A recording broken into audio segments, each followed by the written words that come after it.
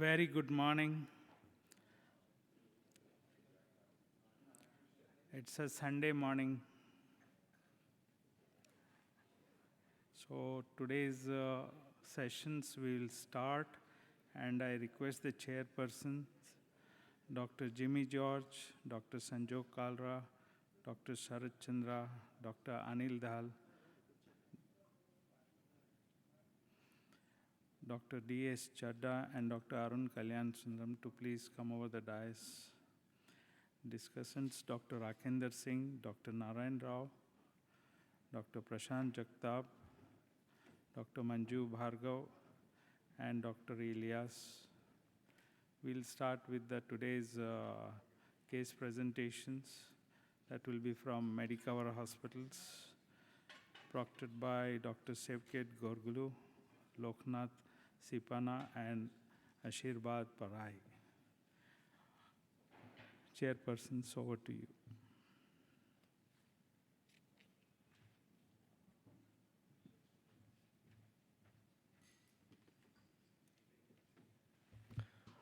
So I think we should begin. Good morning to everyone.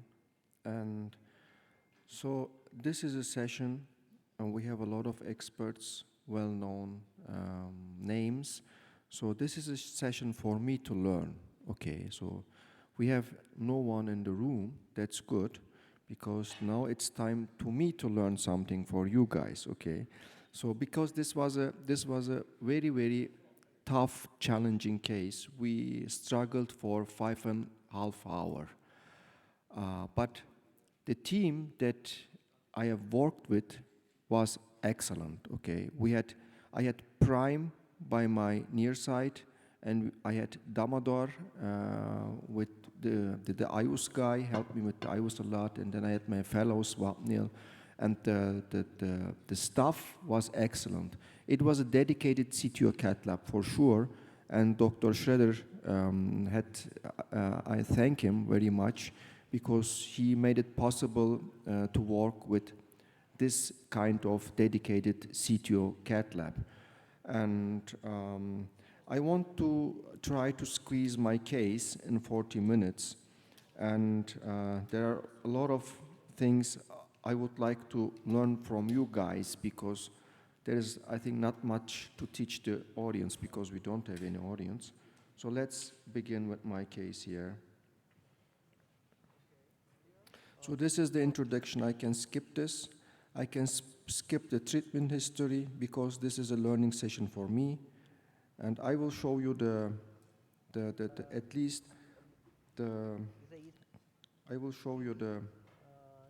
this is the ACG. I am jumping right in.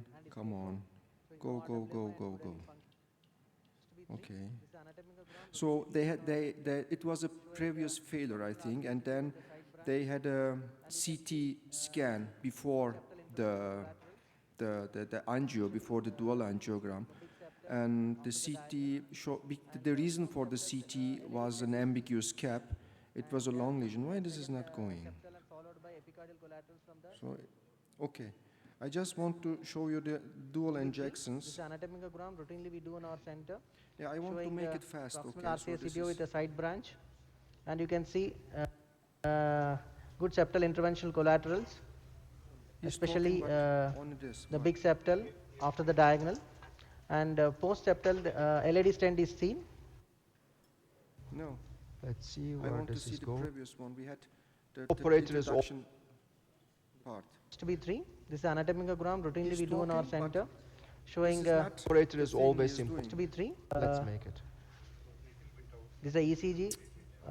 So I don't like this, guys. Yesterday changes. we had a lot of difficulty in editing this, but this is not what I want. So I skip this part. I go directly to the procedure. Okay. So I can't. What is the dual injection? It's I always edit this. important. So And Prime is doing a good job here, warning me if something... Damodar, are you here?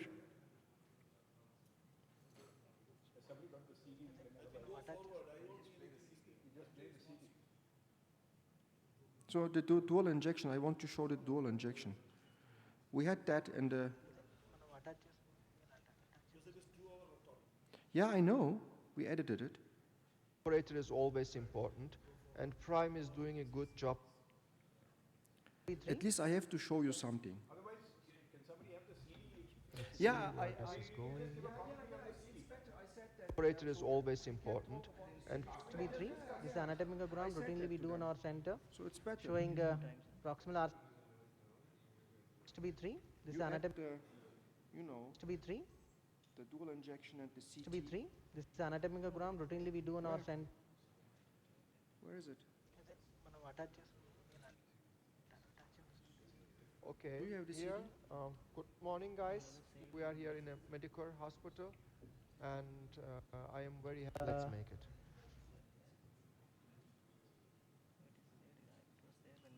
Yeah, when we checked, I checked it in the morning again, it was there, but now it's not.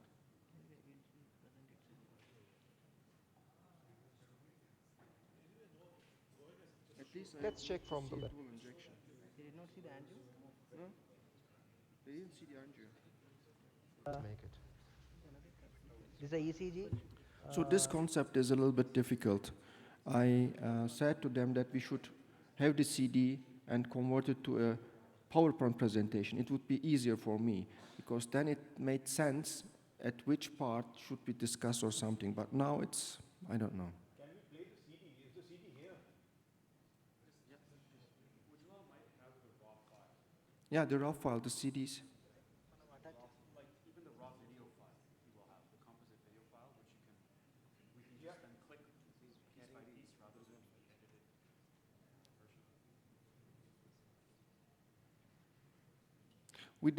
We struggled for 2 hours to editing this after that. Okay. Do you have the flash disk?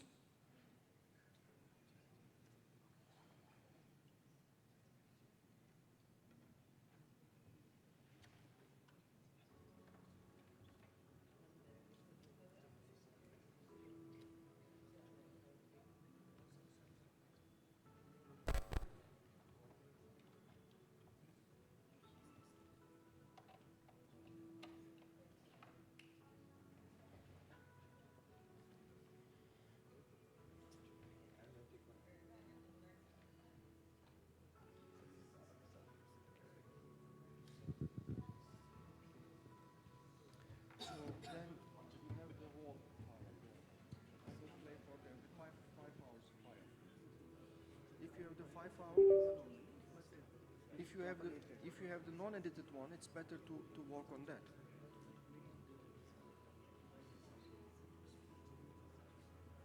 If it's the same edited one, then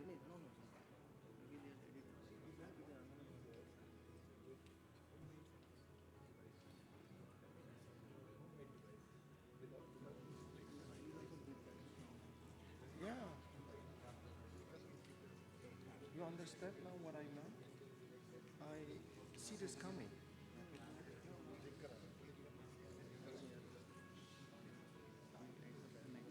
Yeah. It is already there, some glitch. Yeah, but I don't know where to fix this.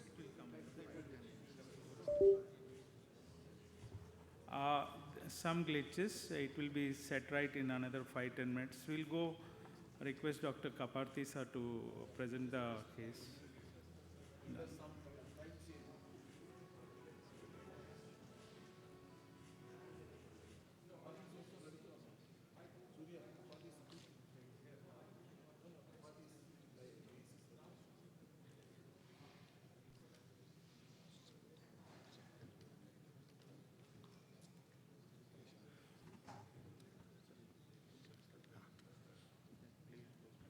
This one, pause, and play.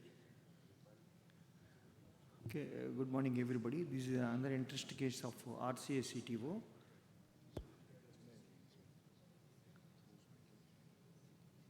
Care Hospitals has got a excellent advanced model cath labs, and we are doing round the clock services in adult cardiology, pediatric, vascular, and structural heart disease. We are handling many primary pieces, very complex lesions a day. Successfully, we got systems like a rotoblator, the Rotopro, and the balloons like IVL balloons, orbital atherectomy, and laser also. In the cath lab, we got the IVAS in also the OCT. Other thing is the CT CTO. Luckily, I got a lot of interaction with the Japanese cardiologists last 18 years, and I formed a team to tackle this problem in India. So many of the lesions now we are avoiding bypass surgery and handling with minimally. Then we know the compression and Serenia from anesthetist. Okay, today we are going to discuss an interesting case of RCA CTO, where we can discuss in detail the strategy and all these things. And I request Dr. Vinod Kumar to present the clinical history. Slides, please. Dr. Vinod. This gentleman is a 56-year-old male presented with history of chronic stable angina with worsening of symptoms since 2 months. He's having good LV systolic function and ECG shows normal sinus rhythm. He's a known case of diabetes and hypertension, and we did his angiogram which showed mild disease of the left main coronary artery distally, and there is mild disease of the mid LAD. There was a diagonally significant lesion is there in the major diagonal, and LCX is non-dominant and normal. Right coronary artery shows long segment around 20 millimeter of chronic total occlusion, and which is retrogradely filling through collaterals from the epicardial collaterals from the LAD and distal septal collaterals. We can see that PDA and distal RCA is filling, and there is also a significant lesion noted in the distal RCA when we see the retrograde shoot. Yeah. Thank you. So thank you, Dr. Vinod. Regarding the case, the most important is here the proximal as well as a mid-segment RCA is diseased, and if you carefully take the discontinuation is very short segment. Some diagnostic angiogram, if you can carefully see, so there is a micro channel rather than tiny channel, tiny visible channel till the proximal segment of the CTO, and the distal segment of the is a segment which has a discontinuation having a soft tissue or hard tissue, we do not know unless you palpate with the wire. And then distally the distal CTO segments also diseased, and then followed by a good healthy vessel. And this is a dominant RCA, and predominantly the PDA is filled by means of collaterals, especially a large epicardial collateral from diagonal and distal septal collaterals which are non-intervenable. And of course the collateral diagnostic osteoproximal lesion is there in the diagonal collateral. So in view of low JCTO score, we want to do the anti-grade wire escalation strategy. So with this first so this is a this is also polymeric jacket hydrophilic wire, but it has a low tip because of the micro channel tracking polymeric jacket hydrophilic. So this is a patient having a dominant right coronary artery, almost mid-segment is diseased. In mid-segment there is some discontinuity is there, some tiny visible channel is there, and if they see the left coronary angio, there is a diagonal collateral is there, almost very large corkscrew diagonal collateral is there connecting to the PLV, and so this is the one, and ostium of the diagonal is diseased. So with this intention actually we want to discuss. So can we just have a discussion? Jimmy, would you like to start? Yeah, like looks like a mid long segment with a good micro channels, and which is almost juicy for an anti-grade approach in this. The only thing is like this could be a collateral also, though it looks like a micro channels. Could be a collaterals too out anyway, so that needs to be kept. So multiple views, maybe an RAO, a lateral view would definitely add on to it.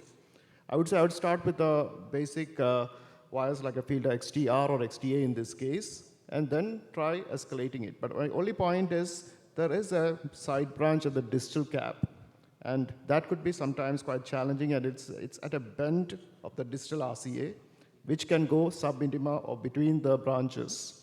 So that's something which we needs to keep in mind. Would any of the panelists, Prashant? Dr. Jagtap? Because of the micro channel tracking, would you like to polymeric jacket. I think I would start with the filtered XTR in this case. So I have a dissenting opinion. Yeah.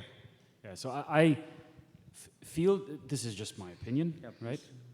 But Fielder XTs have basically exited my toolbox for anything except knuckling. Because when you have in my experience, when you have a long segment like this, where you do have dense plaque with a tiny bit of flow through the middle, this is a sitting duck for a tapered wire getting caught in the sides of the walls, getting caught in the side of the plaque. I agree totally with a moderate tip strength polymer jacketed wire, because I think that's probably the right wire here. If you end up hitting that tiny mid segment of occlusion and going off to the side, parallel wire, ADR, these things, or a Gaia, is fine. But my bet would be if you put a Pilot 200 in this, it would fly through the middle and you're done. Which wire you want? I would use a Pilot 200 in this situation. Pilot 200. Right, which is not tapered, and so you don't have the same degree of risk getting into the plaque in the walls. The other thing that you mentioned were the big dominant collaterals from the diagonal, right? So the challenge with epicardials is that when they're CC1, these huge epicardials, the pressure head is so big through them that they will obscure some of the smaller septals. And so I would throw wire into that and probably occlude it with a balloon at 5 or 6 atmospheres, something at very low pressures, and then take another picture retrograde so your septals can pop up. It's not that the diagonal is not a wireable collateral, it's just why would you take an epicardial if you don't have to? Thank you. Actually, my strategy is same. Anti-grade, we want to go with a polymeric low tip load like Felder XTR. First, I started my procedure. The only thing, if you careful in navigating this one in this tiny visible micro mini channel, whatever that you can give nomenclature. But as Dr. Sanjog Kalra told, it may sometimes hold, it may lose the micro channel and may stuck in the soft tissues. It might be the possibility. So there.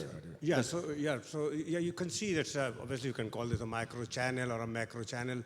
So polymer jacketed wire is good. I think I would also go with the Fielder XT series of wire. Yes. But just tell me the rationale. I never use Fielder XTR in these cases. I always go with at least Fielder XTA, 1 gram tip. XTR is 0.6. XTR is, I don't think it is developed to negotiate.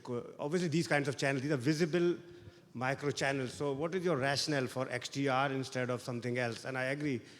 Maybe a little bit stiff wire. Okay, I will not take Pilot 200. I'll go XTA. What my intention is, if I take low tip load polymer jacket, you can track the whatever the channel, visible channel, which you can see. If I take a more tip load like 1 gram Felder XTA, it may lose the track and may stuck in the soft tissues. That is my intention. With that, I took Felder XTR. Just a quick question. Given that is a Felder XT series, we want to just pause for a second? Please. Okay. We have kind of a very interesting audience mix here. So, and given that we are primarily trying anti-grade wire escalation, I mean, we have some of our Japanese colleagues that are experts sitting in bench 4, 5, row 5. Dr. Warren has just joined us. So, who amongst here would go with a XTR or an XTA as the first choice? Okay. Pilot 200 takers for that? No. Or a non-tapered polymer jacketed wire first? Pilot 200, 2 minutes. Yeah. FC is a primitive wire, actually. A non-tapered polymer jacketed wire. That's the bottom line. Anyone, any voters for the Gaia series? 1, 2? I'm just asking. He's just asking. I'm just asking. He's Arun. Okay. Dr. Matsuno, you have to vote. You can't abstain.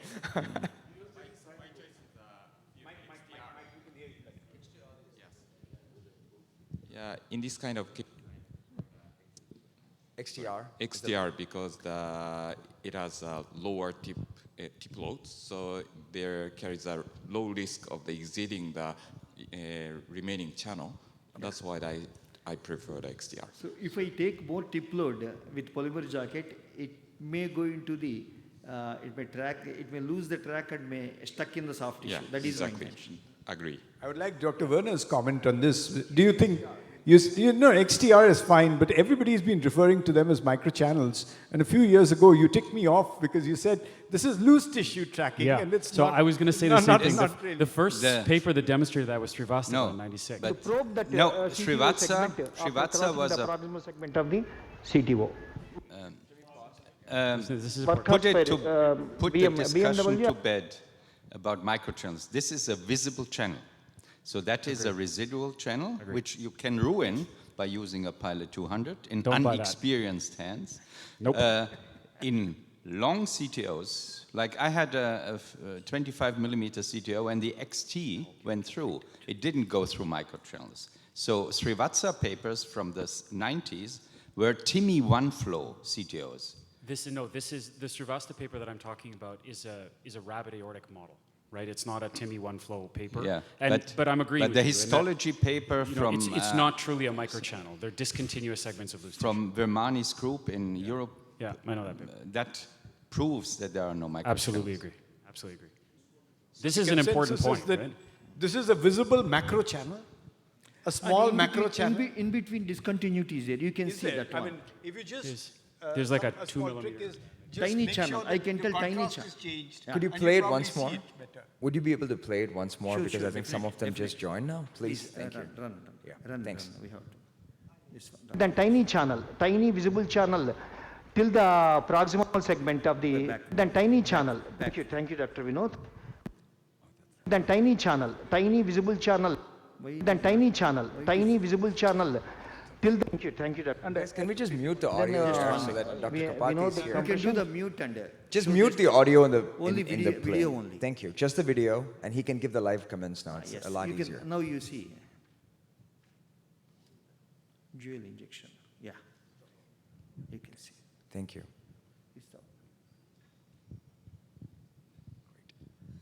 So just to summarize for the audience, I think most of the votes went to XTR, there's few XTAs, couple of pilots, and one Gaia. Fielder FC.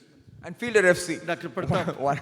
It's effectively the same. Fielder FC, Sean Black would work out to be virtually. But always with the micro. Yes, always with the micro. The point well taken. But do you think we would have been benefited if we also had seen an RO view?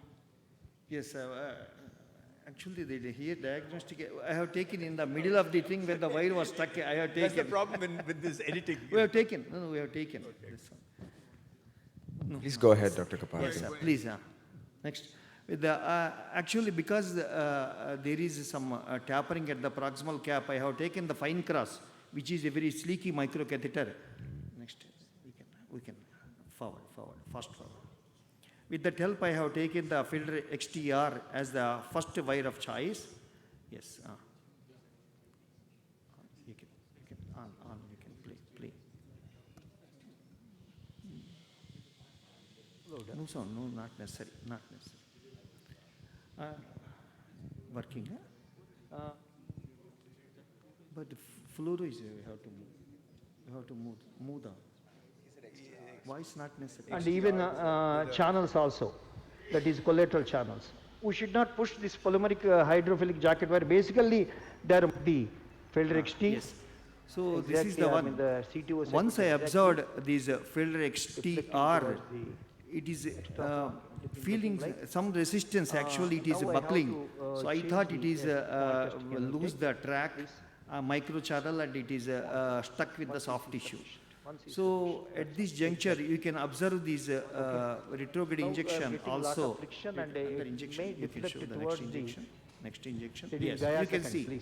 So it is going out of the channel actually here. Why an antegrade injection there, not At this retrograde? juncture, I want to change the wire from the Fielder XT or add an anti-grade wire escalation to the next. I want to take the directional wire. You see how it is almost went into soft plug.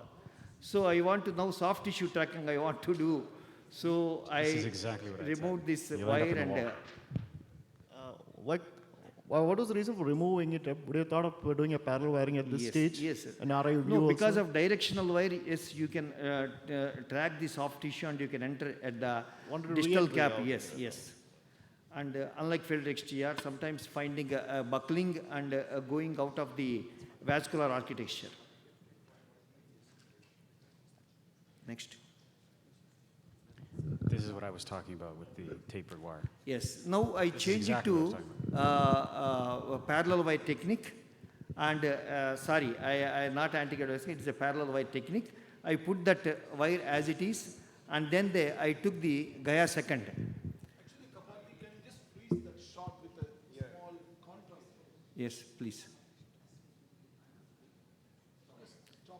Yes. I think when you just pass a wire and pushing a microcatheter without seeing the vessel lumen, I think, I don't know, I'm justified. Even the first shot, if you look at... No, first wire I did not push. The second wire... The first wire is also, if you look at the initial angiogram totally, yeah. you push the microcatheter outside the vessel, but you could see something there, some tracking there. The wire is not gone through that, it is just outside that, and the microcatheter is pushed down. No, Once you can push, see the fine thrust, first initial wire. Let me finish. Initial wire at the proximal cap, I did not push it to CTO segment. For the second wire, once I took the directional wire, then I pushed the microcatheter, you can see. But here I also find, here I took the REO injection, next. And it is showing almost, it is here, it is promising looking. No. Next. 1 minute. So, see REO, that's why. REO injection you see. So here I find it is out of the track. So this is also almost, so now I want the next one, you can tell the strategy. Please.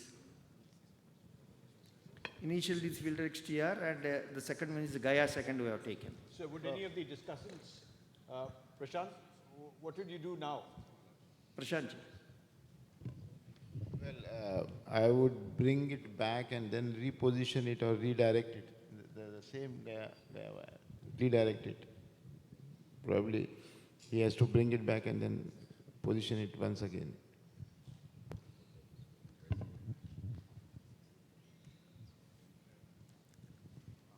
Any other suggestion? So this is the Gaia second that you're yes, working taken. So you can do obviously first wire is subintimal or extra plaque, yes. Second wire is also extra plaque.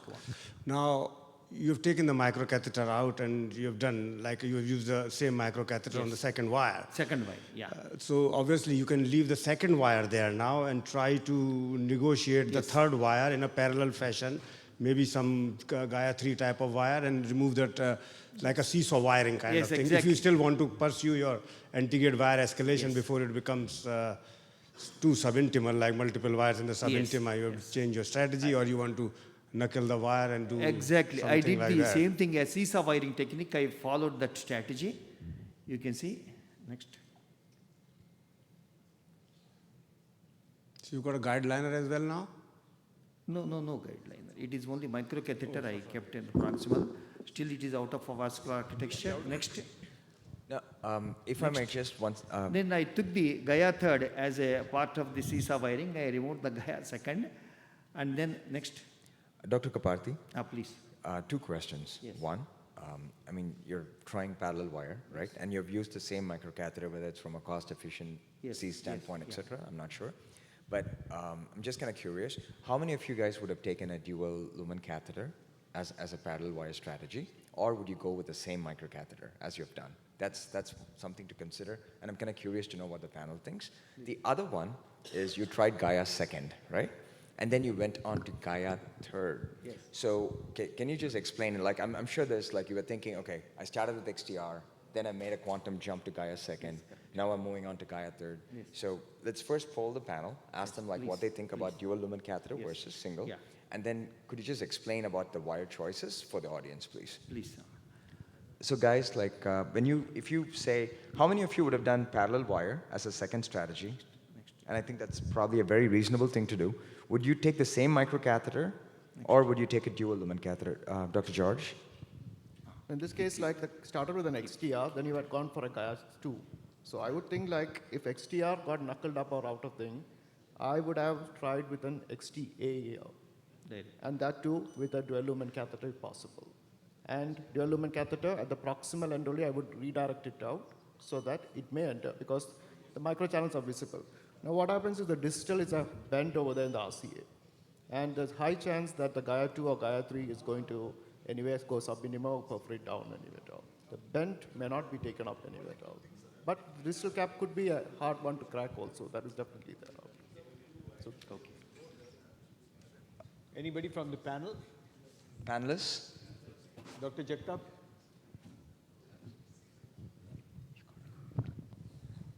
thought I would use the same microcatheter and a Gaia 2 and try in a different direction. Gaia 2 should have worked in this case, that was my feeling. So there? Yeah, and the other thing is, obviously, it is kind of a serious parallel wiring now. It's like a third wire we have taken. So what kind of tip have you made? You can't just rely on the normal tip which comes company made now, because in parallel wire, you've taken Gaia 3, I would take CP12, if you're really seriously interested. And you have to change the tip a little bit, to make a little bit more angle, and in multiple views, then you have to see. Obviously, it will not automatically go. You have to make the wire go into the true lumen. Yes. If you're really doing parallel wire, otherwise, the same tip will not work, for me at least. Yes. Because you need second wire, little bit sharp tip. How many people would take a CP12? I will take CP12. I would take a Hornet 14. You take a Similar. Hornet 14 Yeah, at no okay, stage? okay. Yeah, if you really want to get true lumen here. My Having consideration is that you're For me, definitely not CP12. It is not a CP12 case. I think the angiogram looks, I don't know. It's not maximum about the wire. Praveen wants to say something. Dr. Piketty. I think it's not about the wire, it's basically the direction which we think, need to take. yeah, it's the direction that's more important. And if you have one principle is that the second wire has to be stronger than the first. That's right.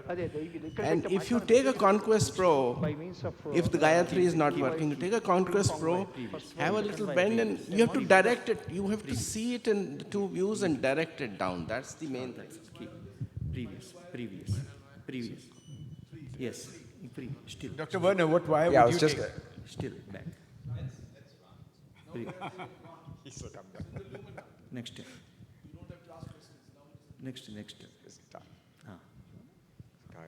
Then once this guy... All right. The principle of parallel wiring, let it run. The principle of parallel wiring is, one of the principles is, especially in the right coronary, that the wire changes the anatomy. It straightens the artery, especially in the right coronary. Yes. So you keep your first wire, you take your second wire, Yeah.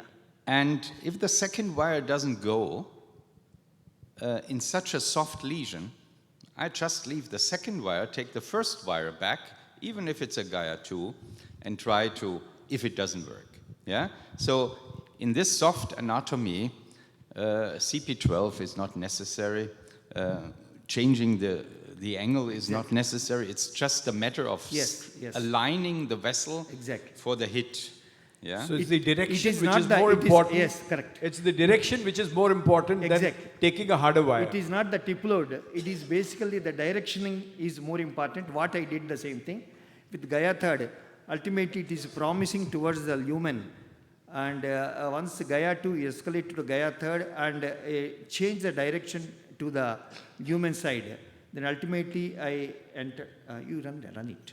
It entered into the true lumen and completed. This is basically completed by seesaw wiring technique. And after completion, the further steps advanced the fine cross. You just. Yes, you run it. I'm interested to see what happens to that RV branch. So basically the essence of the lesson here, it is in the soft tissue, especially administered with the micro channels. So direction is more important. First, if polymer jacket wire fails to track the channel and it went out of the track. So directional wires plays a significant role in soft tissue tracking, and the skill of direction is more important than the more and more tip load and creating more expansion of the space. So just a comment. So I think the wires are not safe. Operators are safe, right? We make the equipment safe. So whether it's a Pilot 200, a Fielder XT, a Gaia 3rd, or a CP12 in your hands, it's the operator that makes it safe. And I think if you're going to parallel wire, and I will upfront put out this disclosure that in the US, we don't parallel wire very much. This would have been a 5-minute ADR after you ended up subintimal. But when we do parallel wire, the principle is your clock has started. And so if you put 1 wire, 2 wires, 3 wires, 4 wires, every time you're manipulating the subintimal space and reducing your chances of successfully re-entering using that strategy. So I think, one of the things that I did learn from Dr. Werner along parallel wire is the idea of the vessel architecture changing depending on the core of your first wire. And if you're then introducing wire after wire after wire, that adds another layer of complexity because your vessel wall and subinterval spaces are going to change, right? And so now you have, your wires are not even going to sit central, which is, I think, one of the challenges with the 3D wiring concept is the whole thing is moving not only within space in the wall, but within the entire subintimal space. So this is, to me, the moment you're in the subintimal space, I think the clock starts. And you have to actually work hard to preserve that subintimal space. Here you have a case where you can actually see a macro. You can actually define. Would you still do an ADR in a No. like So I'm not suggesting that. What I'm saying is if you end up in the wall early, okay?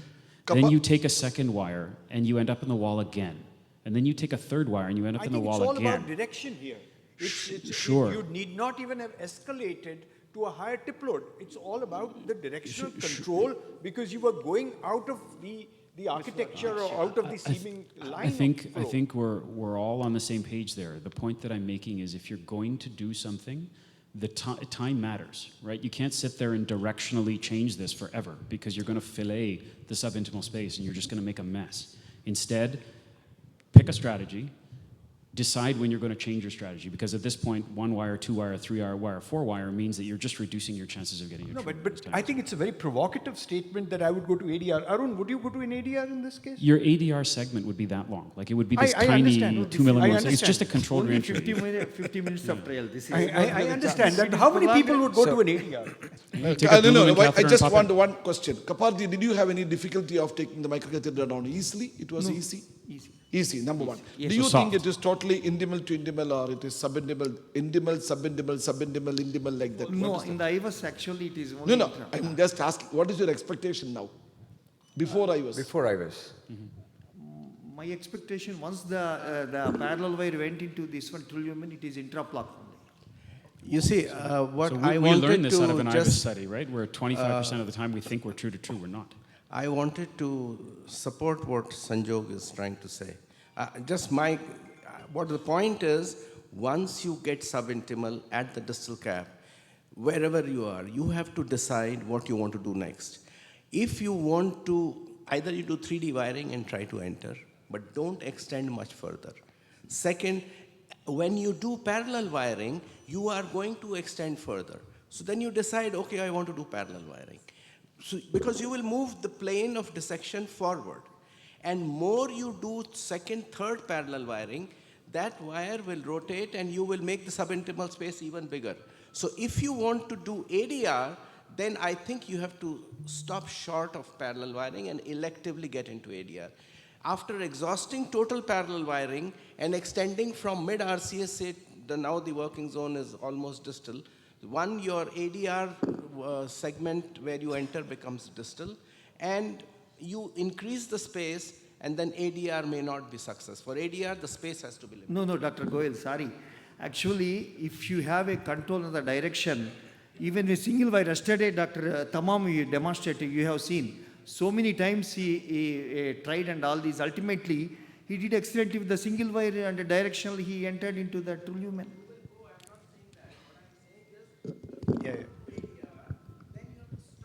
If your intention ADR, yes, what you said is correct.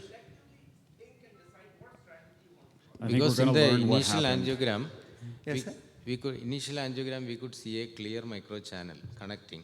So I think instead of going to that It's microchannel, like nails on a chalkboard for Dr. Werner. your when he wire hears the word initially microchannel. itself It's went hilarious. into the plug. Loose tissue tracking. Yes. Loose tissue track. So if you had withdrawn the wire and even XTR It's a visible itself channel. gone to the microchannel, should have easily gone. No. Once is difficult. It has no directional control for STR. It is only sliding technique you have to go. That's why. Actually, if you want to directional means filter, there's a Gaia series only. I think we're going to find out the answer to all of these considerations when we look to see whether or not the branches in the middle of the vessel are still there. Subsequently, we changed the wire to the workhorse wire and we dilated the lesion.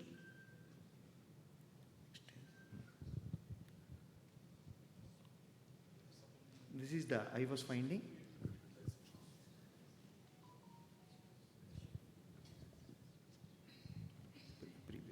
can document I was finding. Yes, please. Even actually before this and then now we are taking the IVUS. I come. No, why didn't you say? Yeah, no, you may have released it. That's a fair point, right? Why didn't you say hematoma is very small actually? No, but that's a fair Compared point, to the right? Like there may be microcatheter hematoma on the wall that's been released by the initial ballooning, so it's going to be hard to tell what the structure actually was when you crossed. Unless So you have a Pratap, you big, think long this is true, subintimal false, segment. true, or this is all through the plug? This is stented. Good luck with that. Next. Do you have an IVUS run before this stent? Before this stent? Yeah. Actually, at that time, IVUS is also not for that's why Okay. short frame it was It's required. okay. Those are challenges. We did. It was a challenge on various fronts. Technical some All right, failure of No IVUS worries. happened. That's okay. And subsequently, yeah. This vessel is size where distal is 2.5. Yeah, please. This is where Triumph is really going to make its mark, right? This 6-port directional visible catheter where you can not only evacuate the subintimal space, but define precisely where the directionality of your wire is pointed based on what the holes, whether they're O's or X's. So it'll be interesting to see how that changes the way we do these types of cases when we end up in the wall. So this is 2.5 to 48 millimeters DES deployed. Next. And proximally also we deployed the 3 into 38 stent. And post-stent dilatation was done. Final IVUS you can show. So what is the proximal stent size? 3 into 38 overlap. So 48 was 38. So Diffuse disease. And then we did this is the final IVUS.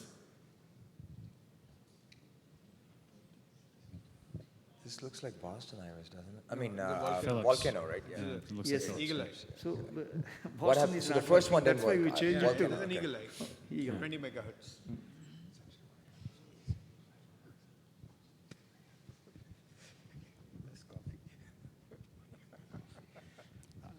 I haven't drank enough coffee to look at this IVUS. And the post-stent dilatation we did with 2.75 into 10 distally and proximally with 3.5.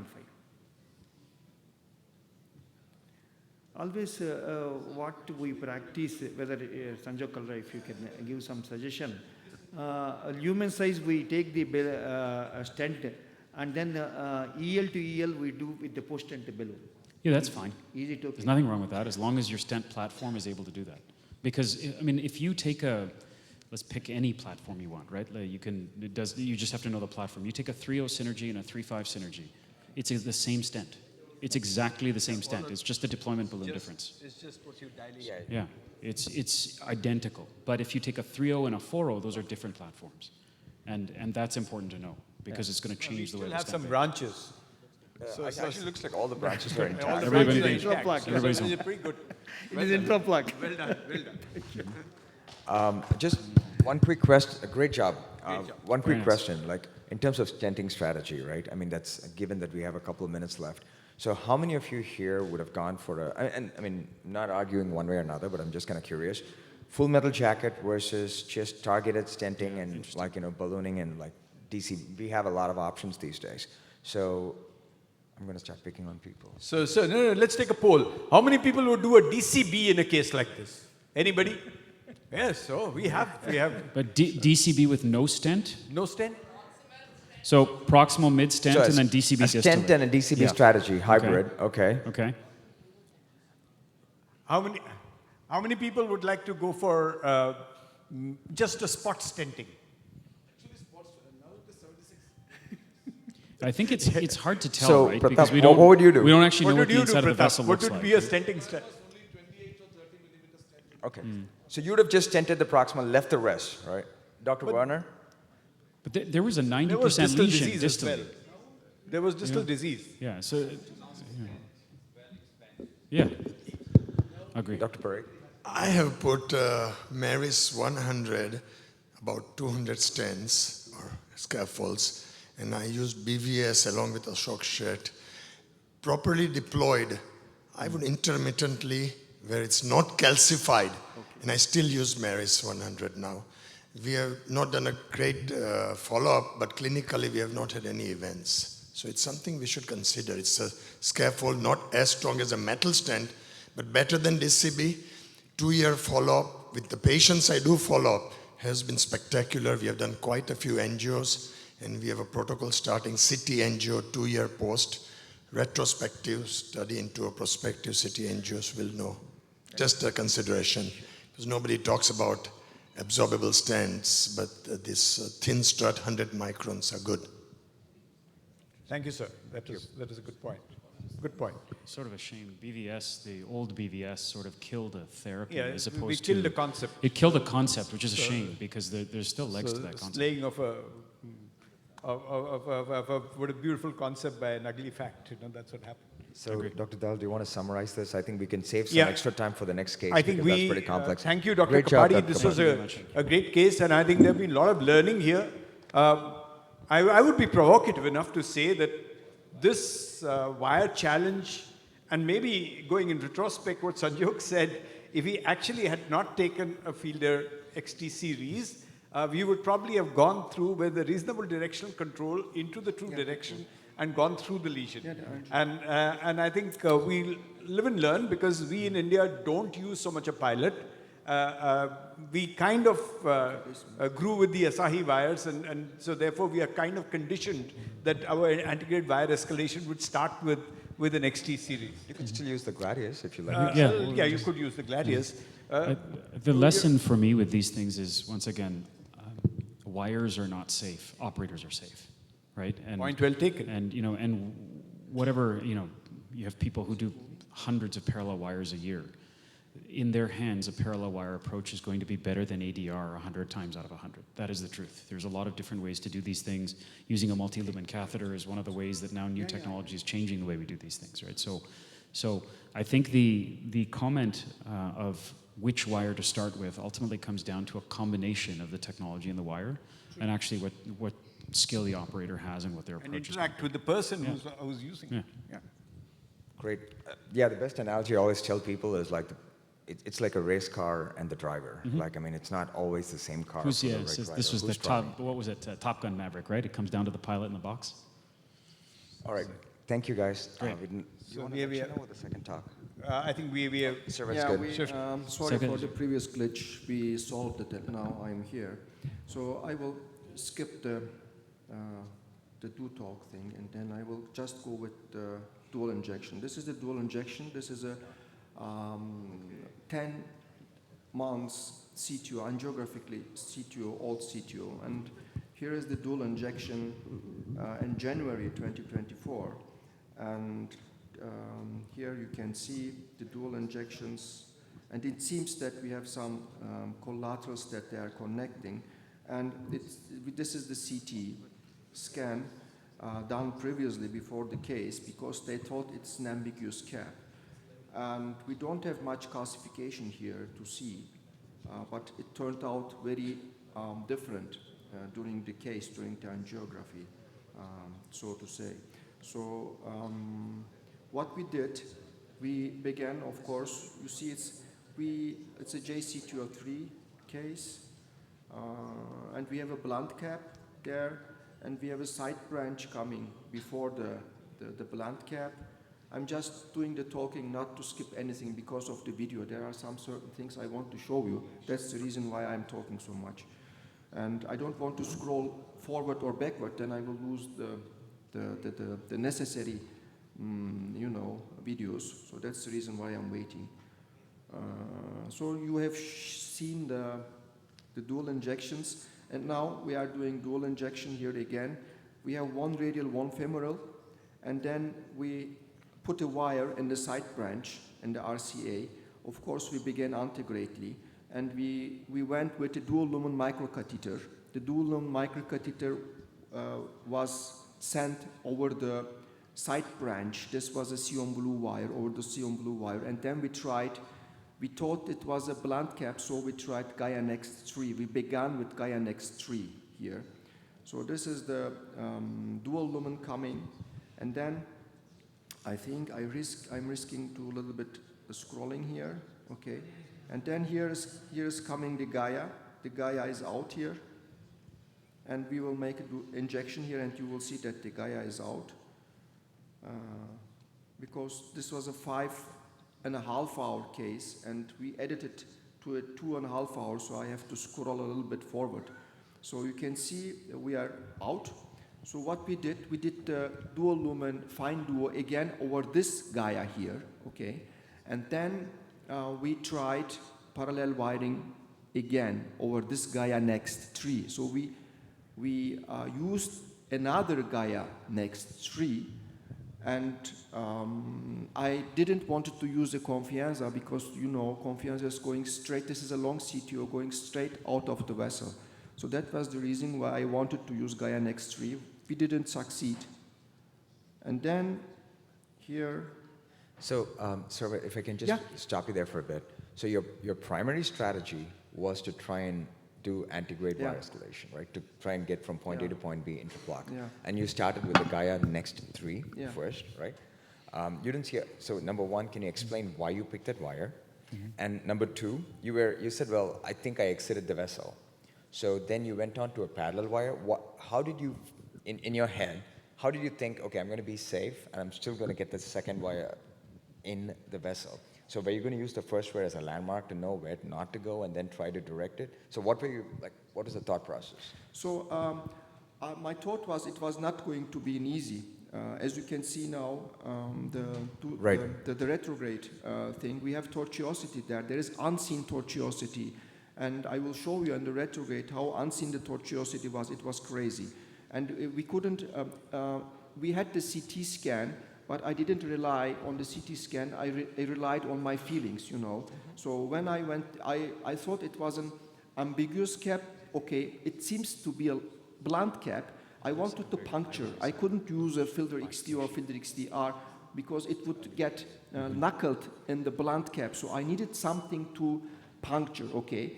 I either gonna use Confianza or I am gonna use penetrative wire, which is Gaia third. We had Gaia next, so I began with Gaia third. So sometimes it's also very difficult to puncture with Gaia third, then you escalate to Confianza. My main reason here, I wanted to puncture first the proximal cap. That was my aim here. So you see now I'm doing the parallel wiring thing, and if I have used, because this is long, you know, if you use Confianza, then you go easily outside the vessel. And I wanted something that would track maybe the vessel. I thought it's not going to happen, but I tried. So I tried parallel wiring. So Shevket, I think the CT was done in August of 23. We were just looking at that. So it's almost a year. Yeah. And there appears to be a little more calcium now. Maybe. Yeah. So that is a point you could just have factored. Yeah, and on that note, so the CT, Carlos Colette does a lot of this discussion, right? And I've seen you on the optimal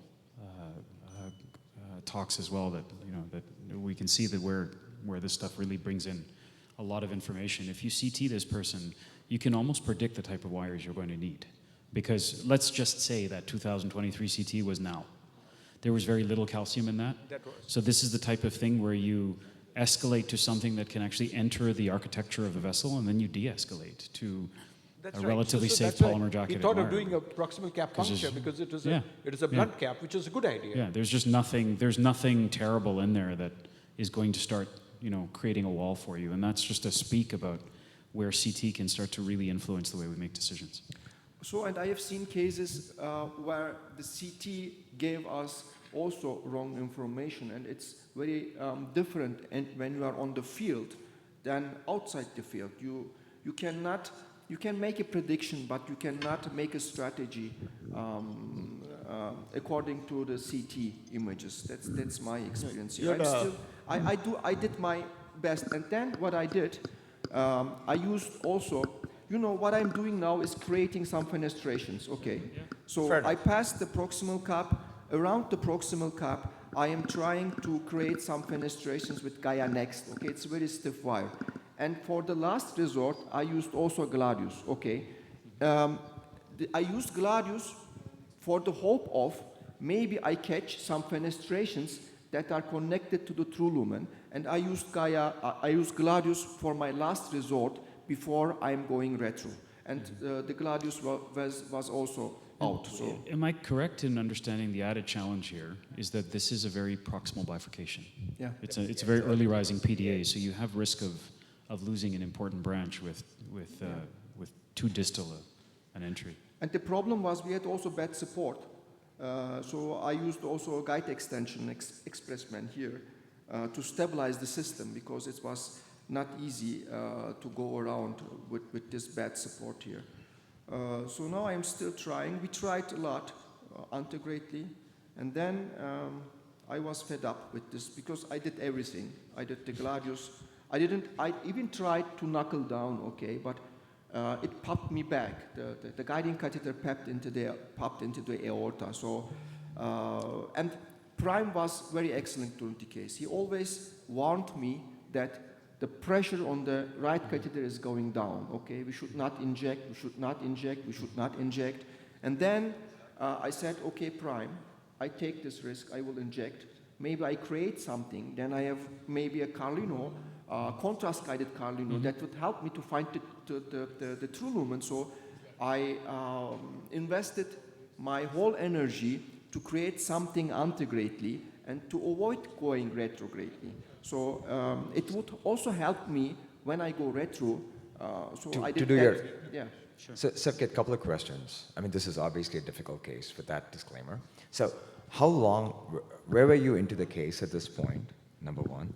And number two, like, I mean, I didn't get a very clear idea about how good were your retrograde options. Like, I mean, it looked like there were some septals, but you were the man in the field. So were you thinking, okay, this is going to be a super hard retrograde? Is that why you were persisting in the antigrade thing, or what? Like, could you just elaborate a little bit?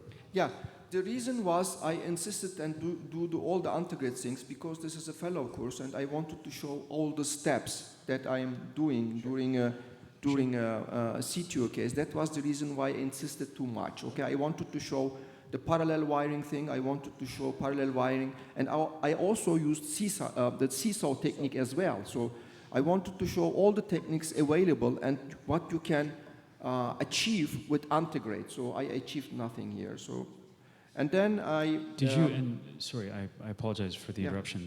You mentioned the knuckle as, I guess, the final part of your antigrade preparation. This was with the plan of going retrograde, or was this just to try to disrupt the tissue and then try just before another antigrade attempt?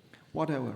So if I wanted to knuckle, so it was also a preparation for retrograde. Sure. Okay. But sometimes you have luck. The percentage is very low, okay? 10 to 25%, you went into the true lumen with luck. Yeah. But it's also a preparation for the retrograde. Sure. So the point I was going to make was that you had a second wire in there, and you were saying that one of the challenges was the guide kept backing out, right? And you weren't getting much push on your knuckle. So did you try a power knuckle? Did you try a second wire next to it, pinning the microcatheter with a balloon and then knuckling forward? Human-based technique. So I already used a lot of... not just base, a power knuckle. So you actually have a wire subintimal. Yeah, pin your microcatheter full size and then knuckle. I thought about that. And I wanted to do power knuckle, but then I lose my system, okay? So I lose the wires. And then I said, okay, now it's time to going retro. That was the reason. So, and then I at least had to make some progress during the case. That was the reason why I switched to retro. Yeah. So, and then I go, okay, I will show you the channels. And the reason why I didn't want to go retro is, you see channels, okay? That doesn't mean you're going to cross them. That's what happened here. So they, my colleague said, okay, we have good channels. Let's go to that channels. But I will make a tip injection here, and you will see after the tip injection the channel.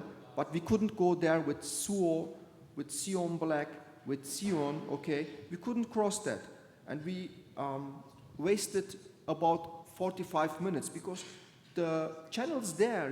You are visualizing it with tip injection, but you cannot go in. I'm waiting for the tip injection, so I don't want to scroll forward, but. Please watch. So I am now surfing. I've seen the channel. I'm trying surfing first. And when the surfing failed, then I switched to a tip injection to see, but I was very at difficulty to going into that visible channel. And I don't want to scroll forward, so I will skip the tip injection so you can have an understanding of the collateral here. I'm waiting.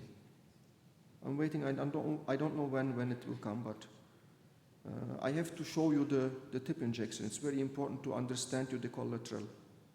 So I am trying to make, I have already created a mass and the integrate. So the prime said me don't inject, but I inject and I gained nothing, creating some kind of perf here in the proximal cap. An LS1 yeah. deal. But everything is fine. We have our double pressure. And the patient is fine, no problem. And so. I think you just had a tip injection there, didn't you? Yeah, but it was not so visible. Did it not show? I think. So I did another one. Oh, there's another one. Good. Okay, here comes another one.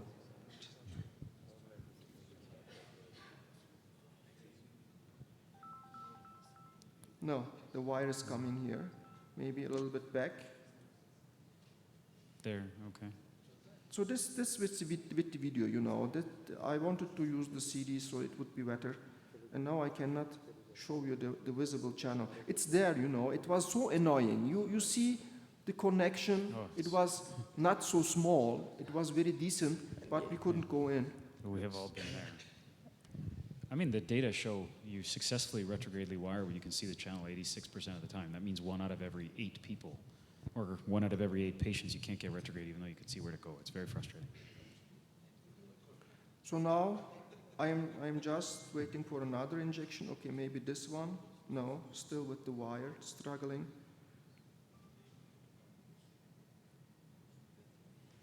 Come on.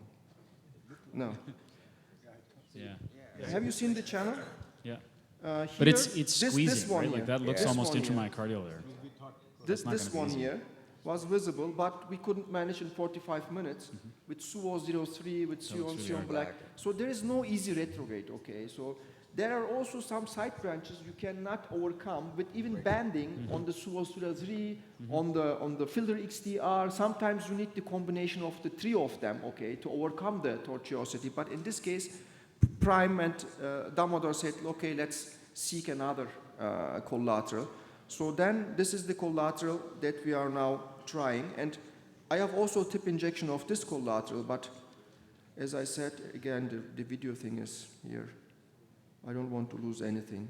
So here, I have some difficulty. This is SUO03, this is in septoepicardial, and we weren't sure whether we were in the true lumen or not. You see a lot of difficulty here.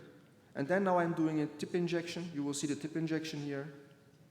Yeah, this is tip injection. This will give you a clear understanding of the collateral that we have followed and find the true lumen. But even in this scenario, we were almost doubtful. Are we in? Where is this going? So we had to take different shots from different views to understand the collateral, because any microcatheter advancement would be catastrophic if it's an epicardial. So here comes the tip injection. Okay, now you will see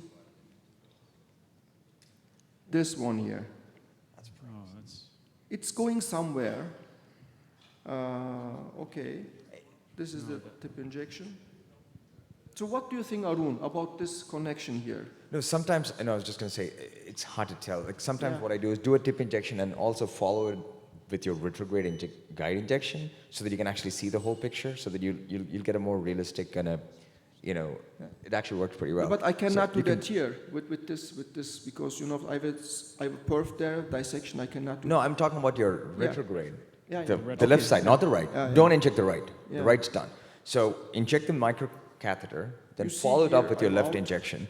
I'm not convinced by that tip injection. I don't see a clear path. I don't see it connecting all the way through. A network with a bunch of muscle around there. So this was the first septal that we followed. I don't know why this video is coming now here, after I am doing the distal part, so I don't know. Yeah, I don't know. I think the one that you were in subsequently may actually connect. Yeah, there is a connection, but we couldn't go there. You know, there's a Yeah. turn. We couldn't make that turn. The septal, we couldn't make that turn. It was not possible to us to go there. And that's something, again, for the, for the people that are early on in your retrograde. I mean, I think Sanjog made this point. Not every collateral that you can see, you can wire, often a source of frustration for, I think, most CTO operators. And many times you also get lucky. Like sometimes you don't see stuff and you just surf, and then you get across. And it's a probability event. So just which Sarah did, like, don't get dogmatic on the first septal. Oftentimes it connects, but then he moved on, he tried something else, and then I guess he didn't go back. Did you try another septal after that, or? Yeah, this one here. Okay. This one, you see, microtip injection. This one here. I tried this one after that one. So, and we discussed this connection, and you said that you were not sure where this is going. So Just not 100% sure. Having said that, so I'm going to ask the question first.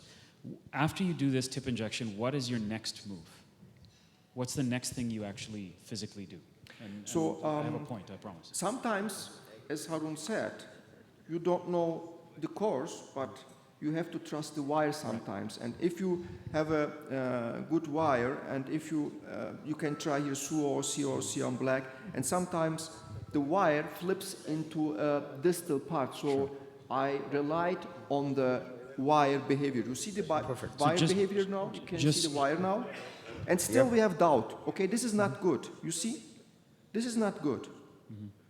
We have doubts because it's not flying. The wire is not flying. But it was this, it connected. We had a lot of doubt till the end. I will show you this. I will let this play. You see we are somewhere, but the wire is not good, I'm not sure. I don't want to go with my microcatheter because if I go with my microcatheter, I will create perf. So just as we watch the wire, for me anyway, there's a lot of different ways to do tip injections. Contrast is viscous, right? You actually have to push fairly hard. So generally speaking, it's nice to flush out a microcatheter. So my next move is usually to get a free picture, which is you go to a different view, and you take saline, and it flies through, and you get another picture. Am I in or out? I think you're reasonably in, somewhere. Yeah, somewhere, but where? So two questions. When you push the wire further, how does it go? The other thing is I would highly take another projection, like take an eleocranial or something, just see how things are. Take 3 cc's of saline, because you've got contrast in the catheter anyway. Get your second projection, and just what you'll end up doing is flushing out the catheter. Can you see the wire? And you'll be able to see the second picture. Gerald? You're working with the Suo. Yeah. So I contest that you should keep, I agree that you let the Suo run and you have your reference. We don't see the reference. So that your advantage should be that you see the reference, and that gives you confirmation that you're on the right track. But usually what you have to do with a Suo, this is a Corsair something? No, this is Elong 150. This is my favorite microcatheter. Yeah. It's a talkable. When you work with a Suo, you should work 152.6 French. You should work with a caravel. And actually the principle of working with the Suo is keeping the caravel at the transition point of the radio part. Yeah? Because otherwise you are lucky now to the Suo works. But when I do epicardials a lot, when you do epicardials, you need to have the Suo at the transition point of the radio part. Otherwise, you have no control on the tip. Sorry, did you say you want to have the tip of the microcatheter at the transition point between the radio-opaque tip of the Suo and the core, or the shaft? Yes. Yeah. You advance the Suo, but then you go with a caravel, not any thick thing. Caravel, and that's how you do epicardials. Otherwise, it doesn't work when you go these tortuosities, because you have to get control back. Otherwise, the Suo flips over. But I doubt whether Caravel would have made that turn. That was the reason I managed all my epicardial, septals, antegrade, retrograde with this one microcatheter. And I will show you afterwards why I have chosen this one here. You see the microcatheter will come. Now, you see the wire is not free, okay? I'm suspicious. So I wanted to go into a branch, so I brought the microcatheter further down and make the turn. After the turn, the Suo jumped into a side branch, and then we all were relieved that we hit something, okay? So it was at 3 hours, at 2.5 hours at this stage. So where is my micro coming? It will, cannot see my micro is coming, you see? It's coming down, down, down, and then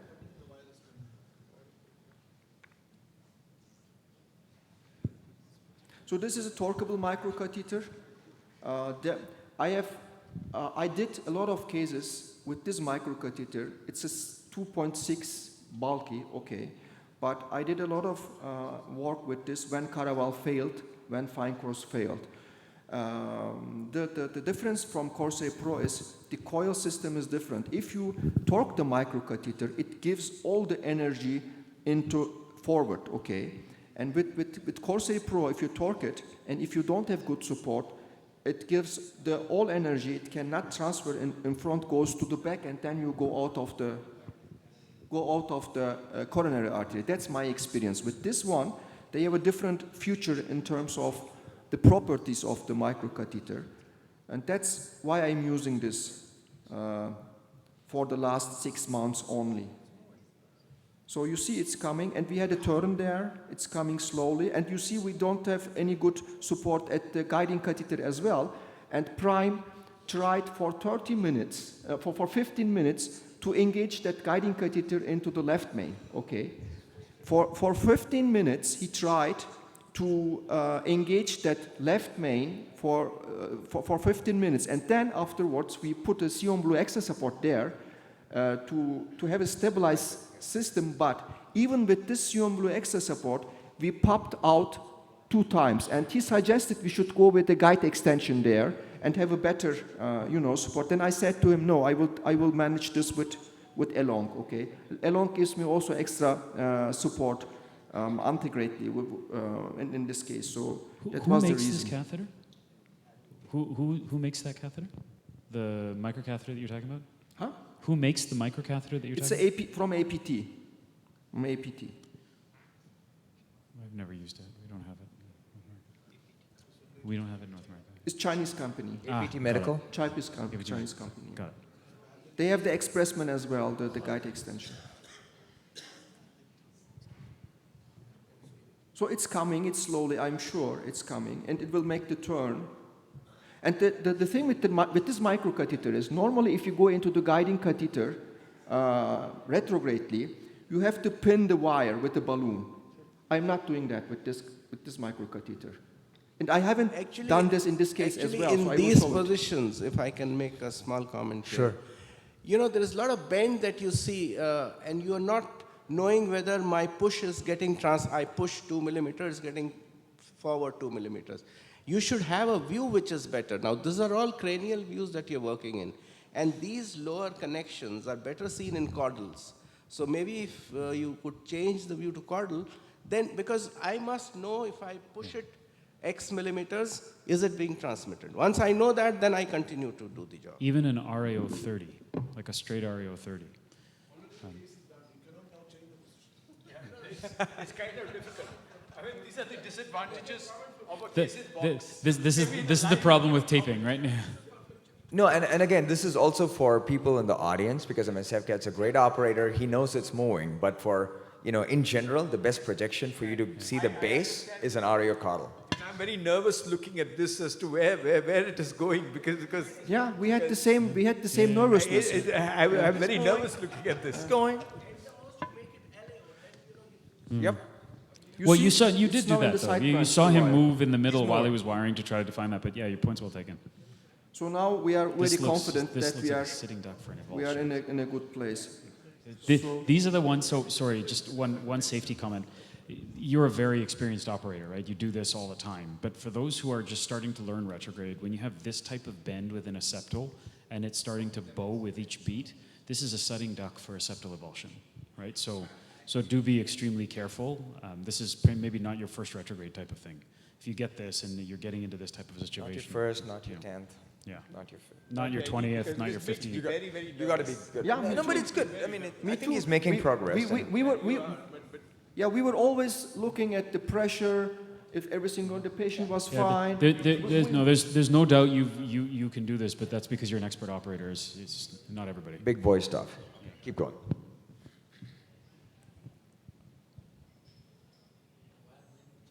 So then you will see the distal cap after I remove the wire. And then I will make a distal cap injection. I will do it antegrade and retrograde. No, you know what he did? No, he went up the right and down the RPO. But actually, this is the only connection. It's a it's in the PDA. It's in the early PDA. The problem is, this is the right ventricular branch that we are tracking now. So we know that, but it was the only thing we could reach to. So that was the reason we kept on with this one here. Wow. Was that clear on the CT when you reviewed it? No. That's a cute little case. So now I am doing the tip injection to show you the distal cap. Yeah.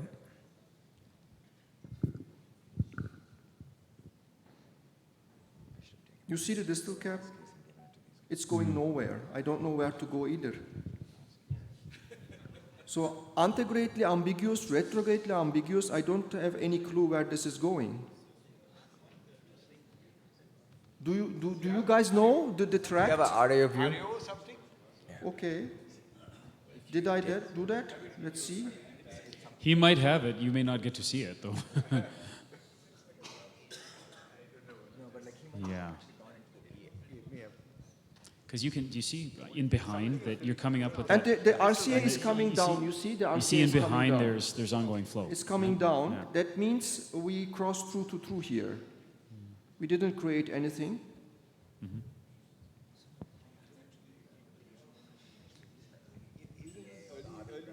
So any other suggestion? What should I do here from here now on? Any suggestion from here now on? So I mean, you are through an RV branch, huh? Yeah. Yes, okay. So that's what we discussed. Septals often connect with RV branches, and sometimes they are just entering in the CTO body. So that one is entering in a more nicer way. And it's right what you say. A CT can be a little bit misleading because CT is an antiastolic image. And here we see the movement of the heart, systolic and diastolic. So it looks straighter on the CT. But now, even I would say straightforward, knuckle with an MG from back, knuckle with an MG from antegrade. And then you overcome the tortuosity. So we couldn't knuckle. We tried that with MG, and the MG get deformed retrogradely. I will show you this. And we tried to knuckle antegradely as well. And it didn't work with Filter XT, it didn't work with Gladius MG. And then we did Carlino. I will show you the Carlino. So, Sevkat, and again, for the audience, essentially just to summarize, you're dealing with distal cap, distal vessel ambiguity, you're dealing with proximal ambiguity. The solution is essentially Carlino or knuckles. And I think that's the algorithm. You've gone with the smallest Y that makes a knuckle. You've escalated to an MG. Did you consider, you did Carlino, did you try pilot or something which will form a bigger knuckle to push it through? Yeah, wait, Filter XT. I tried Filter XT and Gladius EX. You're seeing the problem. EX as well. You're seeing the problem here with the purely That's a polymer side branch. jacketed knuckle, right? Is it's going to keep bouncing off. So you're going to have to disrupt the distal cap somehow. I punctured with Gaia Next. Yeah. I had to puncture because now I am going into the side branch. I have to puncture upwards to the vessel architecture. Now I am taking the Gaia Next to puncture a little bit and go with my microcatheter into the distal cap more. Carlino's helpful here because Yeah, but I have to first go into the cap. Yeah. So now it comes the Gaia Next 3. Oh, just the easiest cases for the guest operator. No, it's okay. This is hard. But you never know. Okay, You never know. CTO is CTO. You never know. Exactly. I thought maybe I go with the Gaia Next and went through, but it didn't happen. So it's all good. So you see, I'm not comfortable with this one. Is this the course of the artery or not? And I am now working with Gaia Next 3. So I'm not sure. You see the bend there. So always we were suspicious. Always we were in doubt what we are doing, where we are going. So we had to make clear of the path. Did you consider antegrade knuckles at this point? Yeah, I have done that. But it Gone failed. back now. It failed. That was early on. No, that was early on. Now that you have all this retrograde stuff to see if you can. I've done that as well. Yeah, I tried it. it failed. The only challenge is we are not seeing the RAO because, that would probably... Yeah, but we edited the videos, so... And the other thing is, I have lost my, you see, there is no wire anymore. Yeah, I was just going to say. And during the knuckle process, I lost all the system 2 times, so I couldn't knuckle down. Misery. Well, even with the guide extension, with the Expressman, I was down there, but with knuckling, all the system went out. This is the case for bass and power knuckle, though, right? So now it's coming integrately. I will try to puncture integrately, but because I couldn't go, I didn't know where to go. I'm just scratching with Gaia Next again here, but this is not the way. Let's see. Yeah, this for me is bass because it's just too ambiguous to poke at. And with a balloon against your microcatheter, you're a little bit safer. So I was always seeking for validation of my colleagues. We were full on the case, and one is looking at the pressure, one is looking at the AC. The team was excellent, so without them, we couldn't make any progress in this case. So they were excellent. I thank them a lot. Takes a village. Yeah. Medicover Hospital and Schroeder's team, Dr. Schroeder's. Man of the hour, Sharad, hey, we were just talking about you. Sharad, you're mentioned in dispatches. Yeah, the team is excellent. They were just congratulating you on doing a great job of supporting And your team. And your team. So I cannot scroll. Sorry. You have to see this. Find them. Can someone from the AV team help? I want to scroll, but then I missed something. Maybe okay, do we have time? Should I go a little bit faster?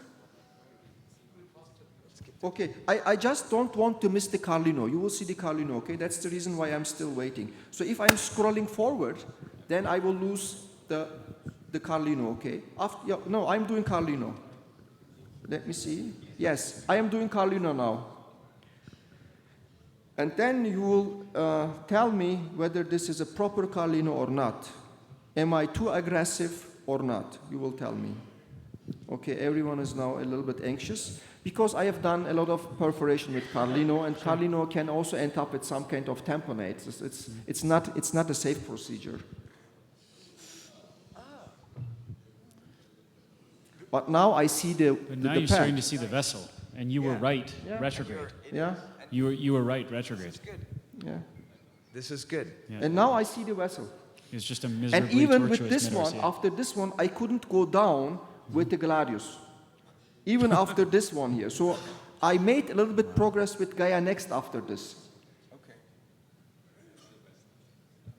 Oh.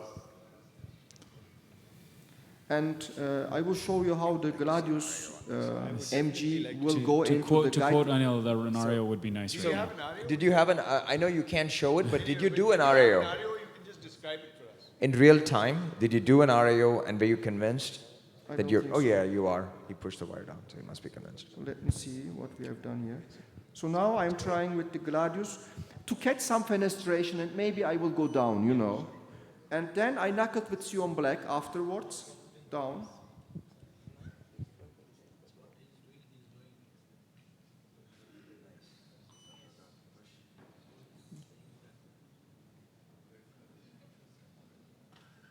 Is it in the pericardium, Gerald?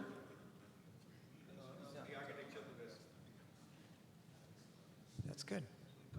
And now I can push my microcatheter. Yeah, this was a Caraval. Because I used the low-profile microcatheter antegrately, I didn't want to push the system too much back, so I just wanted to have some leverage to put my head of the microcatheter into the lesion. So I'm still trying. Okay. And then I have the guide extension there, the Expressman. Increase back up. So now I will try to knuckle down with Sion Black. So I use the material that I have already used on the table, okay? That was the reason why I used Sion Black. I didn't want to open a new wire, so we already opened a lot of wires. So I thought I looked at the wire that was usable to knuckle. Sharad can afford it. Yeah, I know. I already Shada, used did a lot. you weighed the bag of packaging, right? But It the was like guide- 2 kilos of packaging? But the guide extension at the microcatheter was for free, okay, so. Dude, that's good. So I told the APT guys they should bring me the microcatheter. Sweet. So now I'm doing a knuckle, an umbrella knuckle. It's Sion Black.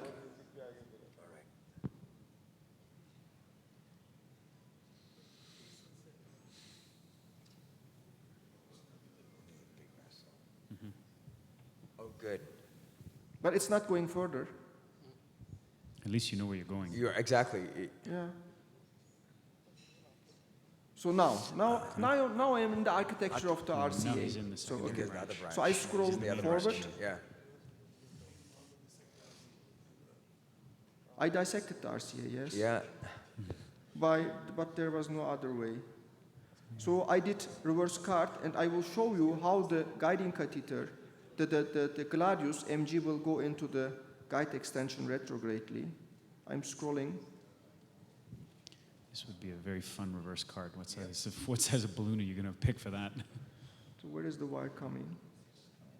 No, I've already crossed. I have to show you that, and then maybe I can finish the case as well. So because it was, you see this guide, the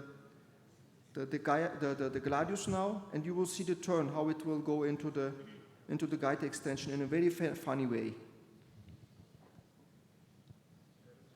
It goes first to right, then to upwards, then to left, and then into the guide extension.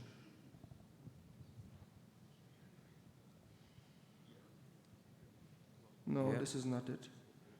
It will make a very, very strange band before it goes into the guide extension. I have to play this because this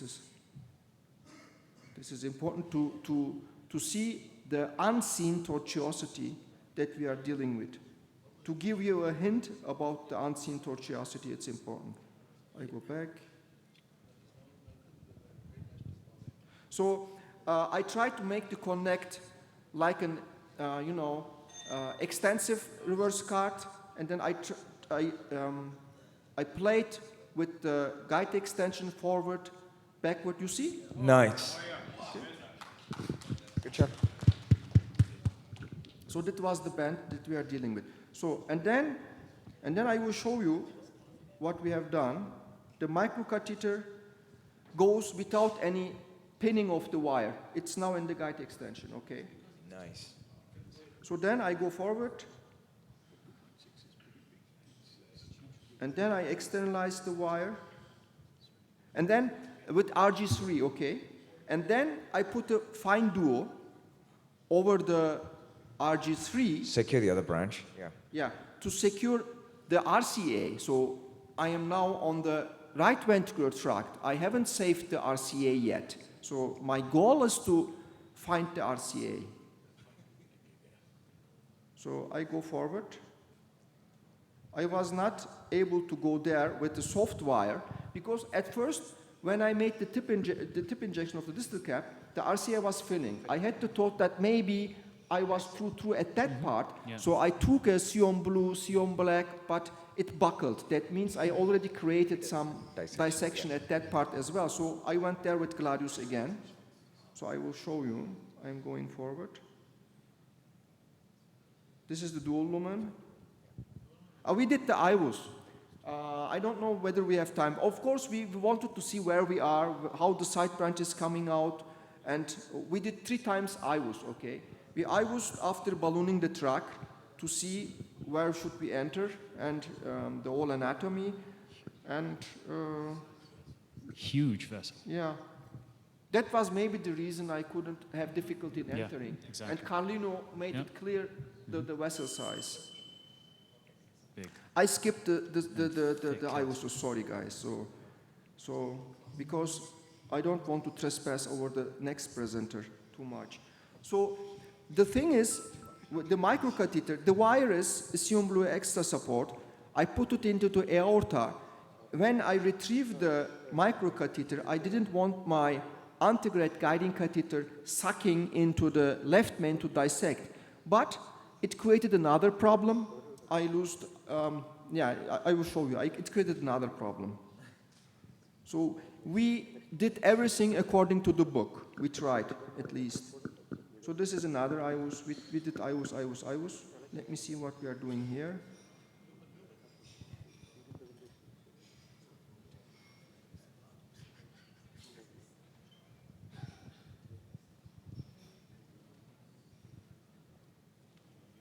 I am taking something out. I don't know what I am doing there. So now the aim is to repuncture the RCA, yeah. Come on. We did a lot of editing here. Okay, where is my... No, this is assumed extra support in the left ventricle.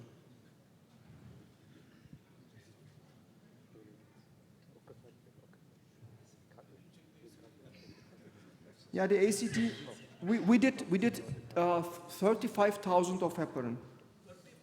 Yeah. Because it is 5 hours, Yeah, 5.5 hours. So now we have the dual lumen there, and you will see it didn't work. And now we have the gladius, and we will try to enter into the RCA. Somehow I didn't care from this point of view. It's going to be subintimal or not, I don't care anymore. So. No, but I know at that point, like, yeah. I have to find the ostium and knuckle. Yep.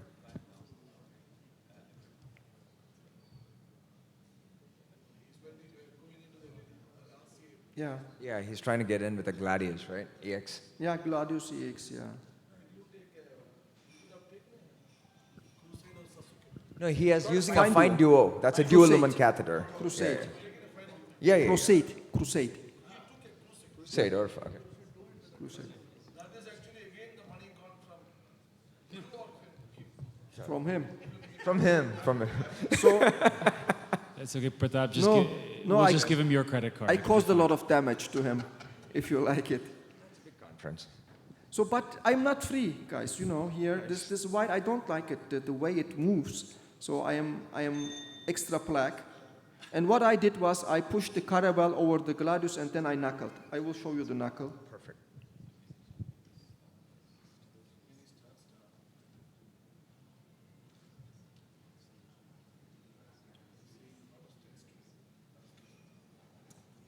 What have I done here? Yeah, the funny thing is here, it was unintentionally. I was at the beginning of the RCA, and when I took out blood, it was coming freely, you know. Sometimes it's happening, even if you are in the superintimal space. Right. That doesn't mean anything, but we were so, you know, convinced and thrilled by that blood coming. The team was, you know, happy, and then let's inject. Okay. We want to be done with the case. It's 5.5 hours. We will be done. Either way. Tip injections mean your case is done one way or another. 5.5 hours. So now comes the knuckle.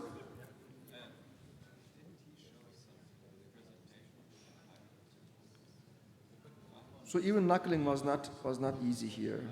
Which wire is I that? think this was first gladius, but I was afraid that I have made a lot of ruptures with gladius MG and sometimes with gladius EX less than gladius MG. But I want to at least make some progress with this gladius, and then I changed. I had on the table Filter XT, Sion Black. I tried them all, but at the distal part I knuckled with Filter XT to the end. So my micro is coming now. I'm knuckling.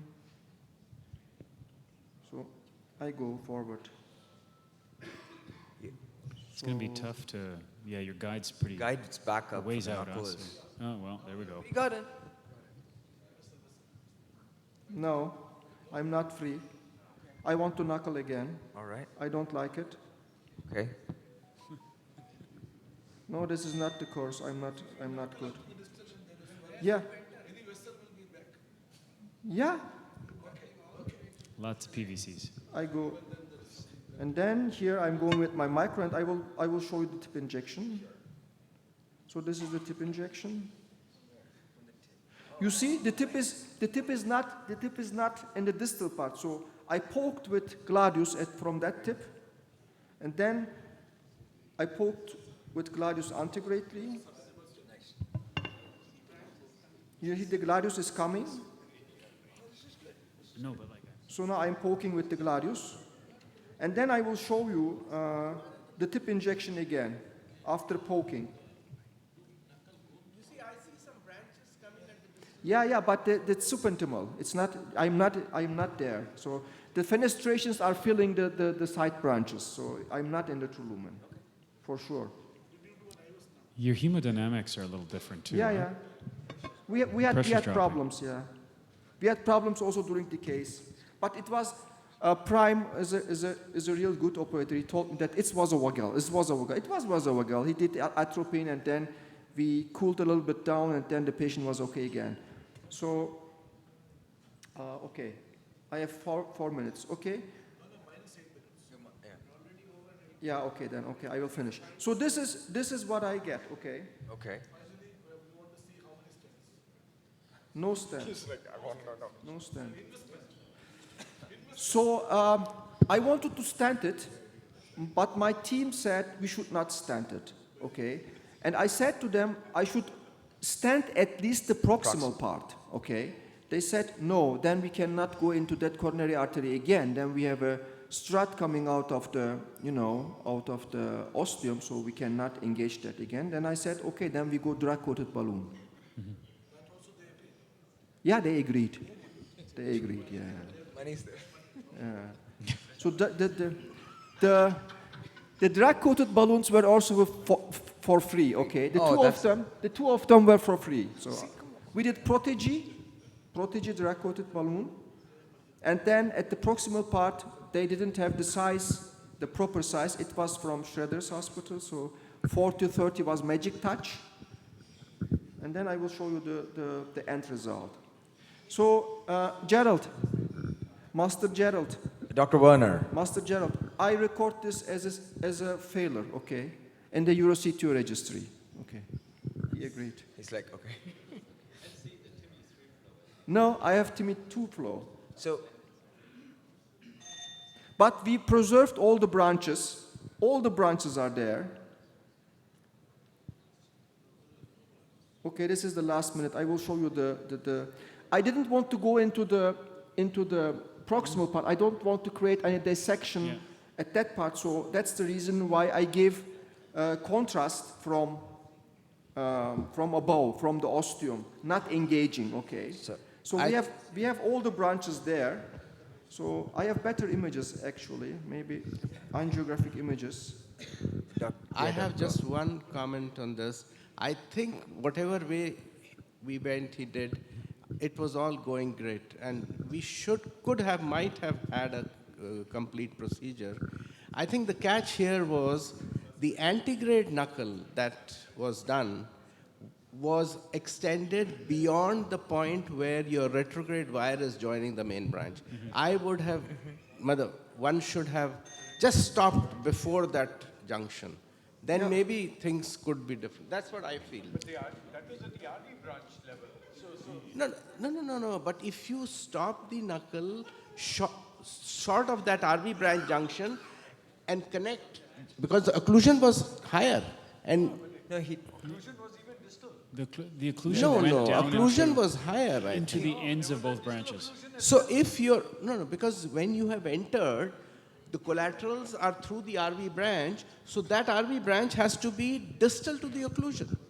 RV branch has to be distal. But we have all the branches, and the thing is, we did the control angiography, and it looks even better. We have like TIMI flow, and the reason why we made this control angiography was we had a hemodynamic problem after the case, and we had an anterior hypokinesia, severe the anterior wall was not coming. The inferior wall was very good.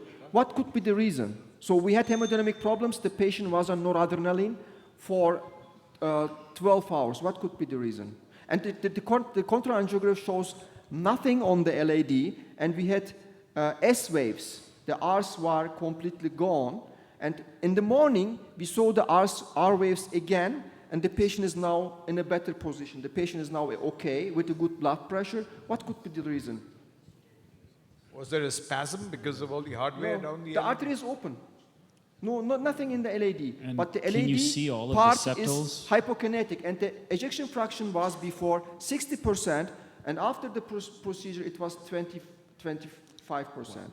So, like, Was it debris in the microcirculation? So this is actually, I've had this personally, more times than I care to admit.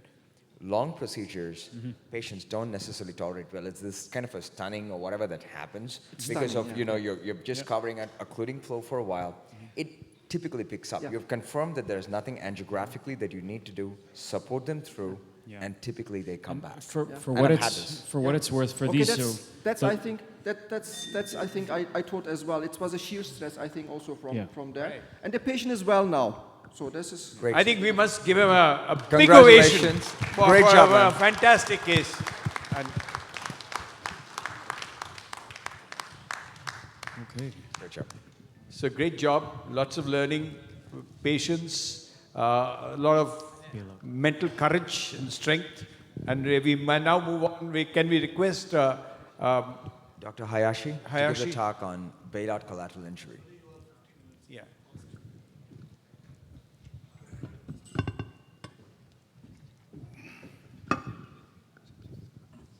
Morning.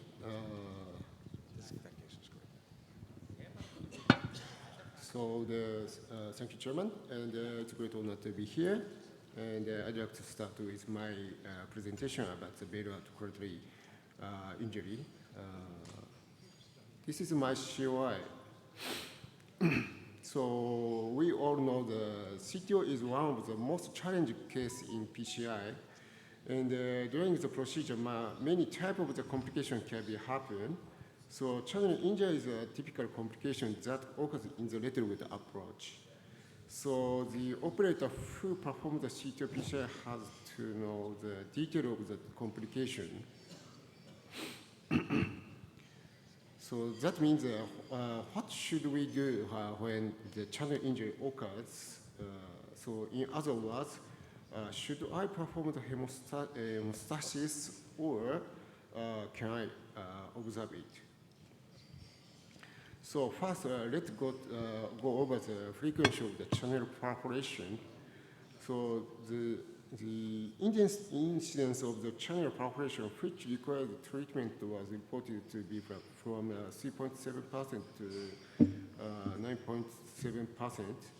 The perforation occurring in the epicardial and AV group channel has a higher rate of required treatment compared with septal channel due to the anatomical reason. So what is the problem with the channel perforation? So first is the hemodynamic collapse due to the cardiac tamponade. So when the when the pericardial effusion accumulates due to the perforation, it compresses the heart and leads to the hemodynamic collapse.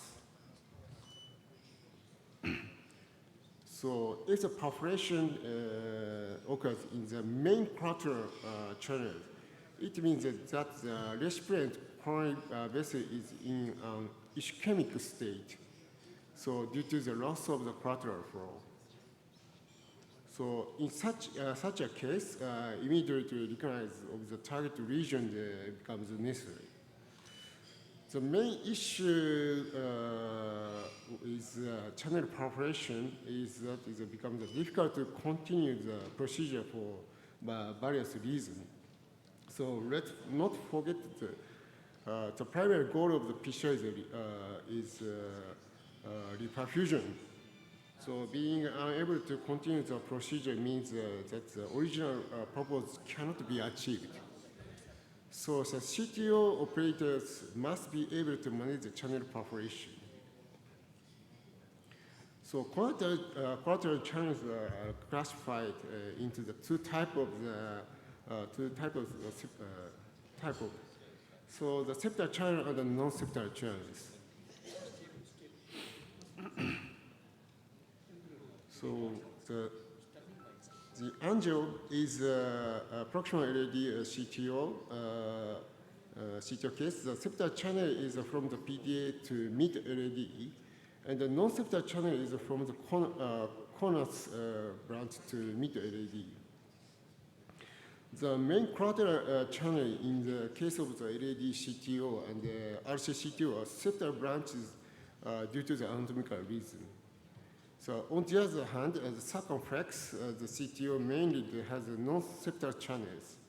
So that is one of the reasons why the circumflex CTO is difficult.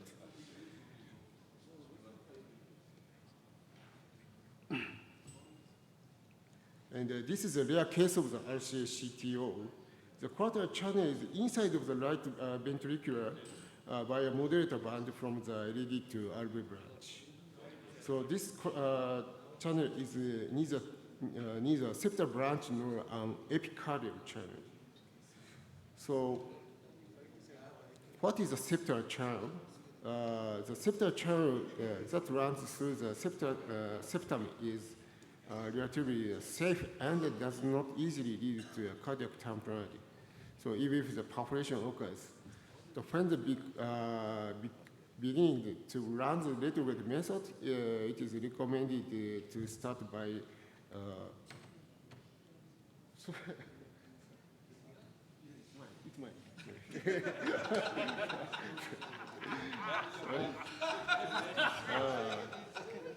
no. Oh, sorry.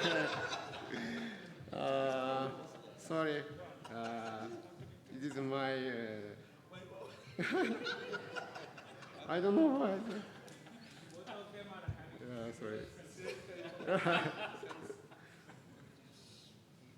Just a moment, please.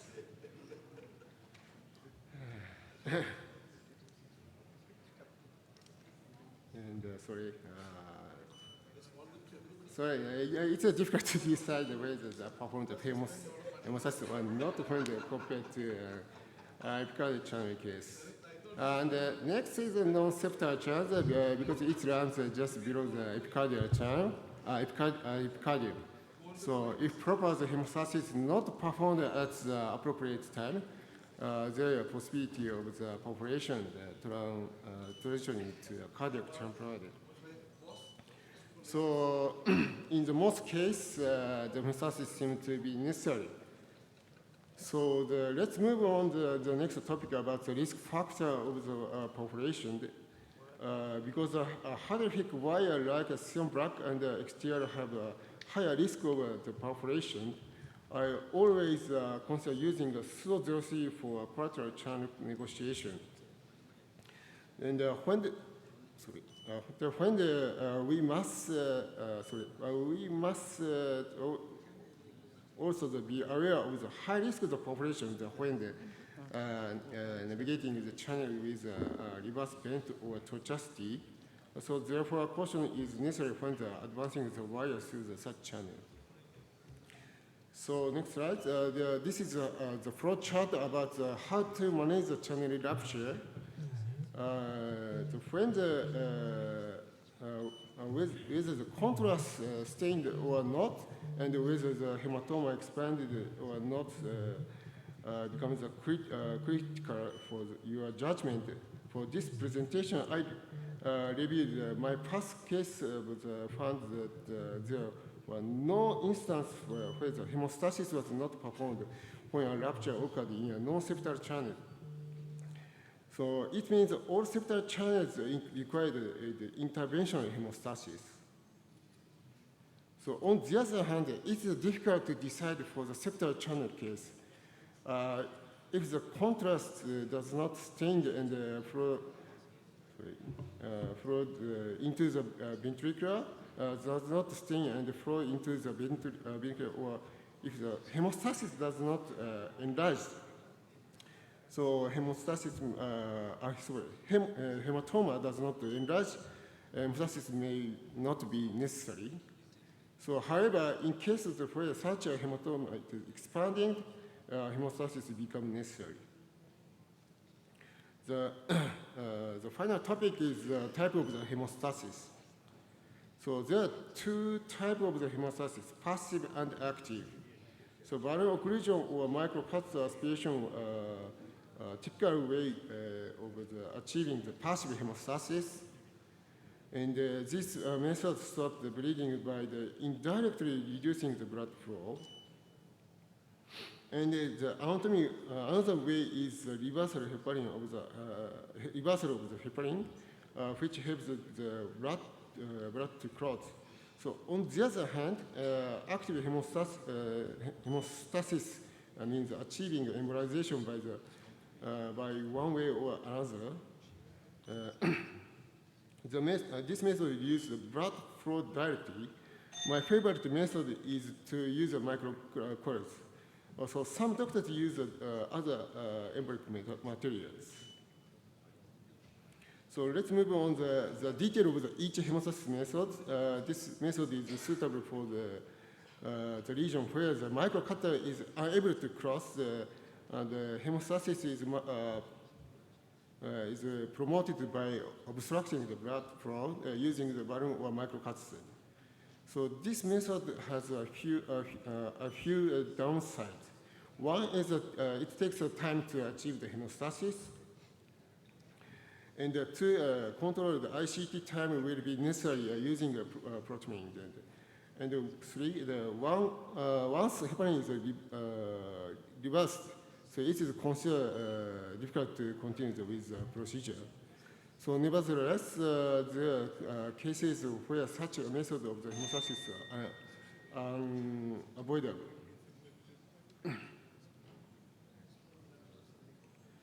So the next active hemostasis can be achieved by using other embolic materials such as clot, fat, and gel form. The upside is effective hemostasis, no need for the ACT control, and low procedural costs, and especially when using the clot and fat, because it comes from the patient themselves.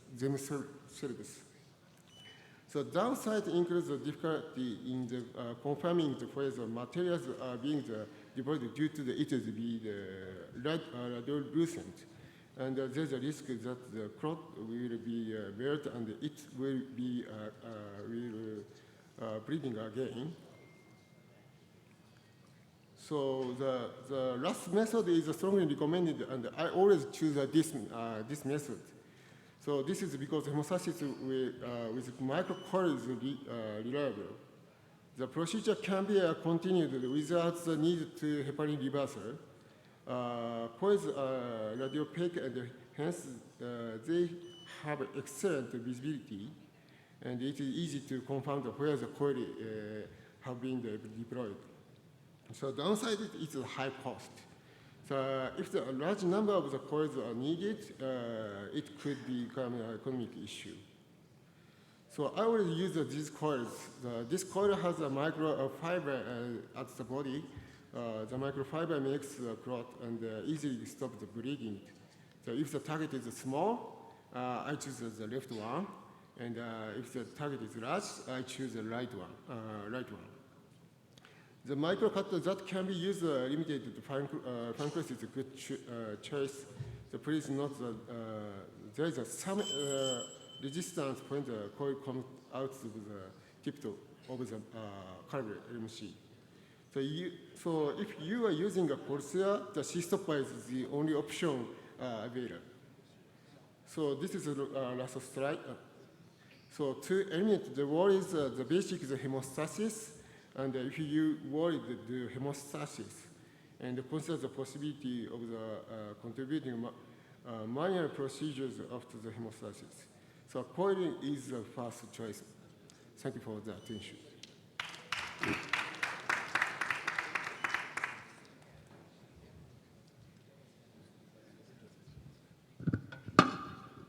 Thank you very much, Dr. Hayashi. I think in the interest of time, we'll have to move to the next talk, where we'll invite Dr. Khalid Tamam to discuss septal versus epicardial collaterals, collateral choice, and how to proceed forward. Thank you very much. I don't think my talk will be any more informative after this kind of complication and Dr. Hayashi has mentioned all of my talk. But anyway, I will try. Just try to make it refresh. So, as Charlie Chaplin said, when we look to the life far away, it's comedy, but when we go closer, it's tragedy. So, the case before, when we go deeper to the procedure, sometimes your life is tragedy, not comedy. So, remember this word. So, the key criteria before to do any retrograde approach, to have good learning about the anatomy and about the complication, and accept the learning curve of doing this kind of procedure, because those operators has been doing this procedure is long experience operators, and they have been through a lot of complications and a lot of problems doing this CTO retrograde. So to be in good steps, don't repeat the same mistakes. So first thing to understand the good anatomy of the retrograde. So the key criteria must, before using, to see a very visible good retrograde options. Of course, accept to have a local experience and expert with you, and see good anatomy you see. So if we go to this scheme, before to perform retrograde, we have to see which collateral we will use. We have 3 kinds of collaterals we have to use: septal, epicardium, or if the patient have bypass. If this, so look for local experience they have with you or international experience to guide you which one to use, and then try to use a visible one, easy one, straight. So the collateral should be good angulations. So we have to look exactly the angle, the quality, of course, of the vessels proximally, and the entry points, the angle of the collaterals, size of the collaterals, tortuosity, bifurcations, number of collaterals, because sometimes you see hundreds of septals, but one is connected or 2 are connected. So a number of collaterals, the exit entry of the distal vessels, and location of distal vessels. So this kind of different collaterals we can see. So if we can see from the RCA, ipsilaterals coming from conus, coming from the RV branch, sometimes coming from the same bridging collaterals, so from the same arteries, coming from, is this RCA, all is RCA, different collaterals we can see. And the angulation, as I told you, we can have an acute angle, 90 degree, 40 degree, a small angulations, a small one, tortuous one, several numbers, and different kind of collaterals we can see when we go to the septals. And which is favor, what's not favor. So when you start, you have to see this kind of favor entries of the collaterals you use. This is a septal collateral, so acute bending. This can be easy to have a wire inside, 90 degree, big one, of course. Tortuous should not be a tortuous at the start, because the risk of rupture, as we see in the complications, Dr. Hayashi saw, that's according when we have a lot of tortuosity. Bifurcations, no. The numbers, more than 1, it's better, because to have a backup. The exit angling, it's also very important. The exit locations also is very important to be less than 10 millimeters, sorry. So good assessment of the collateral is very important, as I told you before. So we have to, when we go closer. And here, Gerard Werner was here, so this is a calcification of hero. Thank you for this calcification. So it's very important to study this one, CCC 012. And this is very, very important to have when we work with 2, it's a good the success rate to pass these collaterals with even with a bulky device. We have all now a very small,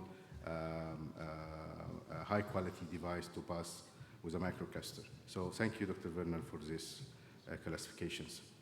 So again, other classification of the collaterals in theme of distal feeling, it's very important to have this kind of know how is the distal feeling of the collateral. So important that entry classification is very important. So which one we use when we have the, what's the advantage of septal, epicardium, and bypass?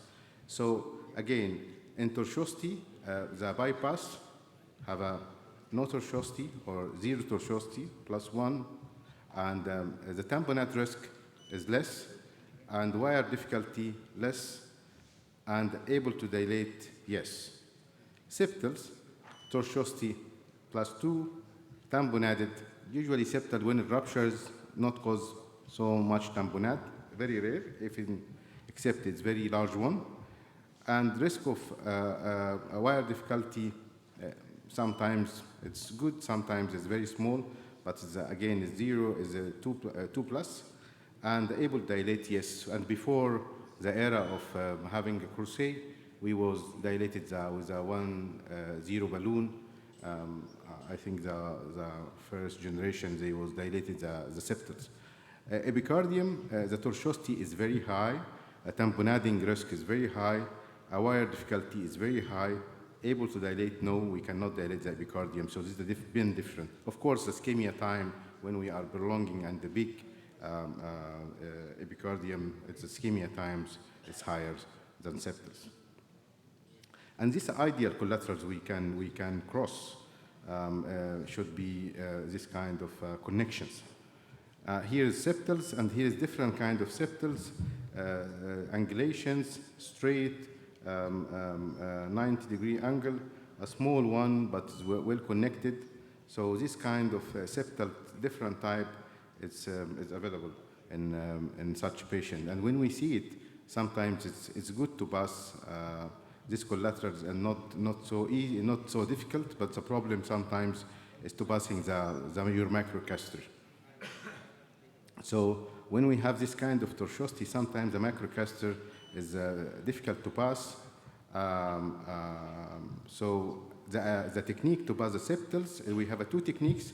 One, Japanese techniques, is contrast injection, so tip injection for the septals, and this it's using by all Japanese colleagues, and it's personally my techniques also. The other one is surfing the septals, and these are European and American techniques, is using surfing, and I think it's also working in some of the cases, a majority of the case. So this is an example of blind. I showed it yesterday, but I will show again. And here is a surfing.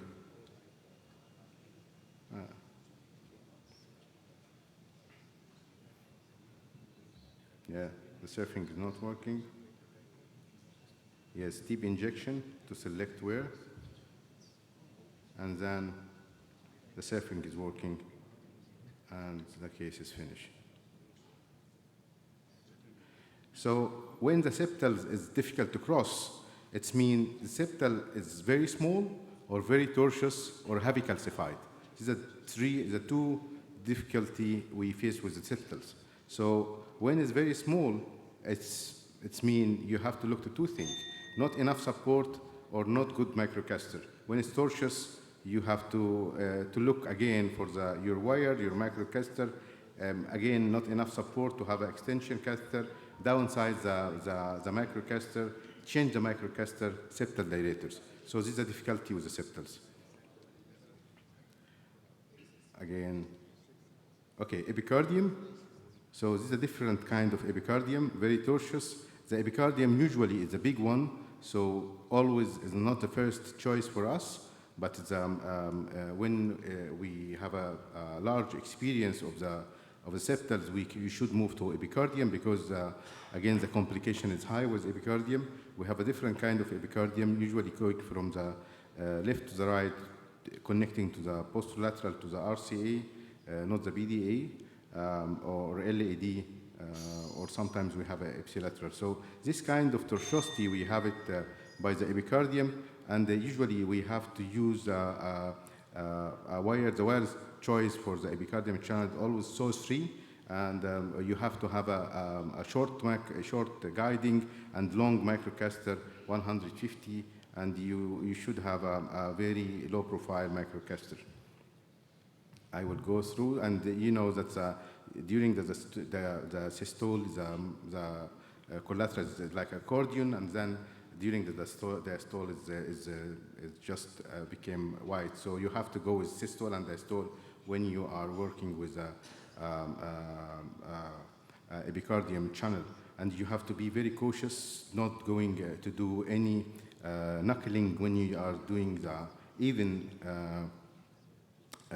with a large one. Avoid knuckling, except you are in distally passing the large part. Sometimes you need knuckling, but again, knuckling in the start is not recommended.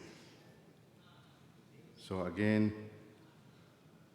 this kind of tortuous one.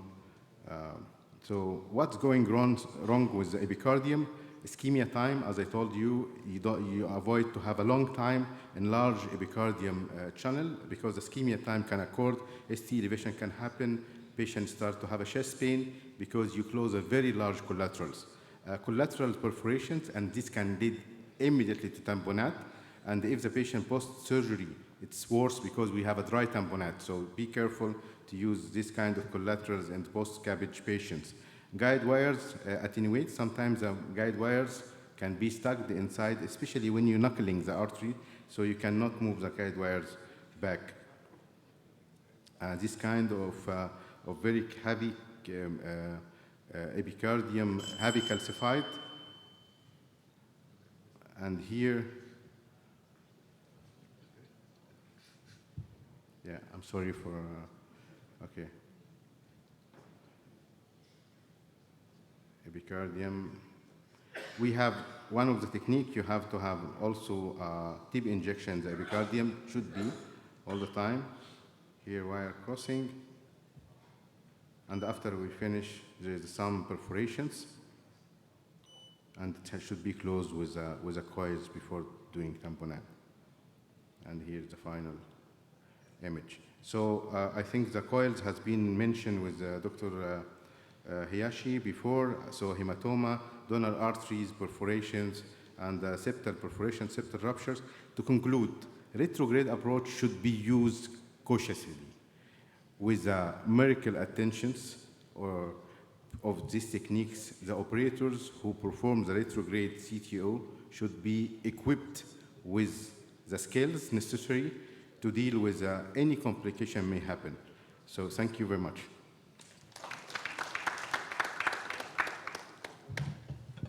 Great, thank you very much, Dr. Tamam. I think we are a fair bit behind schedule, so I think we'll end this session with thanks to both the live case groups as well as both speakers, and we'll welcome the next session. Thank you, guys. Thank you, chairpersons. Thank you, Dr. Sevkate, for a lovely case presentation. Thank you, Arun. We move to session 8. May I invite the chairpersons, Dr. Geral S. Warner, S. Srinivas Reddy, Khalid Mohiddin, Dr. Goyal sir, Dr. Rathore, Dr. Anil Dhal, Gopal Krishna sir, Dr. R. Vishwanath, Aman Salwan, Ashwin Tumkur, Aminuddin Oaisi, Guru Prakash, Avdesh Sharma. We have got now presentations from Professor Nasu sir. He is already here. Followed by that we'll be having from Dr. Hamazaki. Okay, thank you very much. So, okay.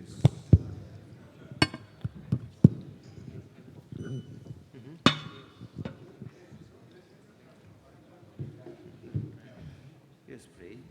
Okay, everything is gone. Please wait.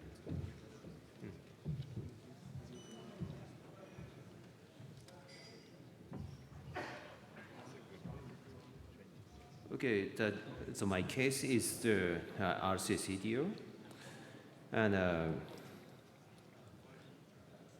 so diagnosis is unstable angina in a very young lady, is 48 years old. The renal function is fine, and eGFR of that patient is between 80 to 120, and the target vessel that we are going to do today is RCA calcific CTO.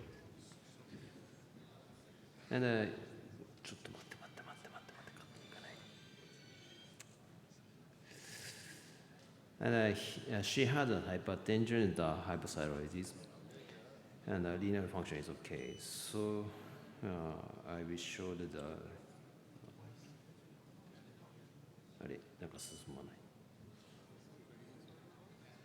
This is control angiograms. So you can see the CTO is the middle of the RCA, and in the angiograms you can see that some calcification is there.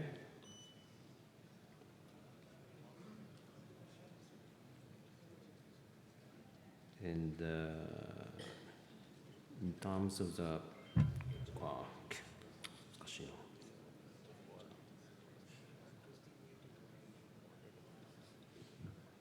anyway, we can move to the contralateral injection on yesterday.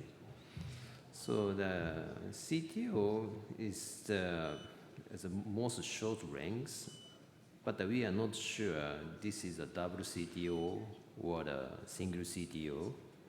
But anyway, the proximal cap is very calcified.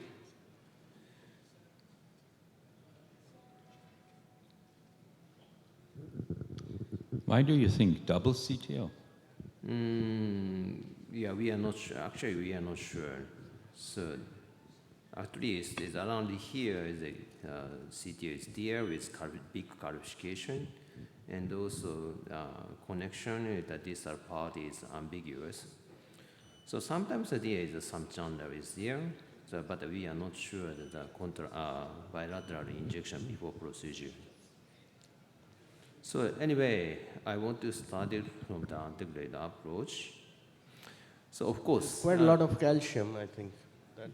There's a lot of calcium there, which we feel as islands and a second CTO, but I think maybe it's all one long CTO with calcium spots in between that we are seeing. Yeah.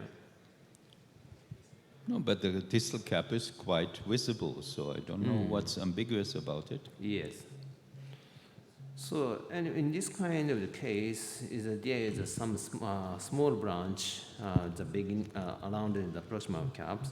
So I want to insert the wire, guide wire for the side branch for the anchoring to make it a backup force.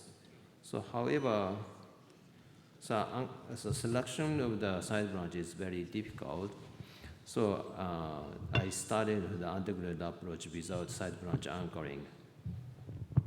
So I'm not sure that this wire, maybe I started the guy next to, because it's a very short region and calcium is a very good landmark for us. And the island portion that we can visualize very easily from the contralateral injection. So I started from the guy next, Gaia 2. And what is the microcatheter? This is a Corsair. Okay. And we are not sure after editing the movie, it's very difficult to understand. Okay. So anyway, so I escalated the guy next 4 and the Conquest 12 gram ST, but from the integrated side, it's very difficult to penetrate the calcified regions. So I want to put the wire to the side branch again to make it a side branch to get us backup force with side branch anchoring. So you can see there is some connection is there. However, after crossing the wire, the microcapacitor could not go, so that means that there is some calcification is there. So I gave up the part of anchoring. So I switched to the balloon in the main vessel to compress the corsair itself.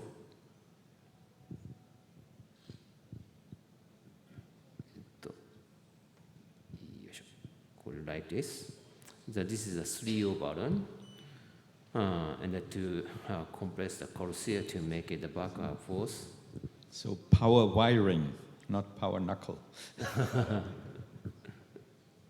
But I don't want to make it a knuckle because actually this is a very small rallies. In Indian rallies, I know I have the experience. So the ladies in India's rallies, the vessel is sometimes very fragile. So if we use the powered knuckle aggressively, so we can make it a perforation. I'm afraid of the perforation, so that I didn't do the knuckle, powered knuckle in this moment.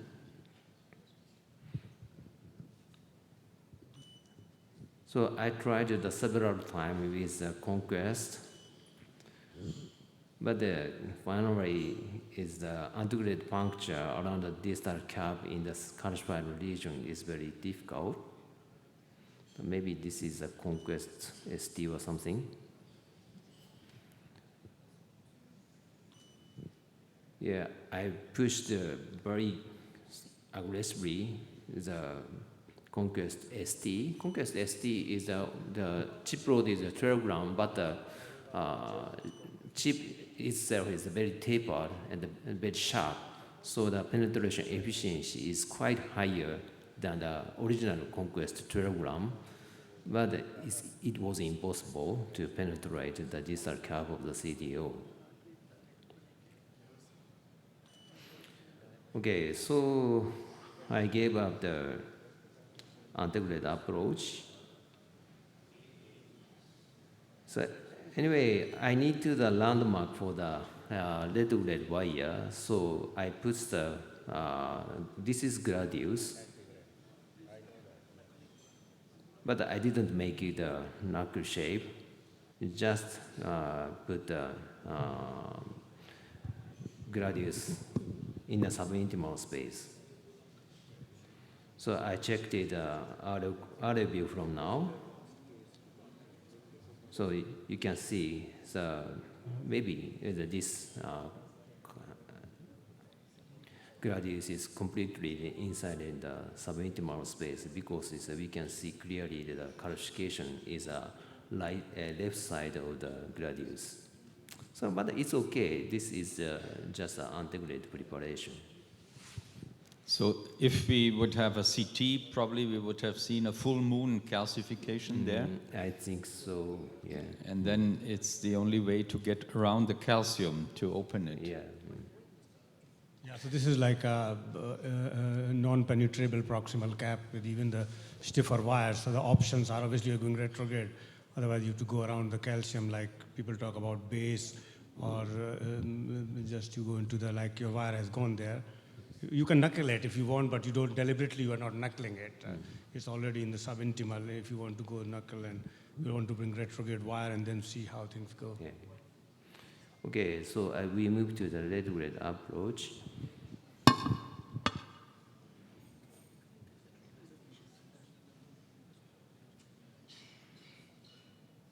So okay.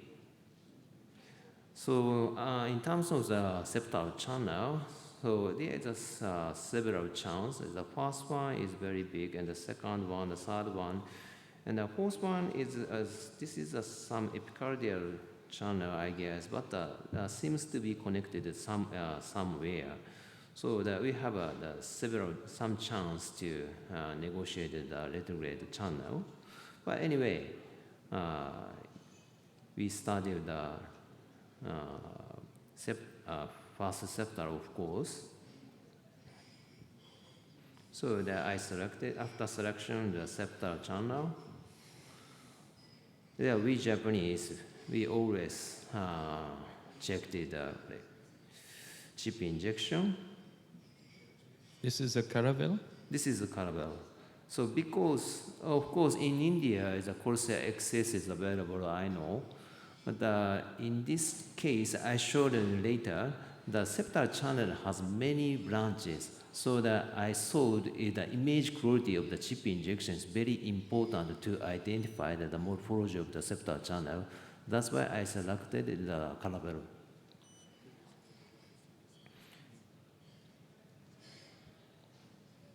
Okay, ちょっと待ってね。これか。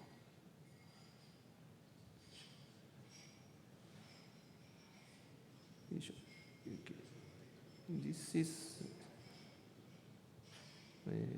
I'm sorry, どうなってんだ。ダメだ。This is a cranial view. So there is a very small channel is there. Of course, I checked it from the areocaudal view, but already edited maybe. So I cannot show you the chip injection from the areocaudal view.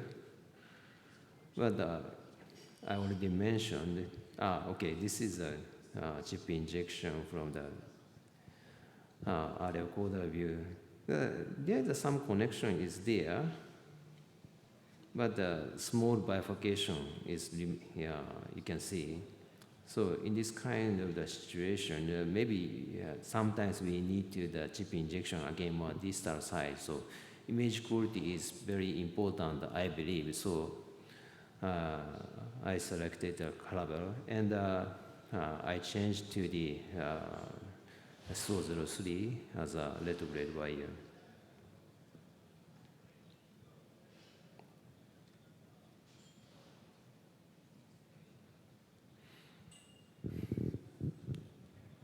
So this is a SO03. I negotiated the first septal channel. So which collateral channel are you planning to go? The top one, which is going very close to the proximal distal cap, yes. or the bottom one? Okay. No, let it run, because otherwise we don't get through yes. the time. Yeah, there's some possibility that this is also connected. But that is pretty epicardial, I think. The top one. The top one, it starts from the septal, but soon gets epicardial, if I'm not wrong. But so here is some bifurcation is there. So, but this kind of the very small septal with a very many bifurcation, and the selection, the intentional selection is very difficult usually. So it's not a surfing, but we gently manipulated the SO03 and try to select some channel.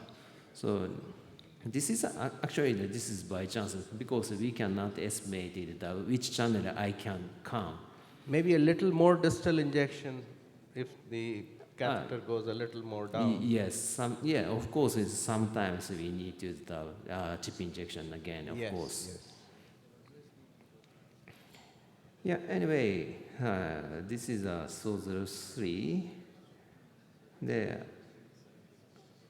I advanced the Corsair to make it back and forth.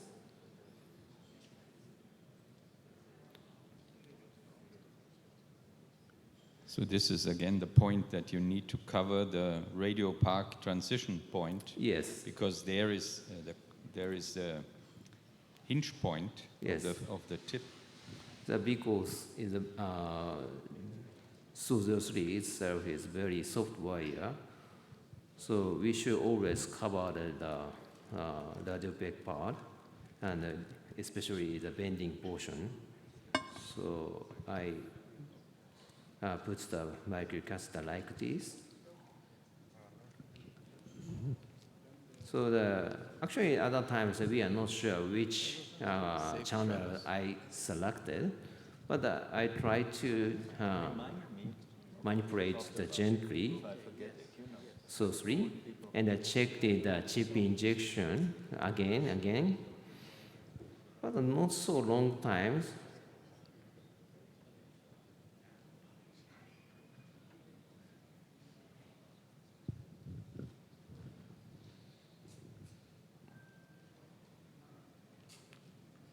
So this patient is moving of the septal is very big. So this kind of case, the channel can, wire is very easy to make it dissection in this kind of the small septal. So I manipulate, I rotated quickly, but never push, and try to go straight. Cancel.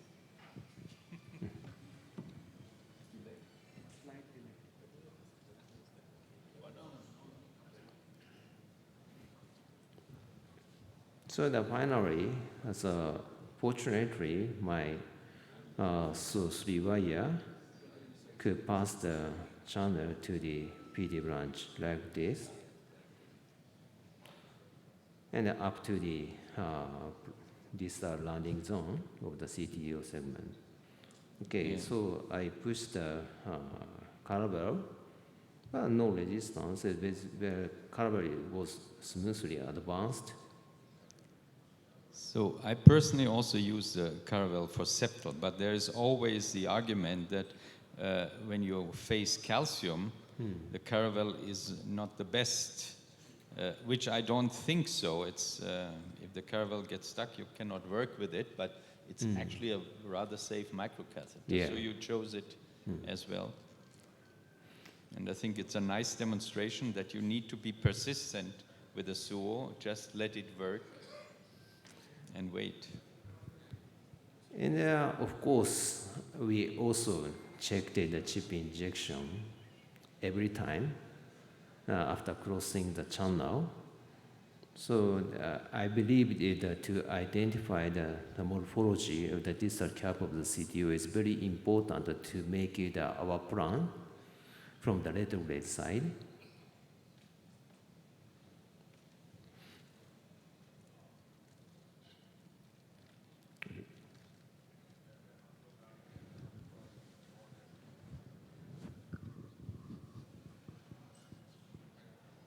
Yes, this is a chip injection. The distal cap is a little bit tapered, so that we are not sure we could not see the clear channel clearly, but there is some stump is there. So while you let it run, okay. What would we think which wire? You know you have to go subintimal. So should we take a wire that takes us subintimal right away, or still start with a Gaia? What is the opinion? Well, yeah, so this is a good question because antegrade obviously cap morphology is slightly different. So I would prefer try with Gaia to see how it goes, because sometimes you might get lucky and it goes into the true lumen, but if it fails, then you might have to knuckle it from the retrograde as well, and antegrade knuckle, and then prepare for reverse cart. So you mean the retrograde crossing? Retrograde crossing is sometimes it's possible. Possible. We don't know. It's obviously looking unlikely. Especially because you have that calcium as a marker, you can keep directing your Gaia if it goes in the right way, retrograde. Commentators are welcome to comment. Always, please remember.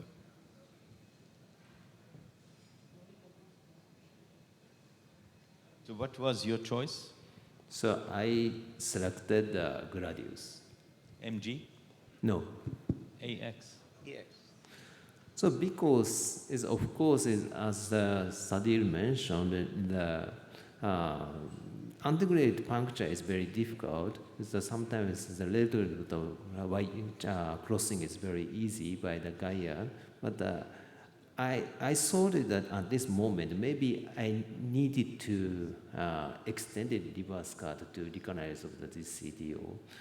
So I selected the Gladius from the So extended reverse cut means that he intends to go past the body and connects in the proximal side vessel, which is the most difficult part when there is not much plaque.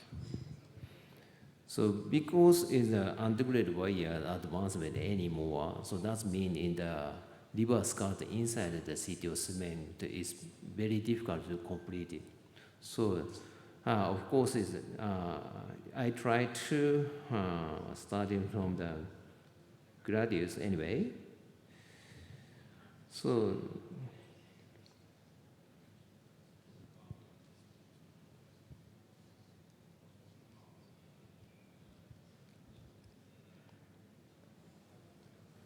graduates is come to the around here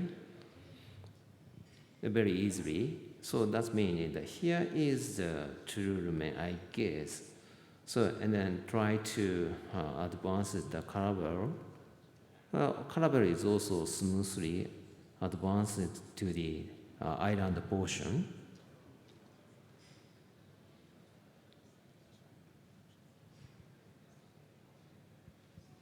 Okay. So of course, is other times I could select the Gaia to try to cross the direct wire crossing from the retrograde side, but from the antegrade side, even though that I used the Conquest 12-gram ST, but that didn't work well. So my plan is the extended reverse guard in this situation. So That anyway, was what we were asking for, yeah, the other. So it looks like actually the retrograde is in the lumen. Yeah. So I try to advance the gradius. Of course, intentionally, we try to gradius inside in the subintimal space. But in this kind of the situation, but I don't like to use the knuckle wire technique, so I never, if possible, I don't want to use. So because it's a basic structure a little bit different to the European, the US people and the Asian country, especially the East Asian people, patients.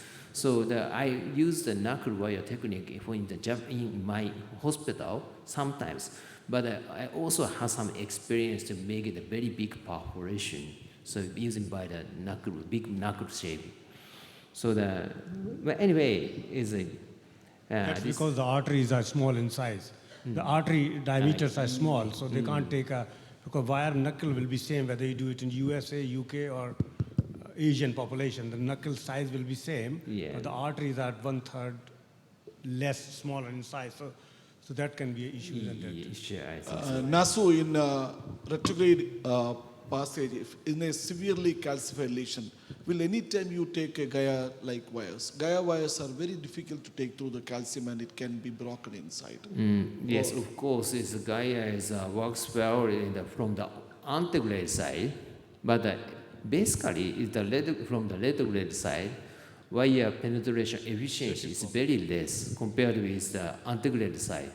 So that's why even though that we use a Conquest with the 12-gram A20 from the retrograde side, but they can not show the original performance because it's less backup force from the retrograde side. So yeah, of course, sometimes works best, I know. But at this time, I advanced the gradius to the proximal part of the CDO to complete the extended reverse guard. Actually, I think Gladius is a very good choice for the retrograde wiring, especially because it has a good weight, 3-gram load, and then you can direct it and move forward. Okay. So wire is position is almost the proximal side of the CTO segment.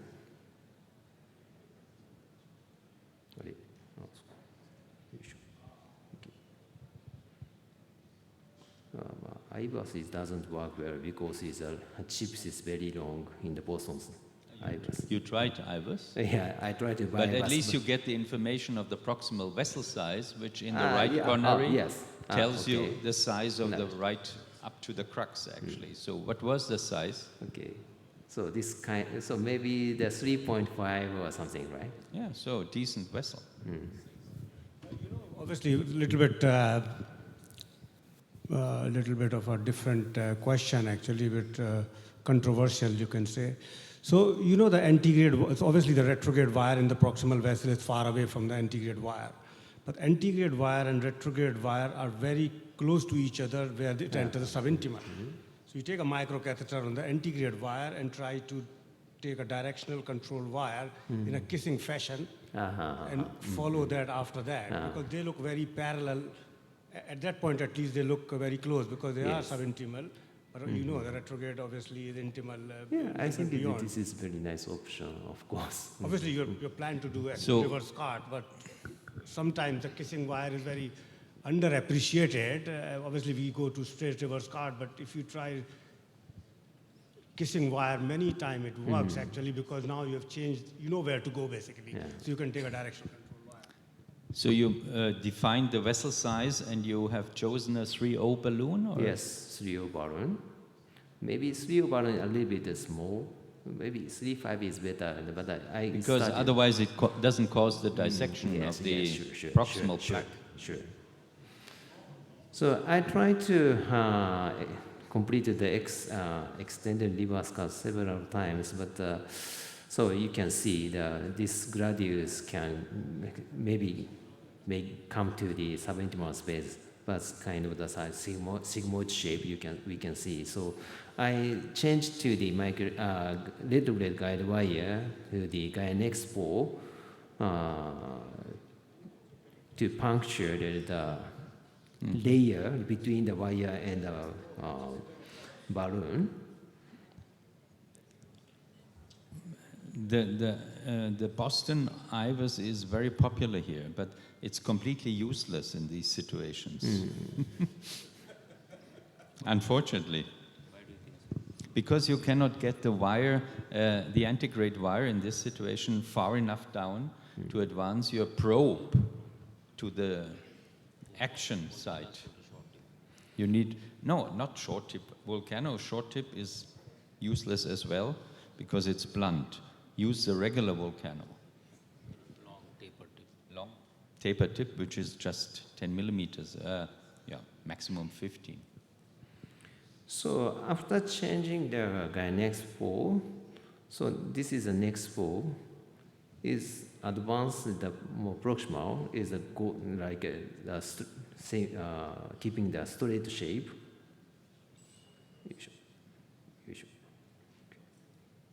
The real story is in the RAO views. In the LAO views, it looks pretty good, everything, but the RAO view tells you everything. It's quite far away, and it's a big area. Because it's like that situation which is most difficult, true lumen, antegrade wire true lumen, and subintimal, and the dissection. Yes. It's coming close now. Yes, of course, if the Gaia Next 4 that didn't work well, I thought we need to change to the more bigger balloon. But fortunately, after that, wire is, so Gaia Next 4 is received around in the chip of the guiding catheter. So I checked the IVUS at this moment. So IVUS is, so wire is here. So that means we are not sure where is the entry point, but anyway, extended reverse cut was completed. But the issue is to introduce the wire to the microcatheter. The antegrade guiding is very difficult. So of course, usually we use the guide extension, but we are not sure the entry point. That's why I didn't want to pull the wire, retrograde wire. So you went to snare? No. So this is areocranial view. This is a very important point of this case, I guess.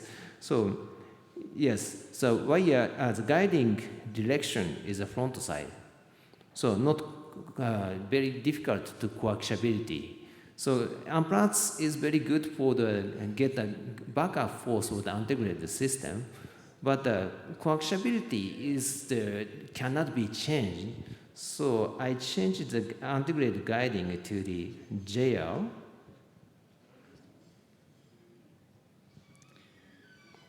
You didn't use a guideliner at that point? A guideliner? Yes, of course, yes, I use the changed guideliner. direction. Yeah. But the guideliner, I can show you.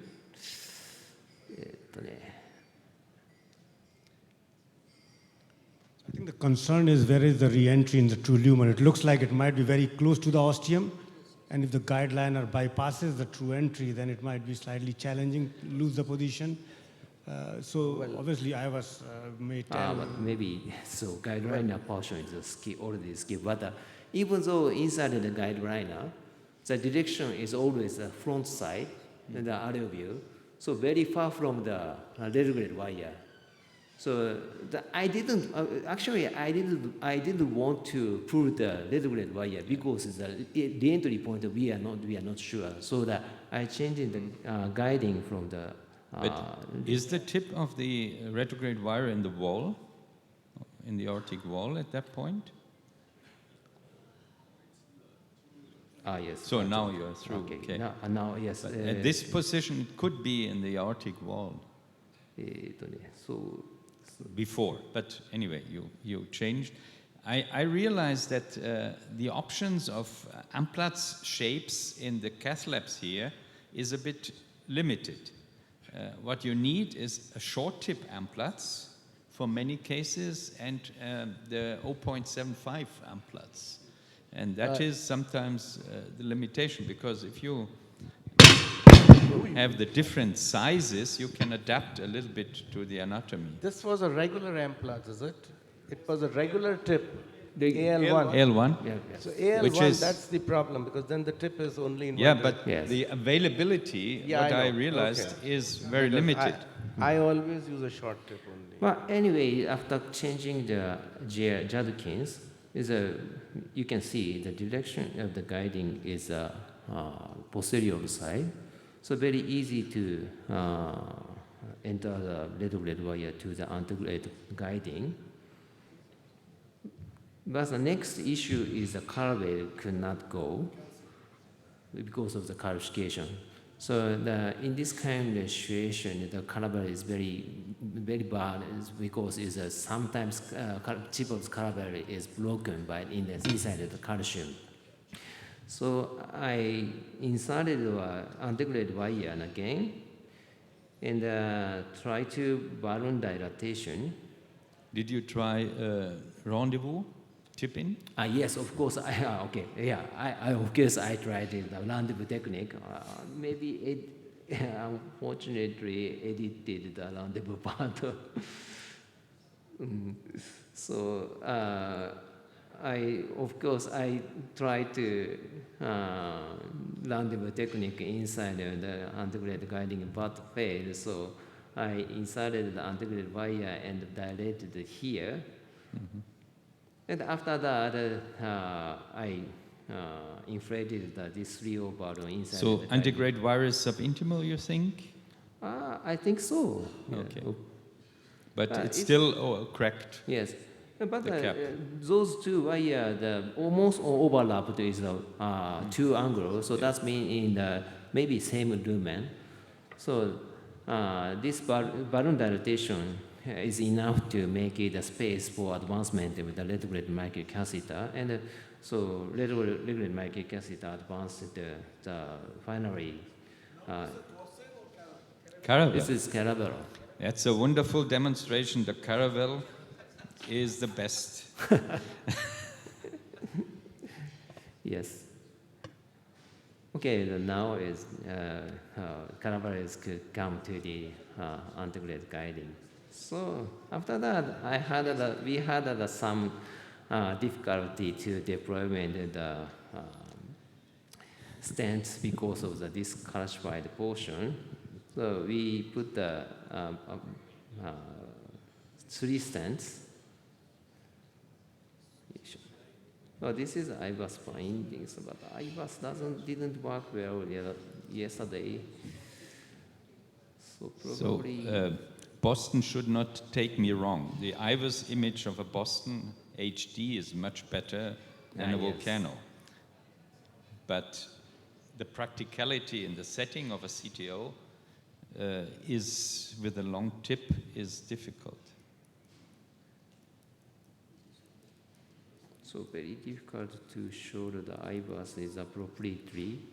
But anyway, is all big calcified site is the wire course is the subintima. That meaning the wire is in subintima, and we can see the very big calcium nodule. This is my intima. So I saw that the stent dilatation is very difficult in this kind of the situation, but I saw that this is no choice for the root ablation or the cutting balloon or the IVL at this time. So anyway, the recanalization is very important. So we put the stent.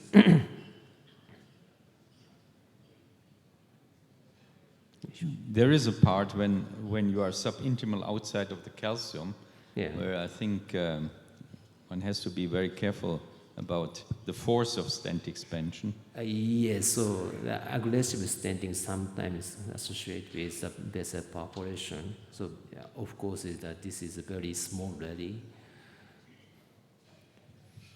So finally, we can put the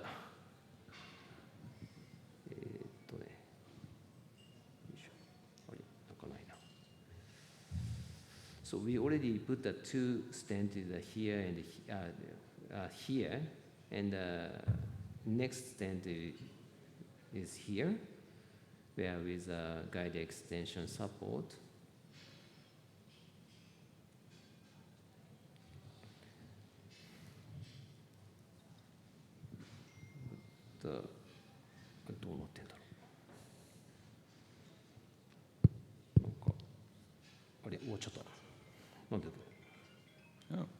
Maybe in this situation, rota also could have been thought of. Oh, you forgot the final shot? After having, because if stents and all are not going, then you change it to a rota system and try to do a rota that will give a better expansion and all. So we are not sure that anyway. So video has finished before the ending the procedure. But we would believe you when you tell us that it looks good. It's not moving. Well, anyway, we put the three stents in the CTO segment and the proximal distal side, so we can get a very good flow. What is the diameter of the stent? Most these are the 2.5, and then 2.75, and the most proximal are the 3.5. 3.5. But Subintimal part, what is the size? 3.5. But I didn't dilate it aggressively, but some indentation is remaining in the most calcified part. But yesterday I left it. In the middle of the CTO segment, it was not fully expanded, but we are at the subintimal space. That is why we didn't went so aggressive.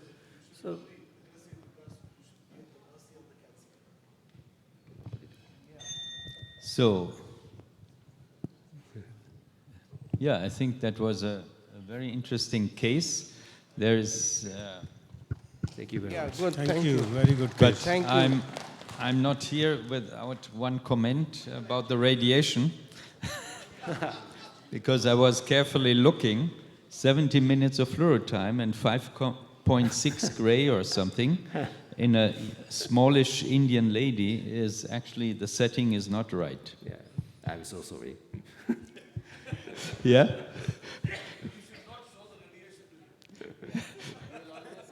The radiation. No, but why? Why was the radiation so high? Yeah. Because they are not using low dose fluoro. No low dose fluoro? And the high only thing frame is, you know, rates. you try to use low dose fluoro all the time, even if, but I have a feeling the visualization is not that good. That's the only issue. You can use less frames, that's fine, but the low dose, you know, sometimes the picture is not good, then there is a problem. But But the least when you are CTO is crossing, occluded anyway. the So time when you're crossing the lesion, That's my personal thought.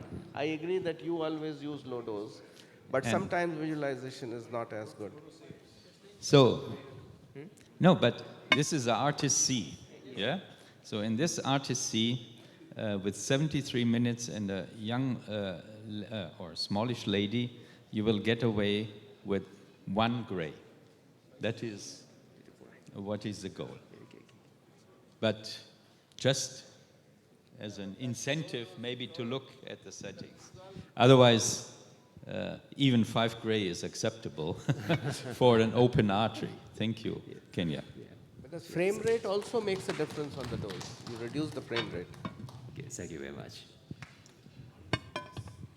So, next case, Yuji Hamasaki, sensei.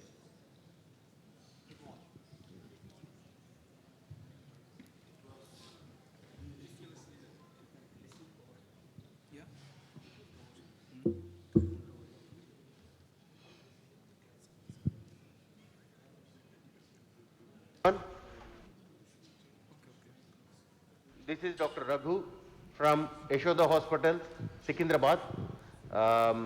Today I am with Dr. Yuji Hamasaki, who has been associated with me for the past more than 12-13 years. So I would like to thank the ijcto team for providing us this opportunity to perform a case live and share our experiences and knowledge and the case with Professor Hamasaki. Myself and Dr. Hamasaki share long ago in 2013, I invited him for a live case along with Professor Asakura, and Dr. Hamasaki is the only faculty member at the Singapore CTO Live for more than 15-16 years. So he has a lot of experience. We have put up a very nice case for him, and I would request Dr. Hamasaki to start this case and then give us an idea as to what is his plan of action. And today I have Sister Preeti, who is our Chief Cath Lab Technologist, and Sister Shravanti, who will be helping us with this case. Thank you all. We have a lot of other people, but these are the 2 key people. Thank you. Professor Hamasaki, now okay. Let's go. Yes. Okay. Can we analyze the coronary angiography? Yeah, okay. And give me a left side. Yes, target region is LCX, mid LCX CTO, and gives collateral from proximal branch and high lateral branch.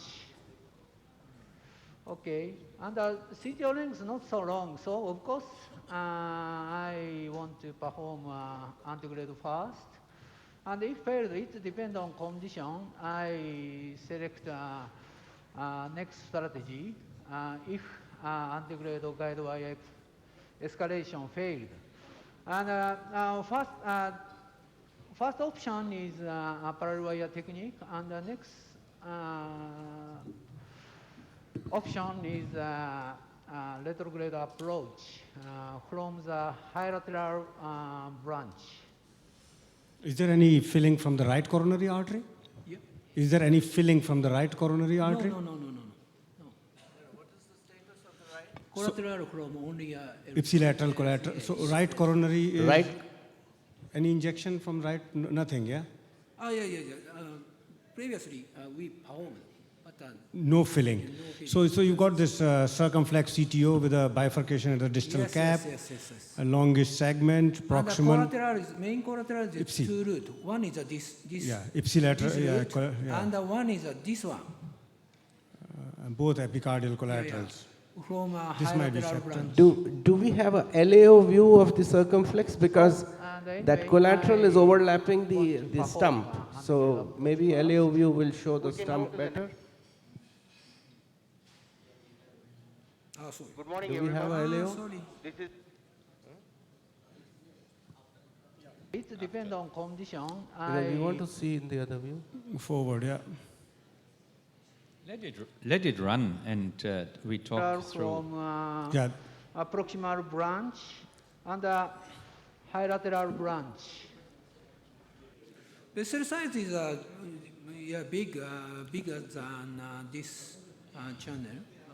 But around here, there is a torus point. So I want to perform, if I use a retrograde approach, this channel is better because this channel is straight to and connected with this.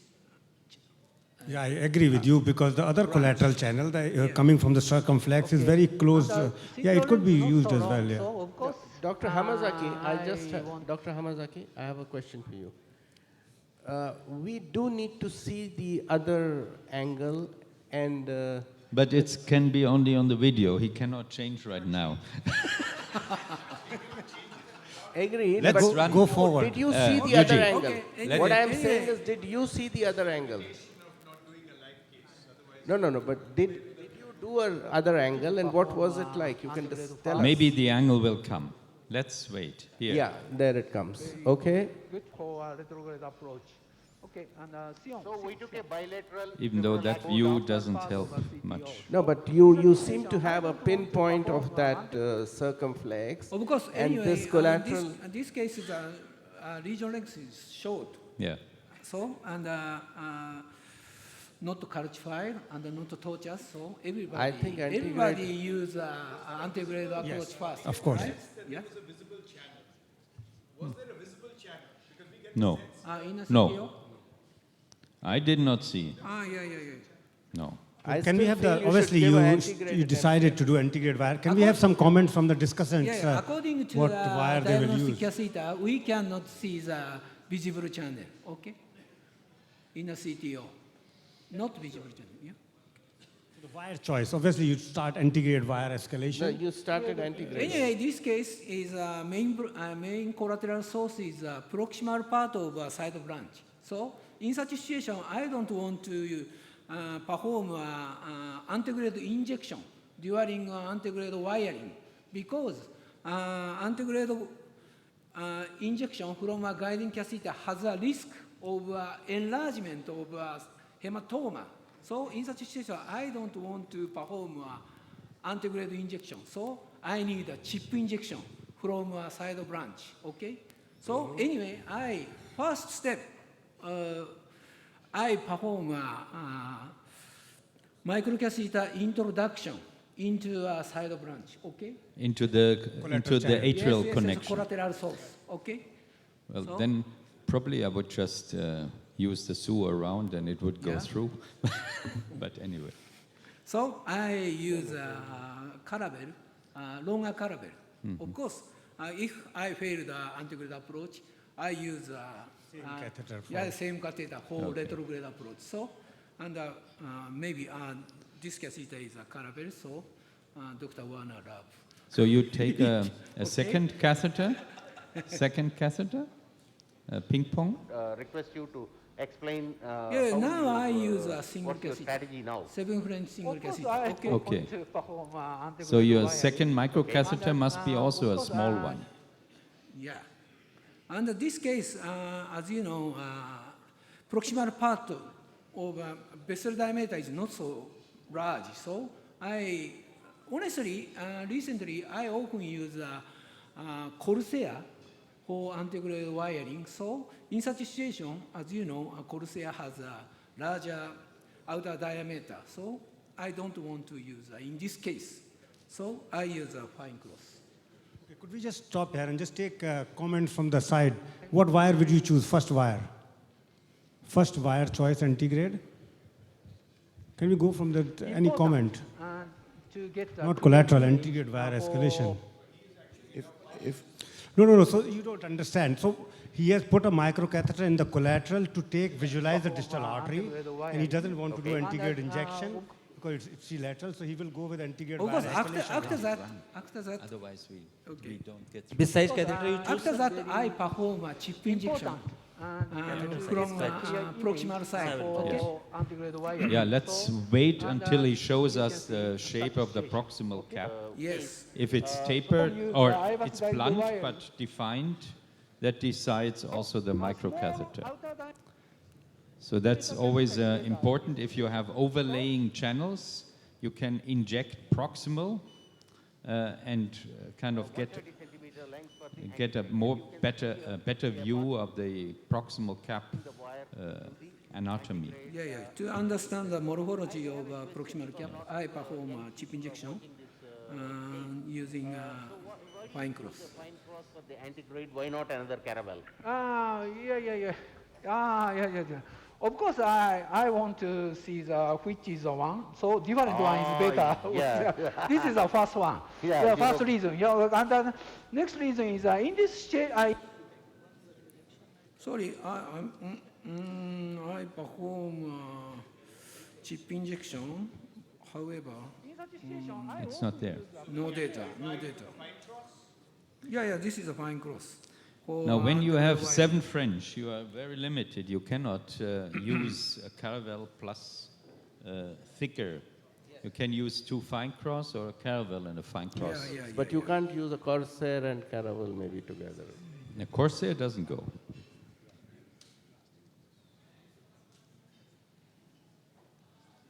But at my age, I still have to find out the purpose of a Corsair antigrade. But so which wire? Which antigrade wire, please? I use a Gaia Next 1. Gaia 1. Next one. Gaia next one. To start with. Okay, so anybody start with fielder kind of wire here? Antigrade wire escalation would be a better choice. Fielder XT, XTR to start with and go for the Gaia. Yeah, but we can't see any channels. So. Hello? Yeah, in this video, there is no data of chip injection from antigrade side. And there is a possibility of a micro channel. So, and according to chip injection, XTR is one option. Yes. Yeah, actually, But I need a much more better controllability. So I want to use Gaia Next 1 in this situation. Actually, we had this discussion, Gaia Next versus XTR. Okay, and this is a Gaia Next 1.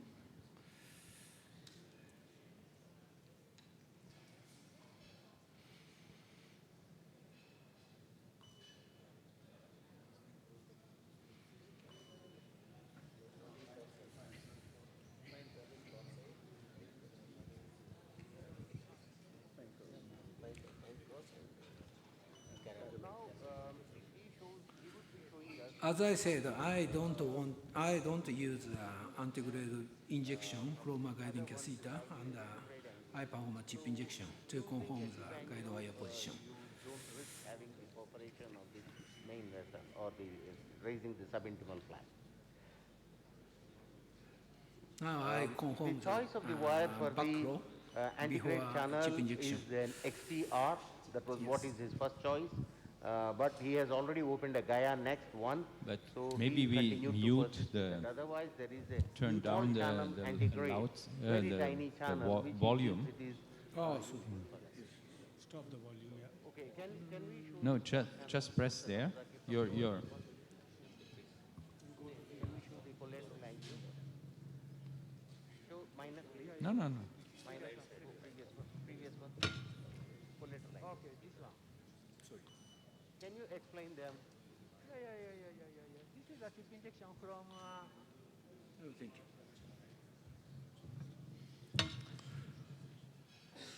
This is a chip injection. Sorry.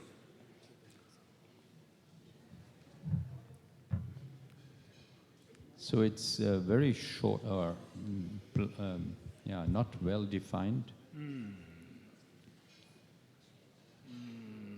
But you already had the wire in? In editing, it has come Chip forward. injection before wiring. Yeah. But your wire has made progress. Now it is in the, it's going in the direction and then few later on. Right now the wire is not there. No, but the wire is already there. You will put.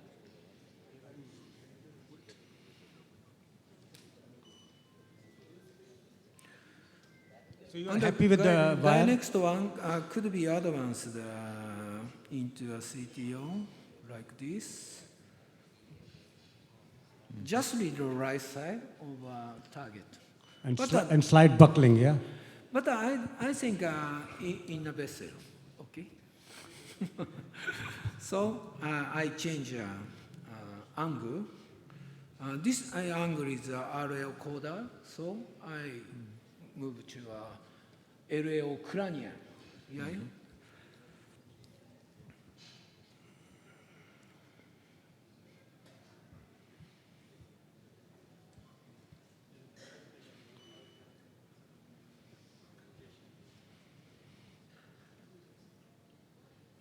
Okay, and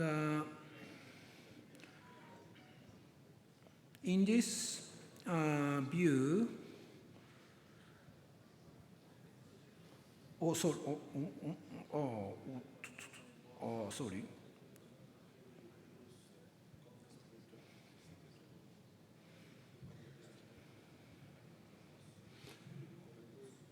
No, maybe you just let it run because now we go back. Let it just run because now you If went back. you just let it continue to run normally. You go back. I'm sorry, I want to back to previous injection. Okay. No, stop. Okay. Target is here. Guide wire shaft is right side. Okay, and chip is posterior. Left side. And go to this is a yes. And I move to LAO crania, right?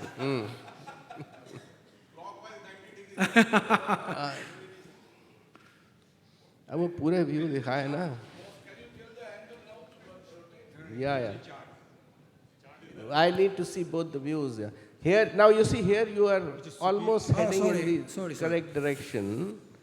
I think you just need to pull it back slightly and rotate posterior in this view.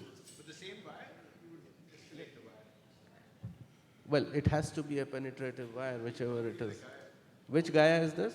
Yeah, this is a Gaia next one. One is not that strong. Yeah, one is not that strong.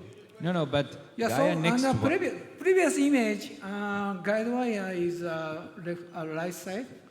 It means near side. Okay? And the chip is left side.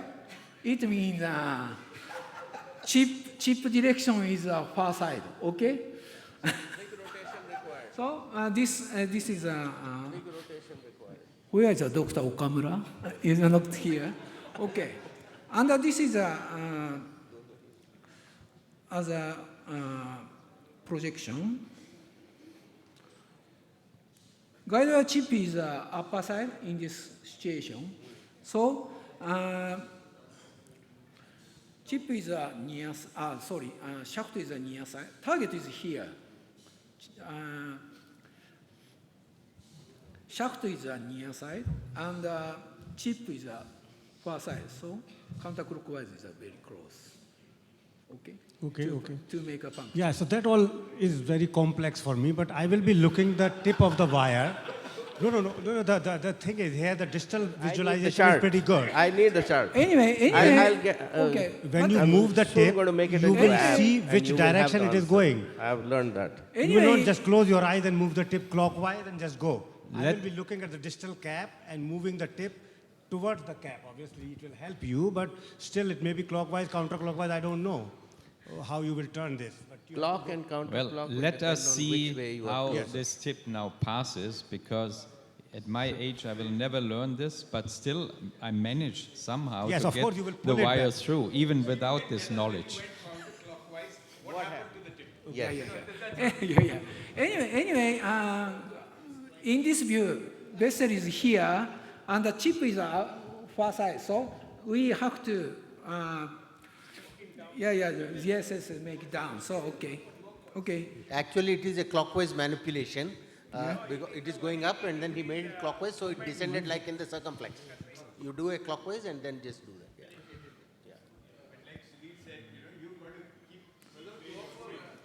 Okay, I give a rotation. You have to and, see in both the this views. view, That's equally important.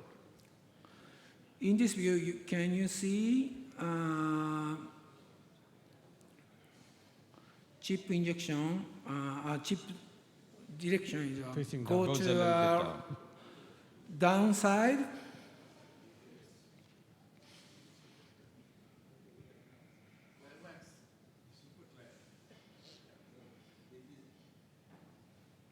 Now, down, yeah, lower side, okay? Okay, and back to previous angle, so? But it not looks Yeah, good in this direction view. is better, so now it's time to push. I think the robot can do it now. However, I cannot get the I think it still looks... advancement of guide wire because this guide wire is No pushability. Gaia next one. Yes, no pushability. So tip load is too weak to make a puncture in this situation. When you But why rotate did the you not- wire, does the tip rotate? Because tip is Yeah, very in stuck. this timing, I don't. Because in this you also Only need push, to only rotate. push.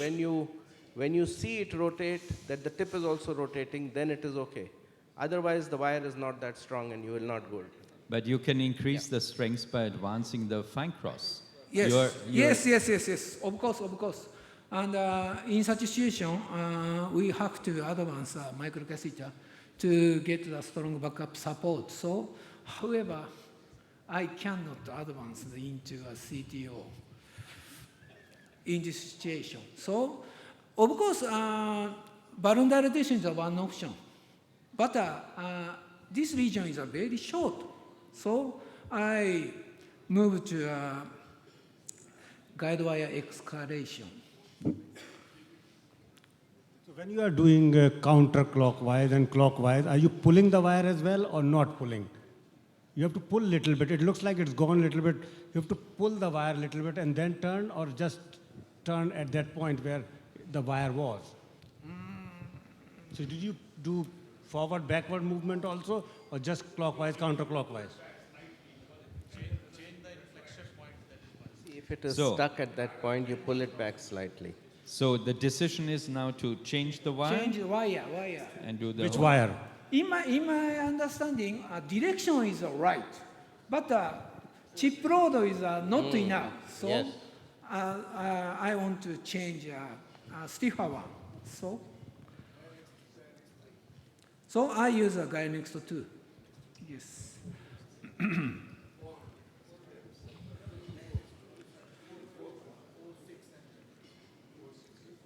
However, in use of a guy But next 4 to 2, grams will have a force of 4 gram will have a force of nearly 10, 11 grams of the other wire. That's correct, but this 4 gram load will have a penetrative force Let it- like a 10 or 11 grams. We will not reach the end of the... this is a Gaia next to 2. And the root of Gaia next to 2 is just a little different from Gaia next to 1. Because of, I think, chip load, difference of chip load.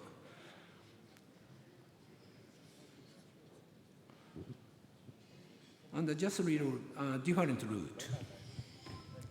And I check the chip injection again.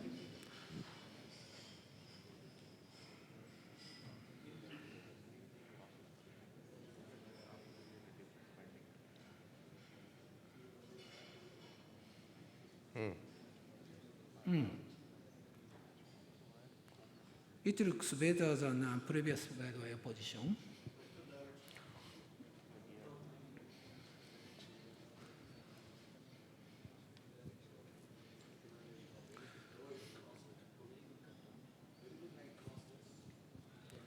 So that's the fluoro storage, what we Yeah, see. there's a live fluoro. While he's talking, he You should lets the move wire forward. walk.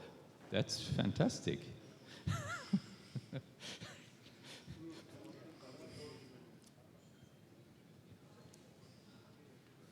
Maybe I think I want to advance this line. So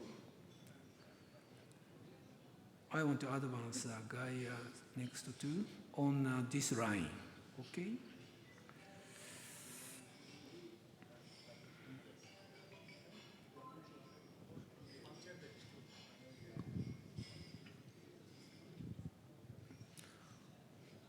Yeah, I think you are already in.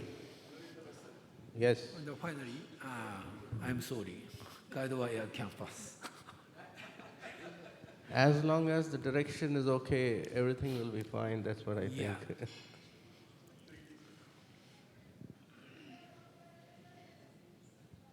Seeing in two views is the most crucial aspect of 3D. That's what I can tell you. You have to keep switching. And if you have biplane, that's the best because you see it is here and it is here. Biplane is the best. Yeah, but the biplane system has a good point and a bad point. And in some case, angle is limited. So agreed. Yeah. But you don't have to move the angles because once you get a good angle, you know that I can see in this X view and the other X view on the orthogonal side. You keep it fixed there and keep working. You don't have to move it all the time. So you try to follow with a fine cross? Yes. Does it? No. Is it the MG or the Japanese type? This is a fine cross MG.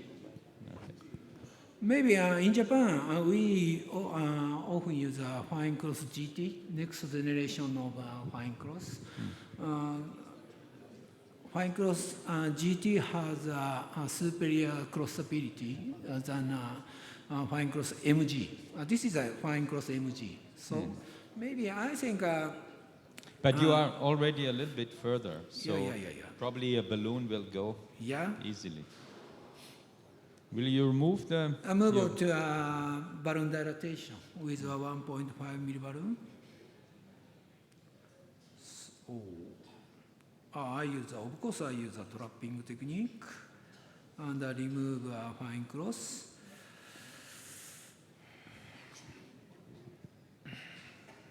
After that, I use a 1.5 milliballoon, ikazuchi 0.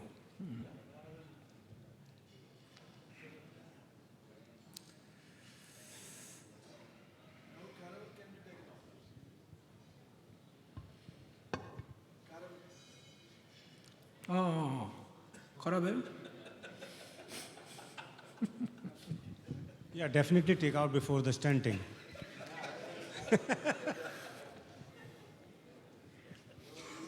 Mother thing. Yeah, and okay.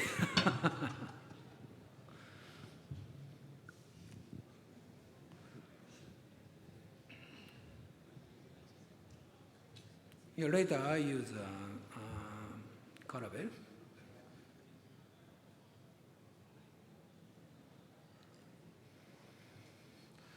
Okay, balloon could be advanced and balloon dilatation performed. And I put a protected wire to this branch. Collateral. Yeah. Because this branch is very small, so and in general, it is not necessary to protect this side branch. But this side branch gives collateral to the distal. If restenosis or reocclusion occurred, this is a very important vessel. So I want to protect this side branch. So I protect to protect this branch, I put a guide wire, and I check the IVAS. Of course, guide wire position is all intima. vessel size is distal part is around 2.0, and the proximal part is around 2.5.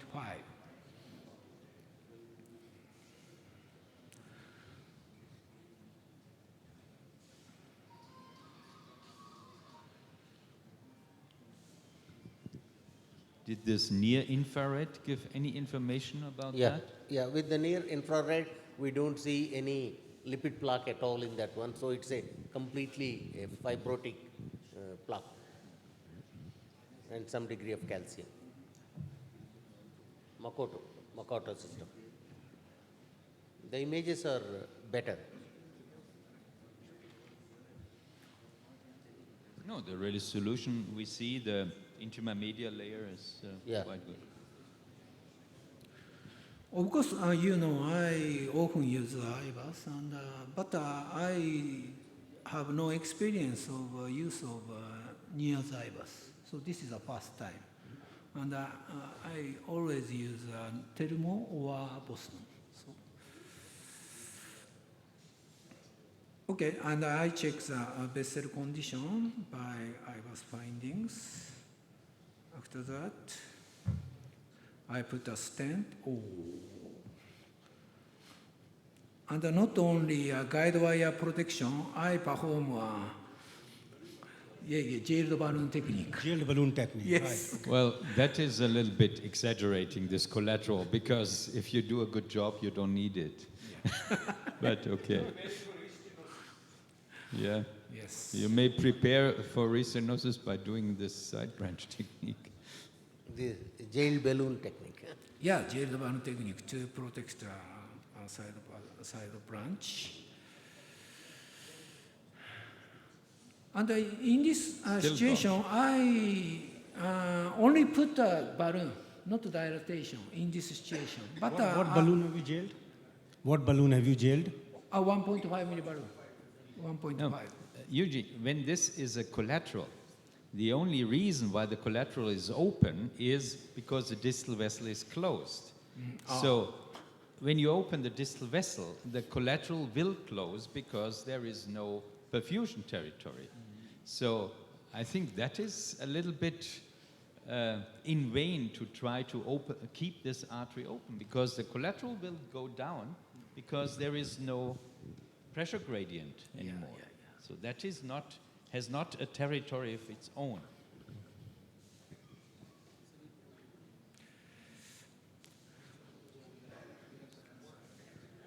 However, test injection, after stenting, test injection cannot show the side branch flow not clear. So after that, I dilate the balloon with 1.5. Yeah. Right.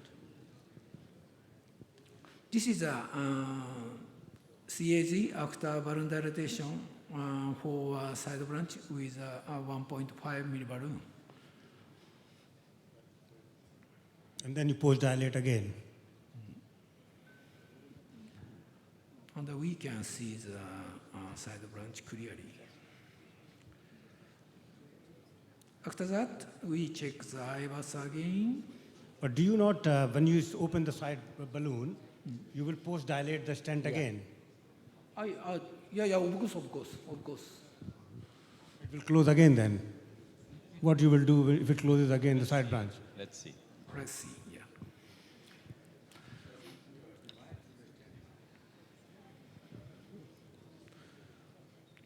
And of course, we check the IVAS again to check the stent expansion.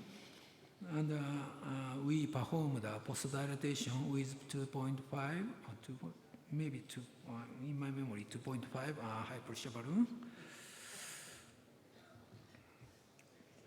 I mean, more important is that the distal branches are there, and they will recover with remodeling rather than this atrial branch. So the territory is quite big with these branches.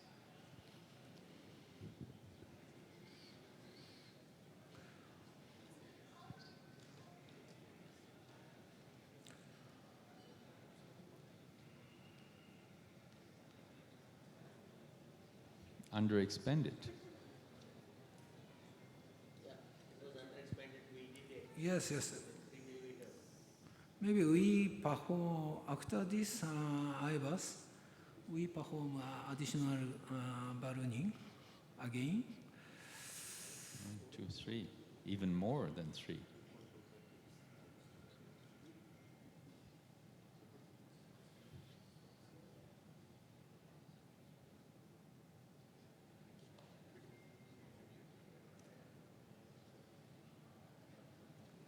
Maybe this is the last IBUS.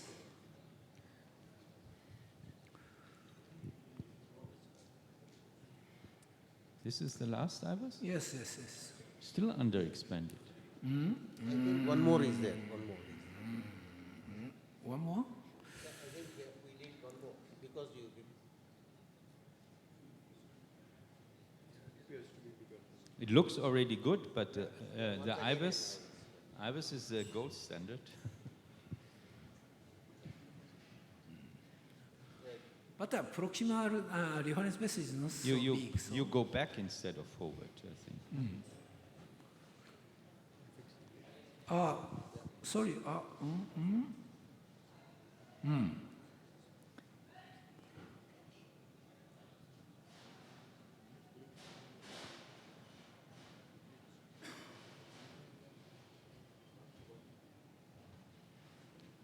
Actually, compared to the first IVAS, it became more circular. Now this is the one.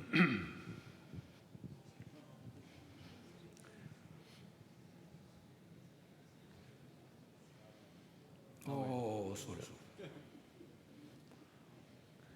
Right to the end. Yes. Further, further, further. That we already saw. I think we did not. Yeah, this is the one. This is the last one. Yeah. This is the last one. So, Raghu sir, I have a question for you. From here.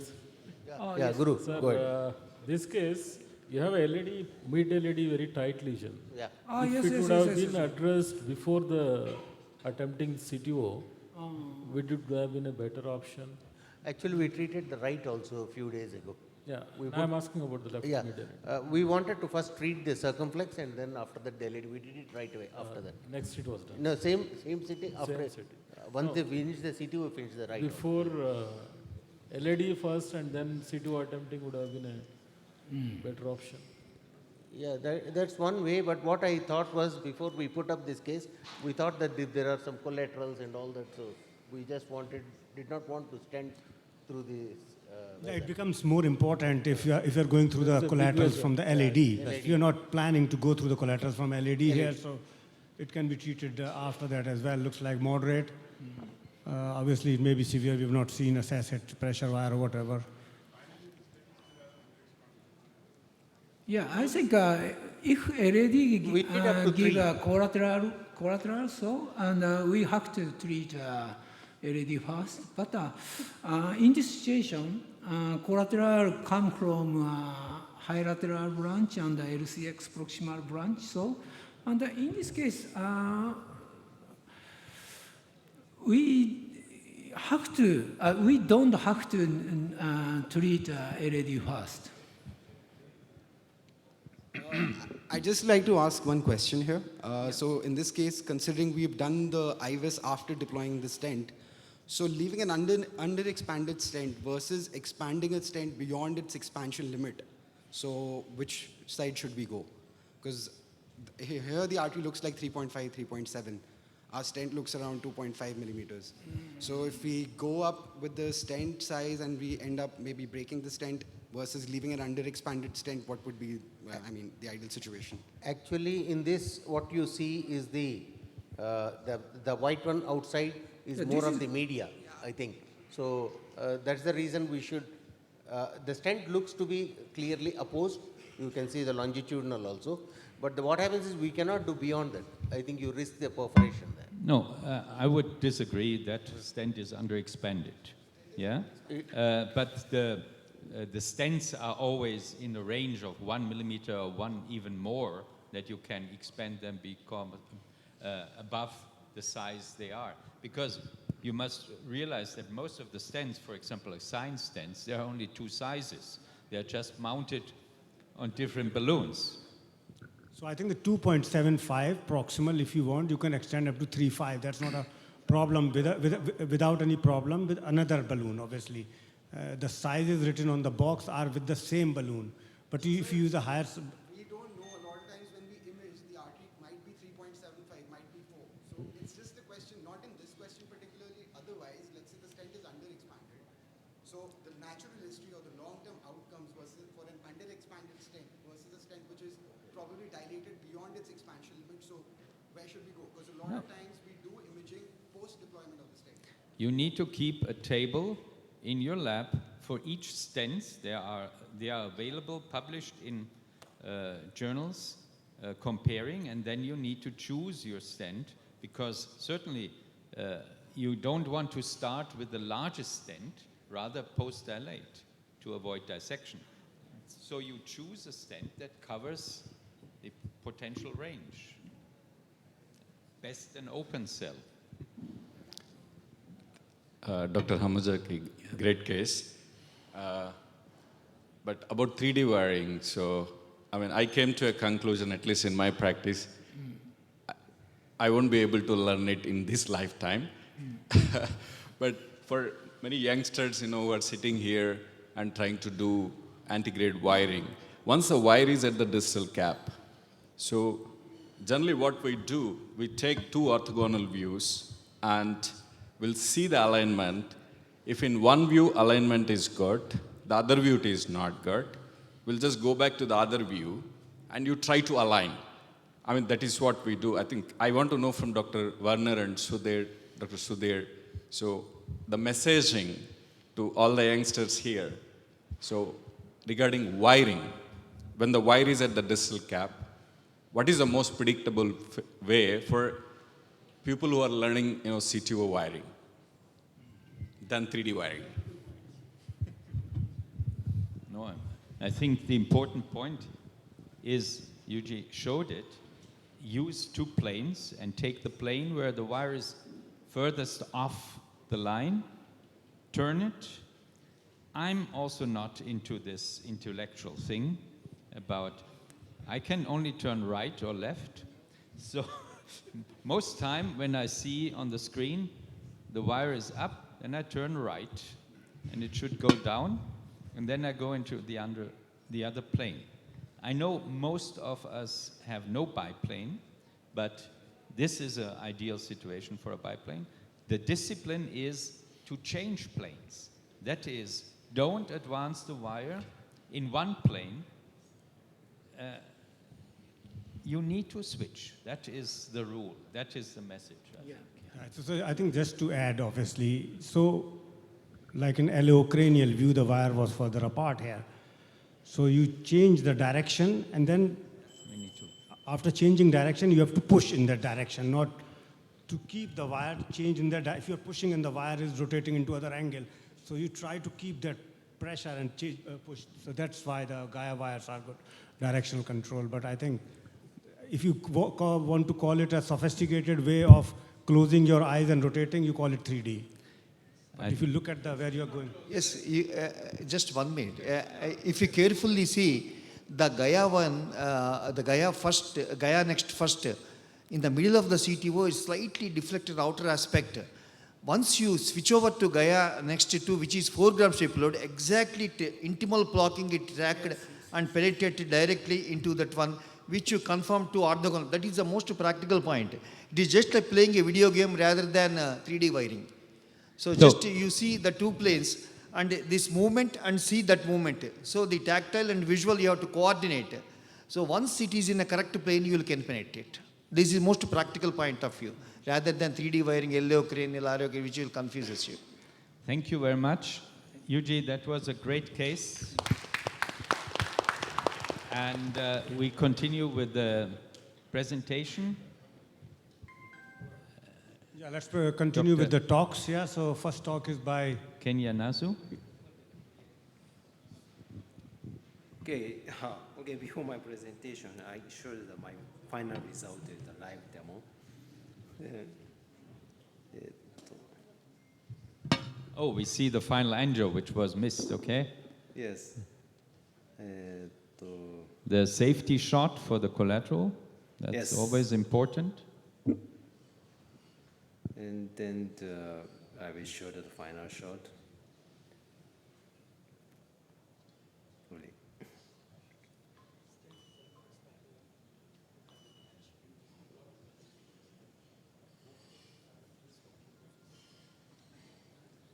Yes, this is the final shot.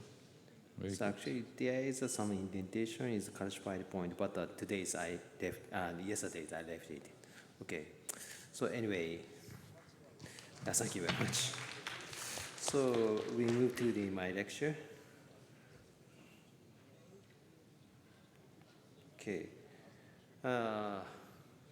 My lecture is IBUS controller reentry in undergraduate CTP or CTO PCI. So IBUS guided wiring is the last resort of the integrated approach we know, but it's very difficult to perform the appropriately, and because so for this procedure, the basic IBUS image reading is required. In IBUS findings, the two lumen can be visualized. However, guide wire manipulation on the angiogram is always blinded. So synchronization of the IBUS information with angiographic finding is a difficulty for operator, especially the young generation. So how to use IBUS information for appropriate guide wire manipulation? This is one of the issues of the IBUS guided rewiring. So this is the IBUS findings from the subintimal space. So you can see the IBUS caster is here, and wire is here, and the big berry lumen is here. So when we use the IBUS guided rewiring, in Japan we can use the term IBUS. Of course, we know that in other countries, mainly the Volcano or the Boston is still used. But the important things is the same. So in this angiographic view, the chip is here, the transducer here, the wire is here. So where is the true lumen is the angiogram in the IBUS findings? Because it's a connection, the information between the IBUS and the angiographic findings is very difficult. Yeah, for even me, it's not easy sometimes. So nowadays that has the Hamasaki's live case is he showed the 3D wiring, and also chip detection is one of the very big topic is IBUS guided wiring in the PCI. But consideration of the guided wire manipulation in the 3D space is very important in this concept. But their concept is have several limitations. So all device, guide wire, IBUS shaft, vessel, and distal true lumen vector are parallel in their concept. That's why it's their manuscript looks very easy. So however, direction of each vector is different in daily clinical setting in their real clinical world. So guide wire control receives the barriers effect such as tip load, guide wire chip curve, and space around the chip, guide wire chip. Especially, the whip phenomenon is one of the big limitations of the guide wire control. So I will show how the whip phenomenon is occurred in the CDO bodies. So when we rotate the guide wire, initially the center of the rotation does not move, but still we move to the rotate the wire. Radius of the curvature is constant until the wire chip is at this position. Therefore, the bending moment is constant as well. And the radius of the curvature decreases because of the center of the rotation moves downward. Therefore, the both bending moment and its reaction force increase. So reaction force started to act as the resistance brake for the guide wire chip rotation. So as the radius of the curvature decreases, both bending moment is its reaction force continue to increase, and until the guide wire chip is directed to the inverse normal vector, and the whipping. So whip is one of the very big limitations of the mechanical wire, even though we can see the chip of the wire in the IBUS findings. So during the chip detection ADR. So this is the whip phenomenon in the phantom model. So of course, in clinical setting, we frequently see this kind of the phenomenon inside of not only the CTO body but also the CTO regions. Okay. So it's time to consider the solution. So if the true lumen can be visualized using by IBUS information, so guide wire navigation will be easier. So polar coordinate of the true lumen is needed. However, true lumen is moving by heartbeat, thus the 3D location vessel vector is always changing. So for one of the solutions, the development with the heartbeat synchronization angiogram system. So the heartbeat is one of the biggest matter for the guide wiring in the CTO PCI, as you know, especially the aerial view in the right coronary artery is always the wire is dancing, so it's very difficult to see the wire direction and the wire position. In the same angiographic projection, the vector of vessel is different between the diastole and the systole of the heart. So heartbeat synchronization angiography is required. So usually we use a 7.5 frame per second. So the vessel is always moving like this, of course. But when we can synchronize the heartbeat, the angiogram, so we can see the almost stopping coronary artery like this. But information is very less because we can acquire the image only once a heartbeat. And the second solution is the development of mapping software to visualize the true lumen in angiogram. So it's a little bit, this is a very primitive stage, but I want to introduce the concept of the visualization IBUS images to the angiogram. So usually in the angiogram, we can see the IBUS catheter and the guide wire chip, but we cannot see the true lumen. Where is the true lumen? We are not sure. So however, in the IBUS findings, so this is IBUS findings, a CTO model. This is a IBUS catheter. In the IBUS findings, we can see the true lumen and the size of the true lumen and the direction of the true lumen in the IBUS findings. So in a real coronary artery, so wire chip is fixed. So this is IBUS catheter. So always we can understand the true lumen position, the relationship between the IBUS and the wire, and the relationship with the IBUS and the true lumen, so that we can calculate the true lumen position using this concept. So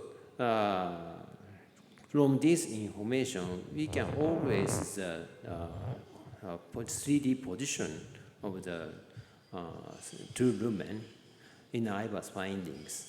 And also that we can show the result of this calculation in the angiogram. So this is one of the example. So the white line is a calculation result of the true lumen.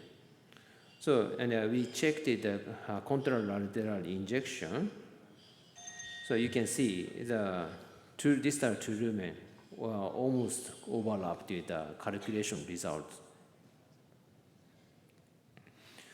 So the mapping software can visualize the two lumen in the angiogram from any projection after calculation, because calculation is almost a mathematics procedure. So after calculation has been completed, we can always show the two lumen position in the angiogram, so that we don't need to see the IVAS. And we don't need to both IVAS and angiogram in the IVAS guided rewiring. Okay, so in summary, the conventional guide wire manipulation is difficult with IVAS guidance because guide wire control angiogram is always blinded procedure. When the location of the two lumen is seen in angiogram, we can navigate our guide wire more appropriately to get to lumen. For accurate detection of the polar coordinate of the two lumen, the heart rate synchronization angiogram is mandatory. The mapping software that has the potential to visualize the two lumen in IVAS guided procedure and support our appropriate guide wire manipulation. Thank you for your attention. So when is this intriguing software on the market? It's very difficult question because one of the issues is a heartbeat synchronization angio system has only Canon, unfortunately. And also we have another issue is that respiratory movement is one of some influence the polar coordinate of the vessels. Okay, thank you very much. I think in the interest of time, we'll proceed to the last talk in this session. The Hamasaki Sensei.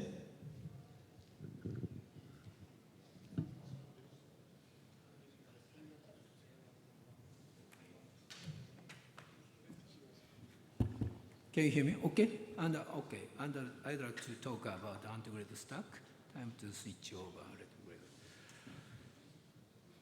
So, Dr. Nasu already said, and in Japan we can use anti-oral IVAS. Anti-oral IVAS is special IVAS for CTO PCI. So, introduction of anti-oral IVAS has dramatically changed my antegrade procedure. Main strategy of antegrade procedure is IVAS guide wiring nowadays. After guide wire can be advanced into CTO. It is very easy to advance into a CTO anti-oral IVAS, so I always inserted IVAS first. And so antegrade stack mainly occurred in the following situation. One is anti-oral IVAS is not available. So let me show you one case. Target region was no stamp CTO with side branch at the proximal LED here. Anti-oral IVAS was not available, and the other IVAS system could not be advanced into any side branches. Therefore, entry of CTO was unclear, and antegrade wiring was difficult. Retrograde approach via ipsilateral septal channel was started. According to a retrograde guide wire position, antegrade wire was definitely in the wrong way. In order to make a landmark for antegrade wiring, retrograde guide wire was made into knuckle wire and advanced to the proximal end of CTO like this. After that, antegrade guide wire was advanced towards the retrograde knuckle wire and could pass CTO. After that, antegrade guide wire could be advanced into distal LED deeply. Next station is anti-oral IVAS is available, but vessel has a tortuosity. Let me show you one case. Target region was CTO at tortuous RCA. CTO start from here to here.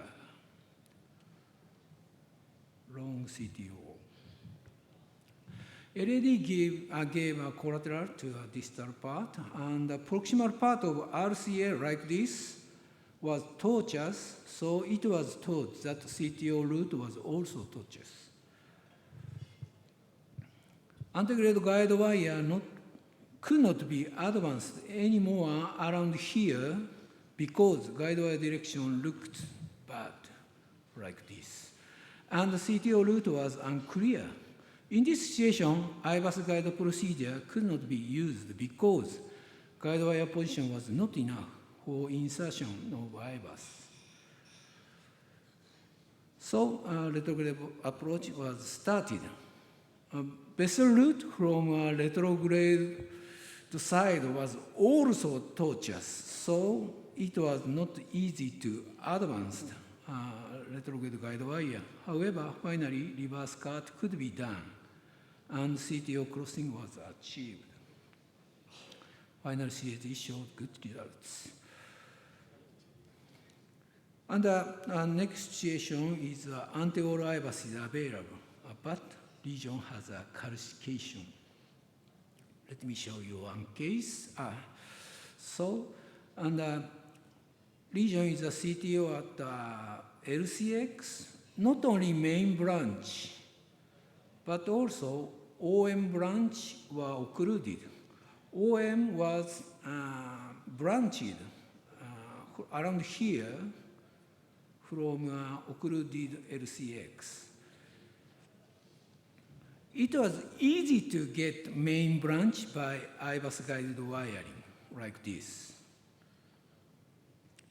Although IBUS guided wiring was used, wiring for OM was difficult because of acute bend here and a calcification at ostium of OM like this. So it makes wiring for OM difficult. So retrograde approach by a diagonal branch, this channel was performed. I had no other choice. So, and the SO03 supported by JIZAI could pass this channel. However, can you see, JIZAI could not pass and protrude outside of vessel like this. It means channel perforation occurred. The guide wire position was almost lost.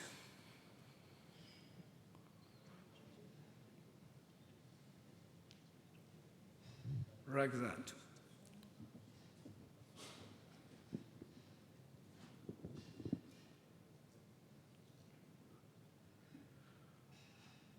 However, at that time, I was very lucky.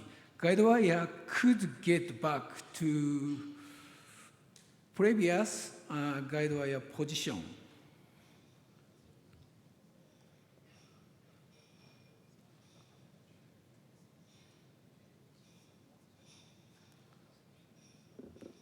Like this.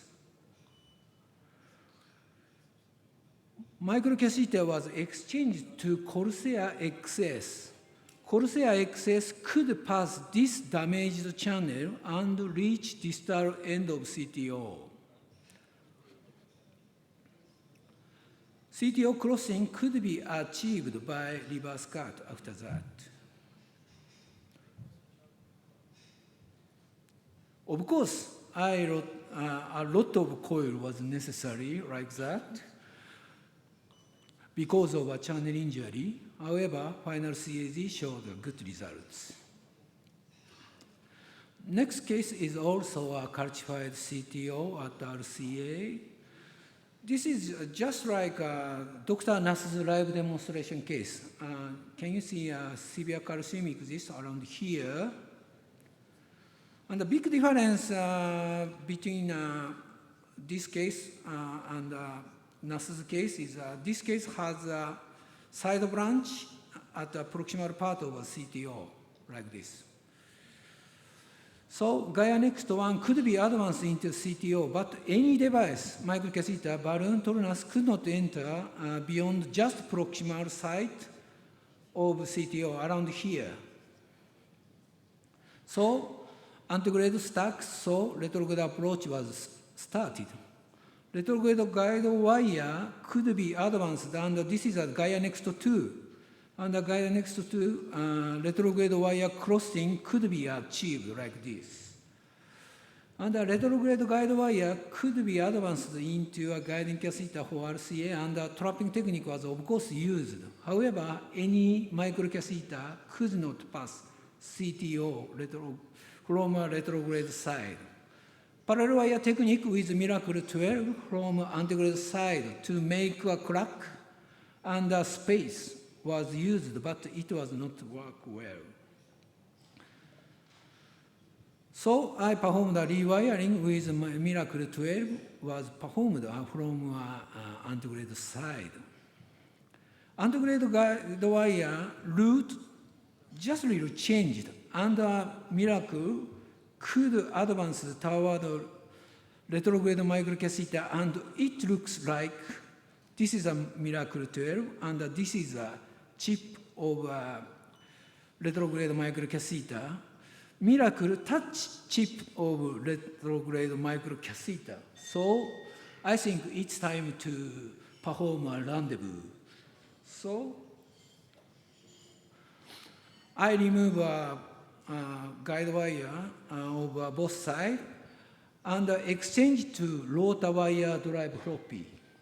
And the rotor wire floppy, this is a rotor wire floppy. Rotor wire floppy could be advanced into the retrograde microcatheter. This is a rotor wire, and the rotor wire in the retrograde microcatheter could pass CTO easily. This is a rotor wire, this is a retrograde guide wire, both in same retrograde microcatheter. After that, of course, I use a rotablator, 1.25 and 1.75 bar was used.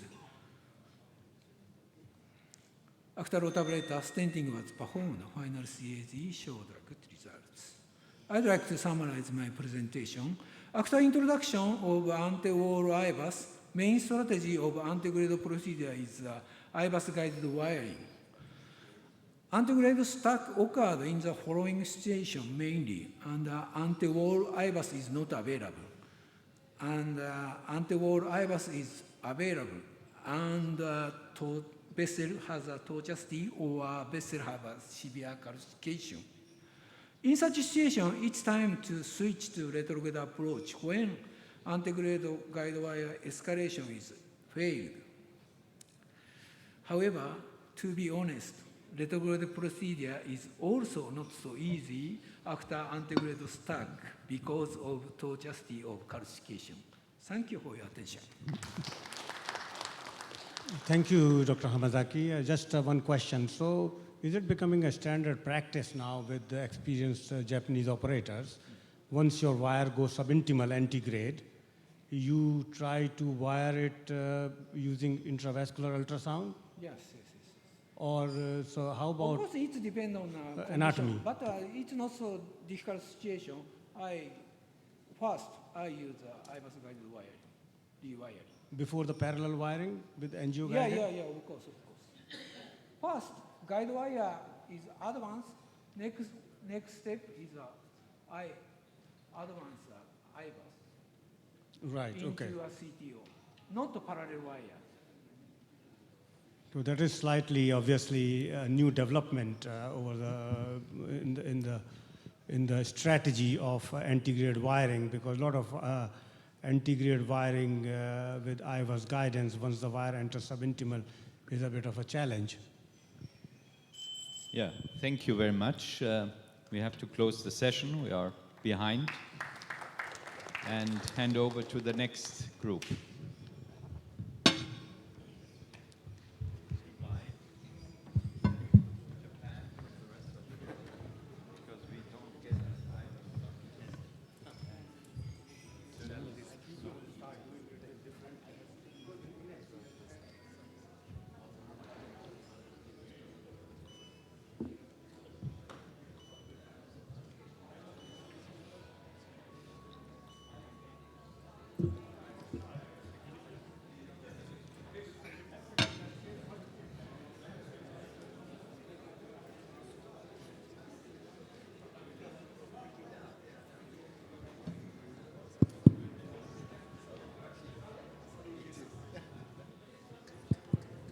Can I have the first case by Matsuno?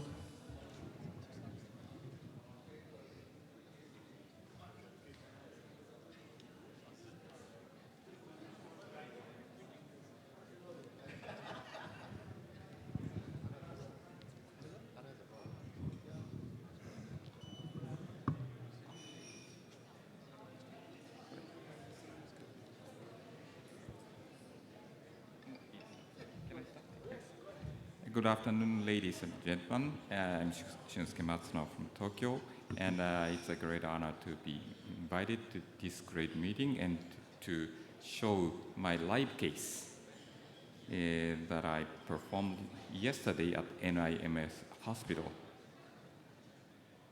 So let's start my video.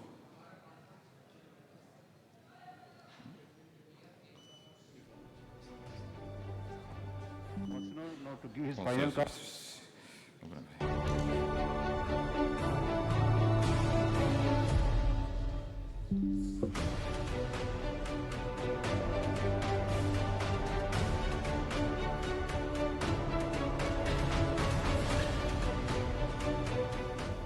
Good morning, everybody. Welcome to Nizam's Institute of Medical Sciences, Hyderabad, which is a very prestigious institute. So first of all, I really appreciate for my dedicated support of all the staffs of the NIMS hospitals. And first, I'd like to introduce my case. Going to index case details. Patient is a My case was a very young gentleman with a limited risk factor as smoking, and his angina started relatively recently. There are only 3 months, and he had angina. So his vital sign was stable, and his echocardiogram showed mild hypokinesis in the LAD territory, but his LV ejection fraction was preserved at 50% and no regurgitations. So please let me show you the angio I received in Japan. Being a normal left main with normal osteoproximal LAD. This is a diagnostic angiogram, and you can see the occlusion of the proximal LAD, and it is a bit difficult to identify the proximal gap at multiple views, but at least I can clearly see the blunt or tapered proximal gap on the spider view, close to the bifurcation of the septal and diagonal branch. And there are no significant lesions in left main and circ. And this is the RCA angiography. And interestingly, there was a very complicated recanalized channel, like a SCAT, the significant lesion at the proximal to mid RCA. And you can see good collateral from RCA to LAD, mainly from epicardial collateral from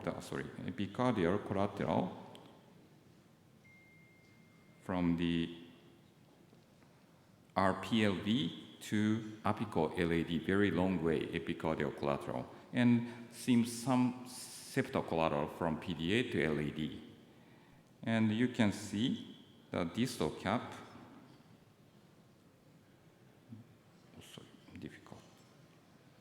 So distal cap was located at the bifurcation of a large diagonal branch. Okay? This is the distal cap, and you can see 1, 2 a large diagonal branches. So according to the original diagnostic angiograms, my target CTO lesion was LAD proximal CTO, of which occlusional length was less than 20 millimeter. Very short CTO with a large epicardial collateral from the PLV to the distal LAD with doubtful septal channels. Exactly. And you have a CTO at the distal bifurcation. You have a yeah. distal bifurcation CTO, then followed by a distal bifurcation. Yes, exactly. By the initial angiogram, which was earlier given, looking like a challenging case, but can be doable. Yes. Especially for Matsuno, it is not easy. Okay. So you will be having some discussion now, or we are going forward?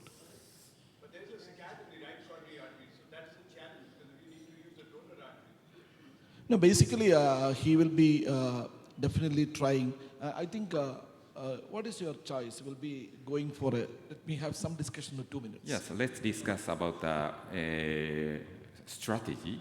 That is what. After looking this angiogram. I understand, that is why. We don't want to go into the next one. I think looking at this scenario, it's a short segment CTO, and with the SCAD on the right coronary artery, making it a really difficult thing. Plus, we have a very large epicardial collateral, which is connecting right up to the apex. So, I mean... Two things actually, whether we will go antegrade or retrograde. Yeah, antegrade for sure. Antegrade, if antegrade, because we really don't know where is the ostium, probably near to the septal artery, so may require an IVUS guided puncture.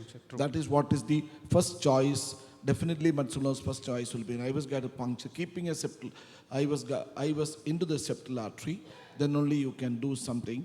And probably our IVUS, you know that it is actually the Boston IVUS. Hamanaka. Yeah, but from the, could you see the areocranial view again? Over LCA, right? I think these are all earlier angiogram which was not done by him, right? Yes, so sometimes there's still the space right after the septal branch and also from the diagonal branch. In that situation, if we see the IVUS from the septal branch... keep that angio... okay, just next. Okay. Yeah. This way, I think it's blunt, but from the caudal view. Can you just show the caudal? Skip it. Yeah, I think that there are some. The entry is just over. Just near to the septal artery. Near to the septal. That is why it was. We have to keep an IVUS catheter into the septal rather to the diagonal. Still, but we can see the only the entrance. Some nipple. No, it's a nipple, but it's not. We just actually just can't find if the Yes. intima Yeah, or. this is a very important point of this case. At our first glance, I thought this CTO case was so-called no stump proximal cap CTO, very difficult one. But after What was your strategy even to not that day's angiogram? By seeing this angiogram, mentally what was your preparation? Whether you are preparing for an antegrade or retrograde approach? What was your approach? Yes, antegrade. Antegrade. Yes, That too IVUS guided. Consider IVUS guided. Yes. So if it is not IVUS, then you will take a dual lumen catheter as the first one, or you will take directly with a single lumen catheter? Yes, it is very important point because there is a good septal branch proximal, close to the proximal cap, and the lumen size of the proximal vessel is very big. So sometimes it is very difficult to puncture the proximal cap with a single lumen microcatheter because of the inadequate supportability. So it is very, it sounds very attractive to use the dual lumen microcatheter placed over the wire, placed within the septal branch. So Matsuno, your choice will be number one, a dual lumen catheter, keeping one wire into the septal and trying. Second choice will be IVUS guided puncture. Third will be retrograde. Yes. Like that? Especially in the case of the no stump CTO, I prefer the advancing two workhorse wire to the side branches, one for the dual lumen microcatheter and the other for the IVUS. Yes. Okay. Any opinion from what the crowd? Size, catheter you would like to take an 8 French upfront catheter here, or you would go with the 7 and upgrade to 8 if you have to plan an IVUS guided puncture? Which one? 8 or 7? If I perform serial PCI in Japan, I prefer 8 French for IVUS guided puncture with a dual lumen microcatheter, so we feel less friction. Yes, we are much more comfortable. So if outside Japan, you will use 7 French? 7 French, yes. So any comments from the audience? I think he wanted to make a comment. Which IVAS we prefer? Do you have any Actually, forward-looking? whatever IVAS available in India is only No, HD IVAS. do you have forward-looking view, or we just see the side view? And We actually should be practical about India now. Okay.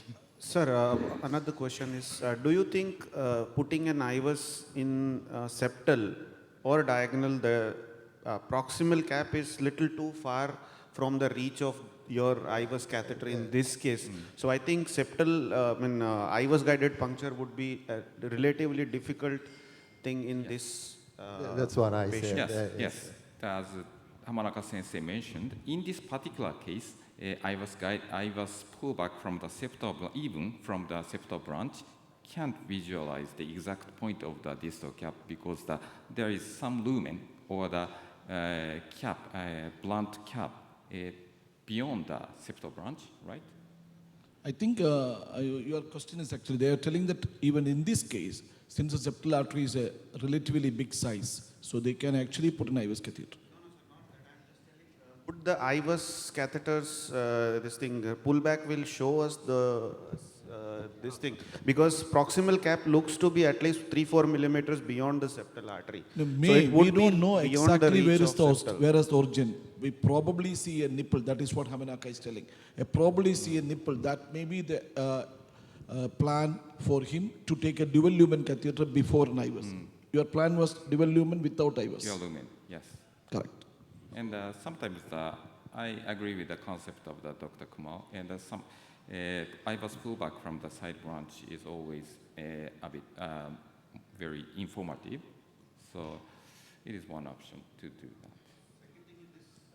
Proximal LED looks quite big. Would you like to go with the a guide extension catheter just to stabilize the microcatheter in a better way as compared to going only with microcatheter alone? I mean, if you have to go with a single lumen microcatheter. There are several options to stabilize the microcatheter or the increase the support of the microcatheter. One is to use the guide catheter extension and reduce the lumen size of the proximal vessel. And the second one is to use the dual lumen microcatheter. There are several options. But my preferred option is the most simple one, to use the dual lumen microcatheter. If you use the guide extension, you cannot use the IVAS and That's actually the point. If you are only planning for a dual lumen catheter, you can take a guide liner or a guide extension catheter. Otherwise, he has actually multiple plans. Yes. He is actually having multiple plans. The first plan is a dual lumen catheter. Second is actually dual lumen IVAS guided puncture. Then definitely he is actually having an epicardial collateral, right? Exactly. Yes. So I just have a question. If your antegrade fails, you have backup plan of retrograde. But do you think you have any concern because of the right coronary disease? Yeah, I was much concerned about the RCA lesion. So I originally planned to start from the antegrade wiring, antegrade wire escalation, and parallel wiring if applicable. And if unsuccessful, I plan to move on to the retrograde approach. And if I do the retrograde approach, I needed to fix the RCA lesion first. But this kind of recognized very complicated structure RCA lesion is very difficult to be crossed with a wire. So anyway, if we need a retrograde approach, I plan to put stent first for the proximal to mid part of the RCA and try retrograde approach via septal collateral first, and then move on to the ipsilateral But you collateral. could see any septal collateral? We don't know. Yes, I think that there were some collaterals. Yes, But better injection may give you a lot of ideas. Exactly. But today's injection will make your life better or not. Always lucky people will have a lucky angiogram. Can we see the angiogram? Fixing this RCA is another live demonstration case. You can do that also with the CTO plus fixing of the right coronary artery, you know. I think lucky people, this Matsuno is one of the most luckiest cardiologists in Japan. You know, we will see what is the angiogram today. Yeah. Can you see? Thank you for a good comment, Dr. Kumar. And you can easily know that my recorded video is only 20 minutes. Yeah, I originally planned the primary antegrade approach and followed by the rescue retrograde approach, but please let me show you the initial angio yesterday. And this is the dual injection angiography. Yesterday's system was right radial, one femoral and one radial. Right radial and one right femoral. So you took an injection only from the right side first? Yes. Okay. But you're surprised the right side is not showing, minimal. You can find the collateral from the right RCS side has dramatically reduced. That means the improvement of the antegrade flow. So you can see almost TIMI3 flow within the occlusion. So actually, by seeing the first right injection, you were so desperate, right? Yes, desperate. Because you are thinking that what I have to do, right? Yes. So Matsuno's level of skill, he made us very unhappy. If I was in your place, I would have been the very happy person. Actually, I was happy. Happy. Okay. Okay. Thank you. And anyway, I speculate that the patient recently developed chest pain. So that means the occlusion part of the plaque composition was nearly the thrombotic. So after the initiation of the dual antiplatelet therapy, that thrombotic composition was resolved, and resulting in the recanalization of the occlusive lesion. The catheter you have taken, the right side is actually a guiding or a guiding? What is the right catheter? The right catheter was... right is a diagnostic. Diagnostic. Right, yes. Okay, it's a diagnostic catheter. You're mentally prepared for an antegrade puncture initially. Okay. So you can find the antegrade flow, but still it seems not so simple because the recanalized channel was very tortuous and tricky. So in my experience, it is sometimes difficult, challenging. So I thought the wire selection is one of the issues. So I often use the SO3 in this kind of case because if I select the XTR easily exit from the remaining channel and migrates into the plaque or the thrombus. Yeah. So I think the wire selection is issues to be considered. You selected a SO3 in this case. Yeah. I wonder if there's who gonna use the SO03 from the audience. SO3 in this case? Yeah, in this case. In this case, no. Oh. Okay. XTR. Hamanaka will use a SO3? Yes, I would use. Okay, yeah, XTR. Yeah. XTR. Same opinion. XTR. Why actually you choose SO3? Sion black, yeah. Sion black. Sion black. Yeah. This is the same discussion in this early morning today. Oh, really? Yes. But I prefer SO3 in this kind of case. But in this particular case, I first select Sion blue to advance the Corsair Pro close to the proximal cap, and this Sion blue nicely crossed the lesion. You taken a Sion blue only to go up to the proximal part of the segment, then take a SO3 was your plan. Okay, let us see the...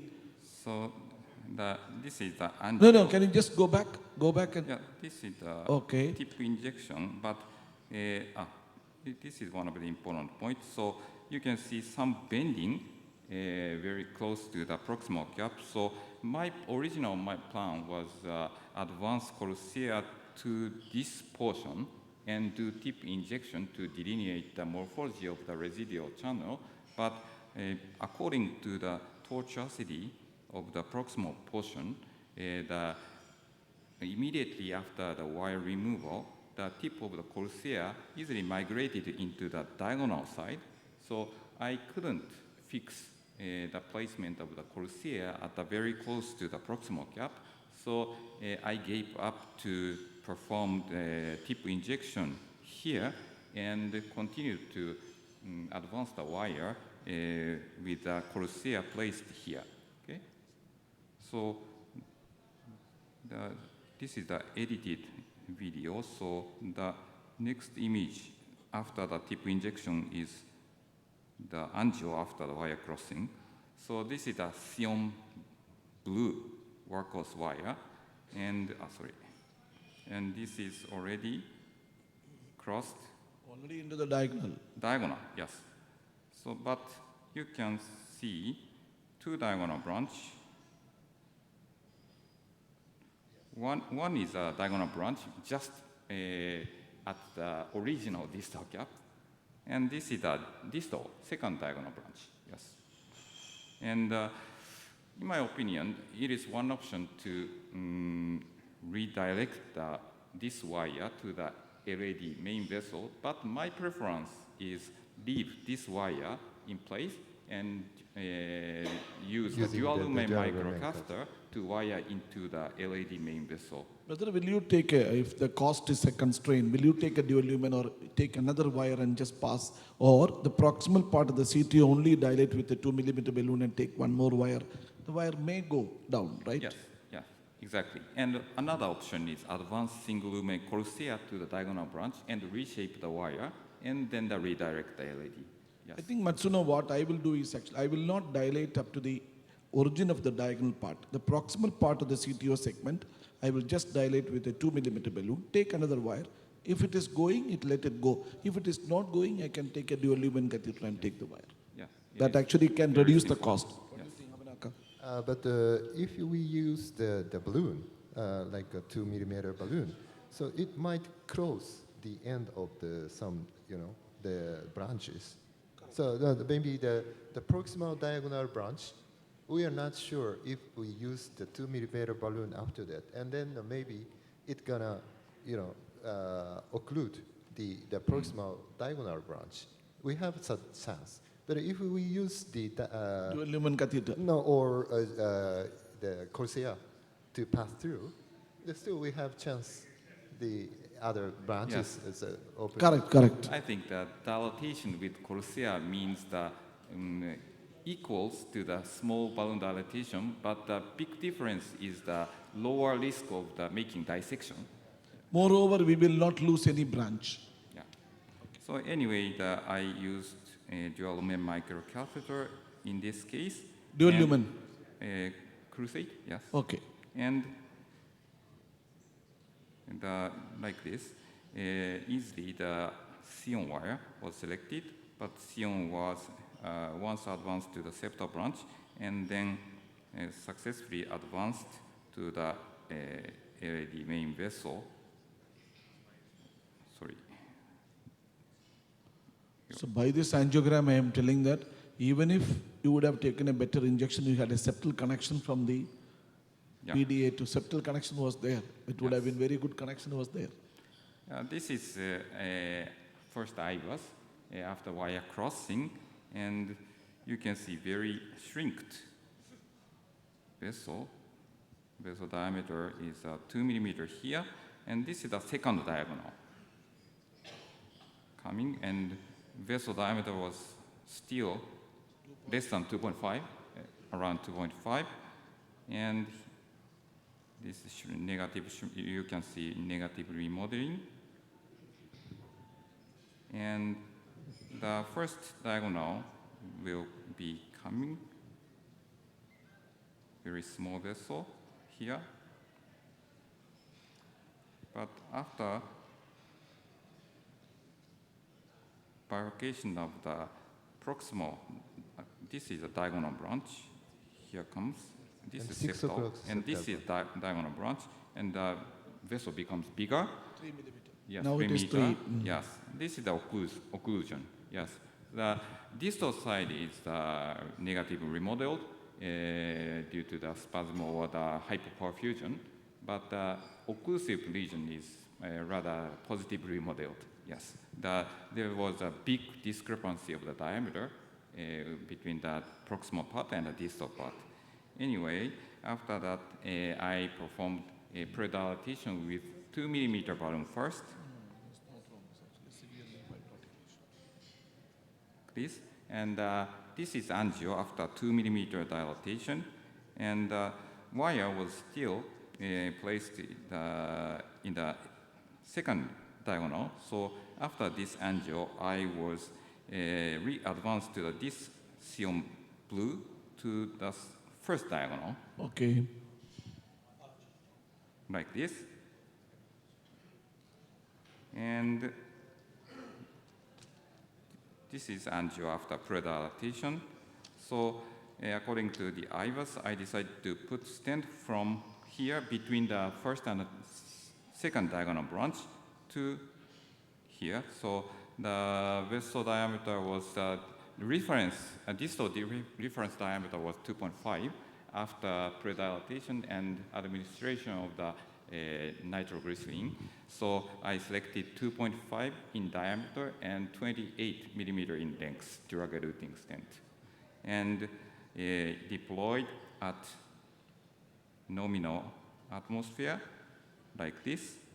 And according to the IVAS findings, I added a pot for the proximal cap with 3 millimeter balloon, but for the positively remodeled part, 3 millimeter was not enough. So I added 3.5 millimeter NC balloon dilatation for the positively remodeled part. So this is the end of my procedure. Did you do anything to the right system? Right? Sorry? Right coronary, you did Yes. anything? Nitroglycerin. Yes. No, right coronary. RCA. RCA, yeah, left only. Yes, left only. Yes, this is the final angio. The angiographically and IVAS, according to IVAS findings, show the perfect result, I guess. Great. It's a great case. Yeah. Basically, you mentally prepared for everything, and it was to the surprise for the operator as well as for the patient as well as for the hospital and for the audience also. In your practice, what percentage of cases turn out What like actually this? usually we do, whenever we plan for a CTO workshop and all, we call all the patients, and one day before, if at all we have 3 cases are there, I just usually call 6 to 9 patients. One patient may have fever, one patient have diarrhea, one patient have family problem. Then 2-3 patients may have these type of surprises. So what I do is actually, I do an angiogram one day before, and that too only radial, to see that some CTO is still there or not. If CTO is there, we will keep for the next day.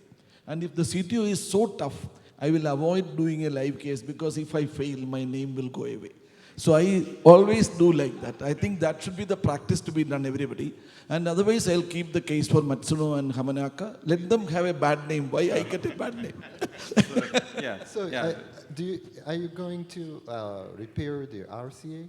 I don't know, because the hospital people, if they are able to, it is your patient. Yes. Actually, he is a rich man. He can. Why did you do the RCA? What is your plan? We have not yet done anything, sir. It's just scared, so I think we'll just manage. RCA looks like a spontaneous dissection. Yeah, it looks like that. Yeah, that's what. If the patient is totally asymptomatic, you can just leave it. Yesterday, what our plan was, if we needed to go through the retrograde approach, we would first fix the RCA and then. I think Anil wanted to tell some comment. Could the pathology be the same in the LAD and the RCA? Because there are different types of manifestations of even SCAD. You have type 1, type 2, type 3. So could this have been the same? There would be a commonality of the theme, especially since this was a young patient. Since you have taken IVAS there, you could have done an IVAS there. Actually, if you had done an IVAS and not done a stent, then that would also have been inappropriate, because you would have got through the wire and seen it, and then ideally you can't put it in a stent. It's a young man, recanalize it, or wait for 8 weeks and then. Yeah, RCA lesion is very complicated. It seems difficult, but after LAD recanalization, there will be the chance of the septal collateral from the LAD to RCA. Now LAD to septal collateral is there. LAD septal collateral can go to RCA and. Take care of RCA. But basically, you could have done an IVAS, because the IVAS catheter was ready. Can you see the septal channel from even if you see the distal part of the LCX also, the distal part of the LCX also, there is some degree of SCAD is there. Yes. The distal There are part some- of the SCAD. nice- So as Dr. Anil said, I think LED occlusion also is a part of the SCAD. So usually it's only 40, you have to see the age of the patient is only 41 years. And I think, I don't know whether he's a smoker or not. Smoker. He's a smoker. So in smokers, the SCAD is very common in multiple territories.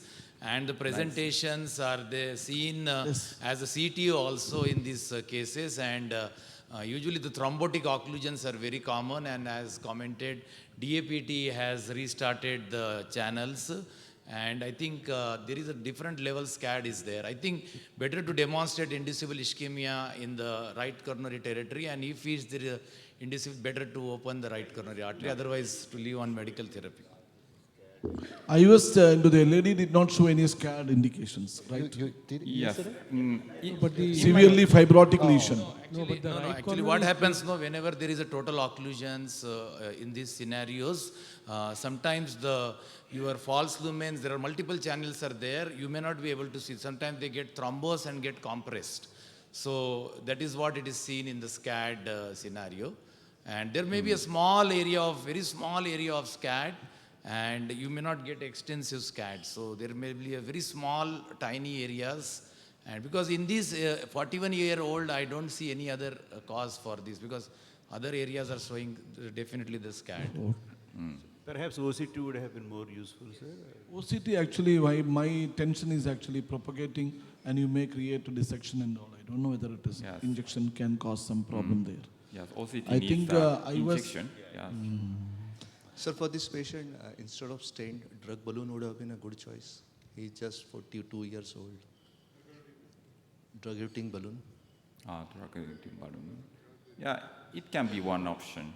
No, that is a Problem is there fashion of the day. significant disparity between the proximal vessel and the distal vessel. We needed to do significant repeated part with different sizes. I know initial plan was like, it was looking like But, CTO. yes. Need not have come into the proximal vessel to treat that. But actually, Anil, if you have a 28 millimeter vessel with a 14 millimeter of 3.3, 2.5, 3.5 vessel, and distal is 2.5.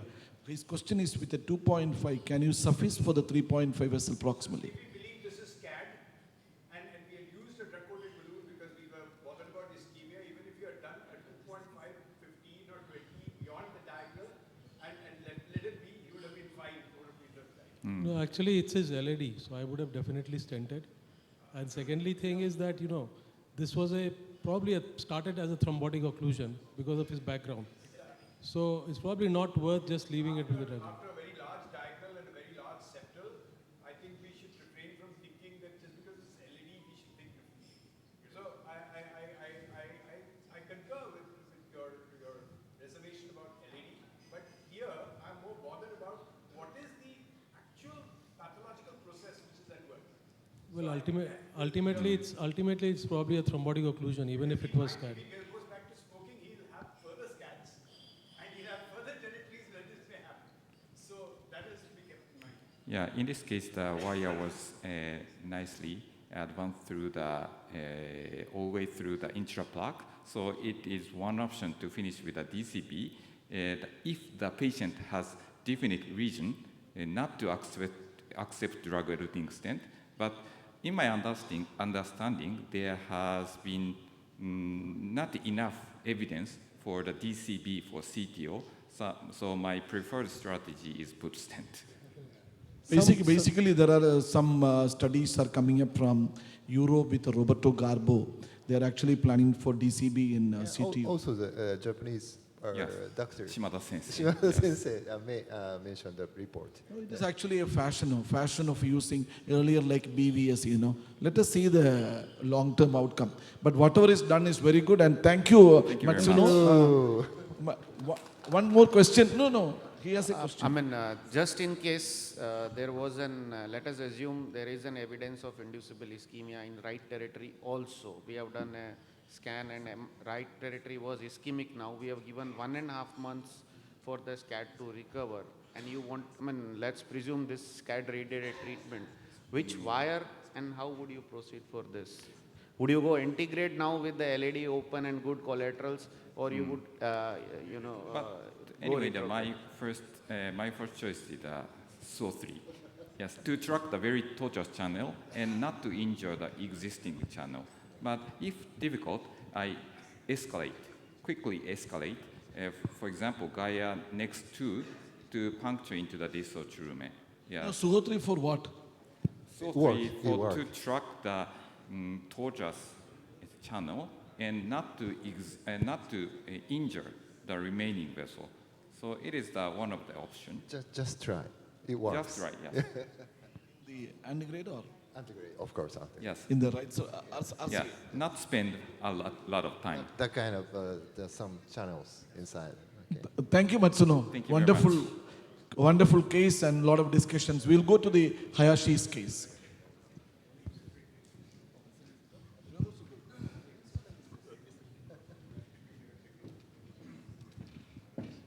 Srikant, the Eram is there. You can come and join. Okay.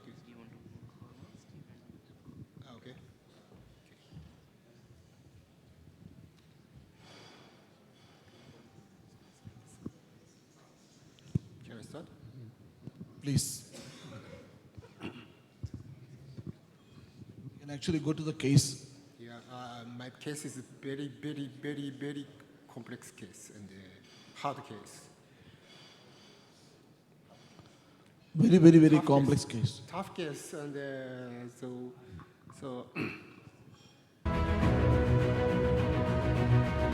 Akshay, can you just go to the case first?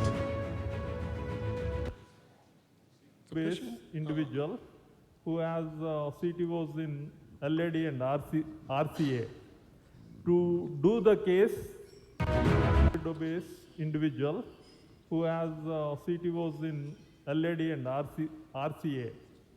To do the case, we have Dr. Hoyashi from Japan.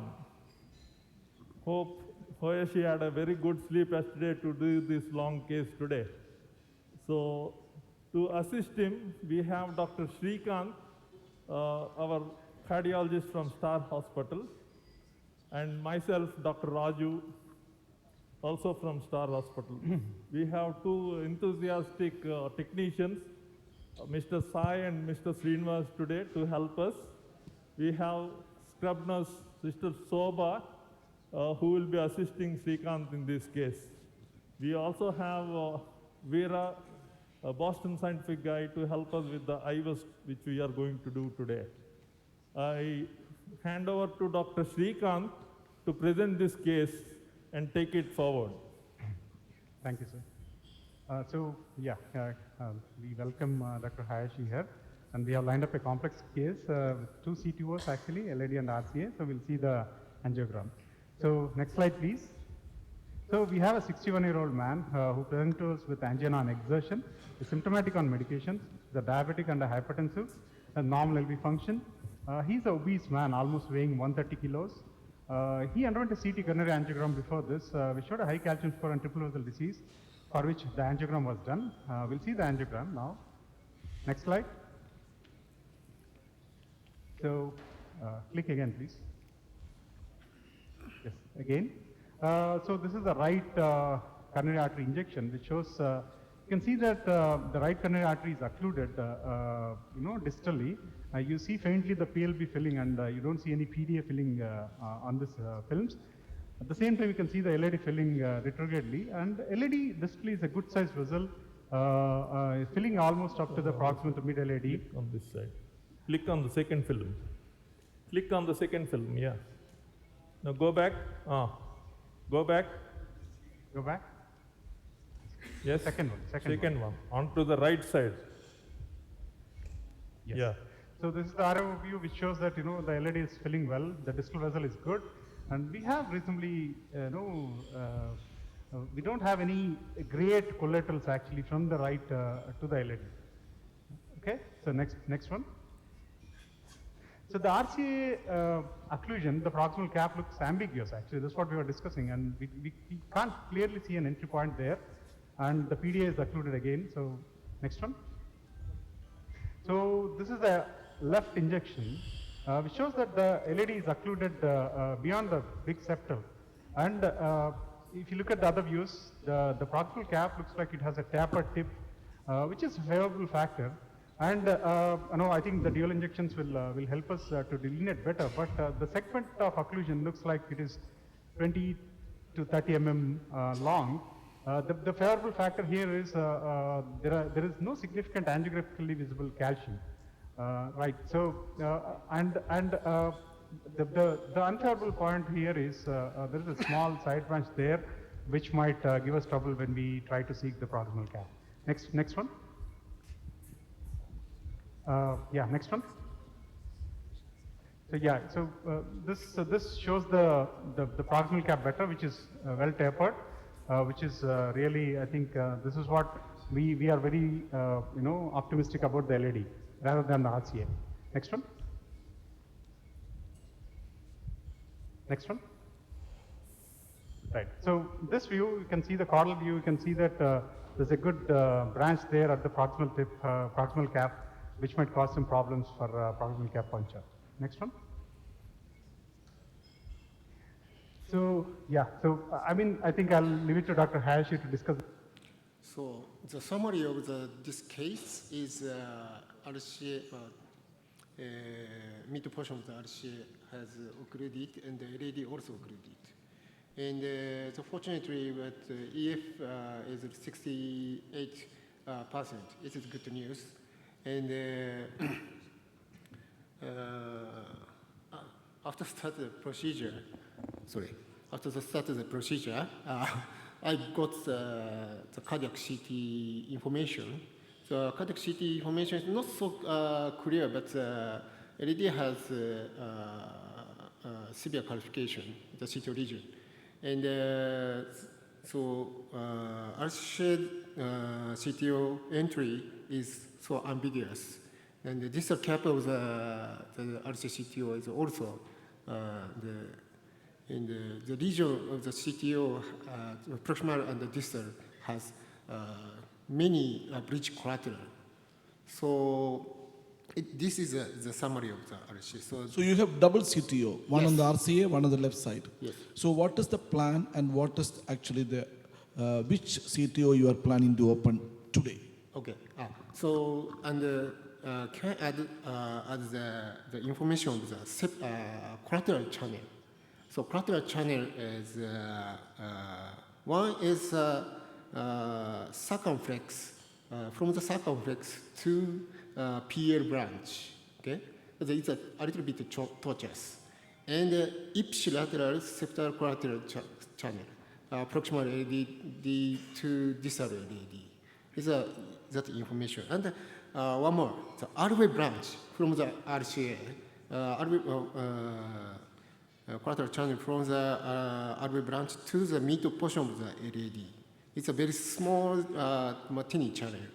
So the septal channel to the PDA, some collateral is there for the right side, for the left side, from the proximal LED to the distal LED, but these are all not very good interventional collaterals, right? But also there's the corner Is there. It's a big conal collateral which is going right at the distal cap. So anyway, non-interventional collateral from conal. These are all actually, it is a tough collateral, number one. Number two, your emerging point, angled emerging point is less than 5 millimeters. So I think it is not an excellent collateral to attack. So basically, your plan is to do LED or RCA? I choose LED. LED. So LED antegrade approach. Yeah, just antegrade. So because, okay. So what was actually your assumption of before doing the case? What is the chance of success? Okay, so let me check again. So there's the clear retrograde channel. So I show you the bilateral angiogram. Yesterday's angio is more clear. Yeah, Oh, because okay, I okay, use okay, go ahead. That is why. I wanted to see today's angiogram, bilateral angiogram, with injection taken by Hayashi. Probably it will be very good. But okay, this is the Okay, AL okay. guiding, and it goes to deep inside the RCA. So could you give me your cranial? From the diagnostic 30. angio, we can see the collateral channel from the corner branch. Yes. But generally, cornus branch is very fragile easy to make a perforation. Of course, but you can use that as the diagnostic. Yes. Yeah. So as you can see, this are cap of the. F first, shall I? Yeah. Okay, To proximal cap of the. One more time, just a moment. Here. So, I don't know where is the entry of the RCA CTO. I can't confirm it. So it is if I choose some stiff wire. Now your plan is to go to right side. Okay, no, LED. So after if I could recognize LED by antibody and not so much time. So I continue to perform the PCI, go to the RCA treatment. So that's Hayashi, now your plan is to go to RCA. No, LED. LED only. This keeping a wire only as the. Okay. Because it was very difficult to engage the guiding catheter. Plus L1. Okay. Just keeping it. So we had trouble engaging the RCA. So you have to keep you are keeping a catheter like me had a trouble of coming out and all. Exactly. Just keeping a wire for the safety purpose. Okay. So once unplugged guiding catheter could engage to the RCA, but easily disengage the guiding catheter. So I put the wire okay. And so I think the RV branch collateral channel is suitable for the. Now, can you show the today's injection and then we will discuss? Okay. Can I show the injection? Hamanaki wanted to discuss with you. So the first, we can see the entry point of the taper, and so I choose at first I choose. Can you just stop for 1 second? Hamanaka, plan now. Firstly, you checked the tip injection before starting. Yeah. So. Oh, this one? No. So at first I check the collateral channel. Oh no, nothing. That is edited by Srikanth. Srikanth, you are a very bad man. It's there. Can you just allow to go? Hayashi, yes. 1 second, you just allow the. We check the septal collaterals to see if any proximal LED collateral is supplying the collateral. Okay. So then we thought they're not much useful. So this is the septal injection basically. Because each collateral is safer compared to the RV branch. No, you checked for septal to septal connection. Yes. You just for the homocollateral septal to septal connection. You could not see properly anything there. So guide extension contrast injection contrast by the guide extension is not clear the ipsicollateral channel, but so sometimes the microcatheter can make a clear the ipsicollateral channel.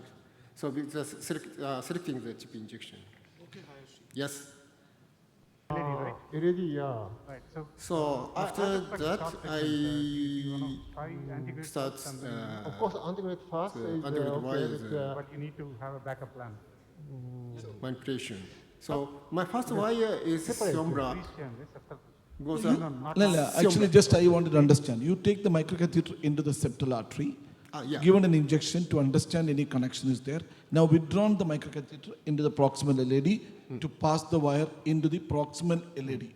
Correct? Yes. And your wire is taken. Which wire you have taken now?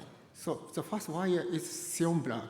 So this is my principle about the CTO procedure. So at first I tried to the loose tissue tracking. So I use a Sion black, and if the failure by the Sion black, I change it to the Gladius. So because that wire is a very safe wire, so never go to the outside of the vessel. Okay. Your plan of wiring was initially cyan black, then Gladius. Yes. I think Habanaka, can you now discuss something? It depends on the one's favorites. Maybe I gonna use the XT4R. Actually, I personally feel that if I try, I'll keep the microcatheter there and take as XTR to see the feel of the lesion. But he tried. Sorry, XTR. So if we can see the visible channel, small channel, I choose the XTR. But this case is no, how can I say? Nothing is seen. Yeah, completely occluded. So sometimes in invisible channel also, you may get out with some good idea with an XTR. But you decided to take a. Yes. If there is no comment, we can go ahead. Just go ahead, right? Yeah. It's Can okay. you? Oh, sure. Okay, go ahead. Go ahead. Okay. So, but the Sionblack and the Gladius is also It is Gladius? Now Gladius, maybe Gladius. So it's stuck. So maybe due to the severe calcification. I think the angle which is going little away from the origin. There was an angle, actually there was a curvature there. So, but I can't, how can I say, control, I can't control the direction of the tip of the wire. So I changed the, and yes. There was a curve like that. The entry of the CTO is very hard. So I use a fine cross. But the fine cross never cross to the enter the CTO body. So I changed the wire to the Gaia next to 2. Gaia next to 2. So the third wire. One is actually cyan black, Yes. second is actually Gladius, Yes. and the Yes. third is Gaia next Yes. to. Actually, my preferred choice would have been XTR, then Gaia next to. Now, earlier it was Gaia, now it is Gaia next to is available. So, but I want to point out one point that so before starting using the stiff wire like Gaia X2, so we need to make the system to clearly visualize the the retrograde CTO end, and without the just direct injection from the guiding catheter, but maybe in this situation you can use the microcatheter into the septal branch only, Yes. and you can see the. Yeah. So actually, Hayashi, 1 minute. Are you telling that you will keep one more microcatheter into the septal channel like Amasaki did? Actually, you will keep one microcatheter there and give an injection so the distal vessel can be well visualized. Or one does in a conus branch. Okay. Yes. Okay. In the cornel branch would be more useful probably. That is what is showing the distal cap very clearly. So I think one microcatheter into the cornel branch for injection. Hayashi, you ever thought about that? Keeping one more microcatheter in the conus branch or in the... Yes. Before that, starting the wiring, I check the tip injection at the septal branch, but the septal branch, the tip injection can't make a clear the ipsi collateral. No, that is what they are telling. So- Instead of in the septal branch, they are actually telling that conus... So maybe the position of the fine cross is too proximal. I think that I have to advance the microcatheter Little more deeper. distally. Yeah. Okay. But it's my fault, okay? No, there is no fault. We are learning. We are learning. You know, we are actually. We would have done much more mistakes than what you are actually telling us. So after I changed the Gaia next to Gaia next to goes how can I say this, straightly this direction, and I changed it to the Confianza 12. And, But CP, my question is this angle. There was an angular angle that part. So CP12 will be helping us or not? Sorry. CP12. That is Confianza 12. CP12. So usually I never choose the Confianza in this situation. If I can I can establish the retrograde method. Because before the reverse cut, I don't want to make a perforation using the confluence or something, the stiff wire. Because reverse cut means a subintimal connection. Before, so that means if already the perforation is occurred by... No, Hayashi, you are telling that you don't want to use a confianza. Now you've taken a confianza. Okay. I am confused. Sir, I think there is a clearly visible calcium at the distal cap, Yes. which is seen here. So he will need a stiff wire. The only issue is that bend which is there where the first wire was stuck. So how to negotiate bend? That bend would be the thing. And I think a directable wire would be something which we should go with. Confianza will be too risky. He has taken a directable wire of Gaia next to, he failed. Now initially he tried cyan black, then gladius, then Gaia next to.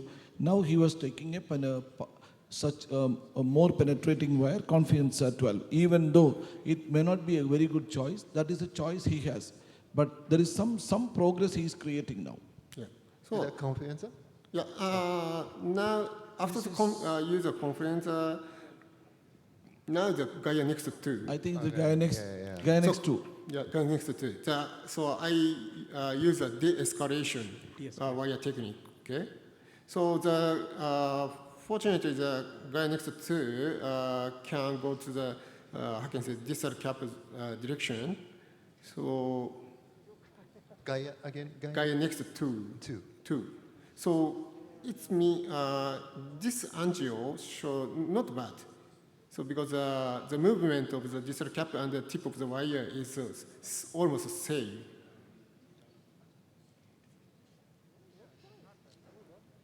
Okay, but the wire.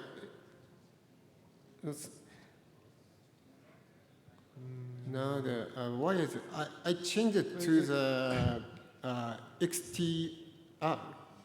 You didn't change the microcapacitor? Of course. First I choose the guiding caster for LCA.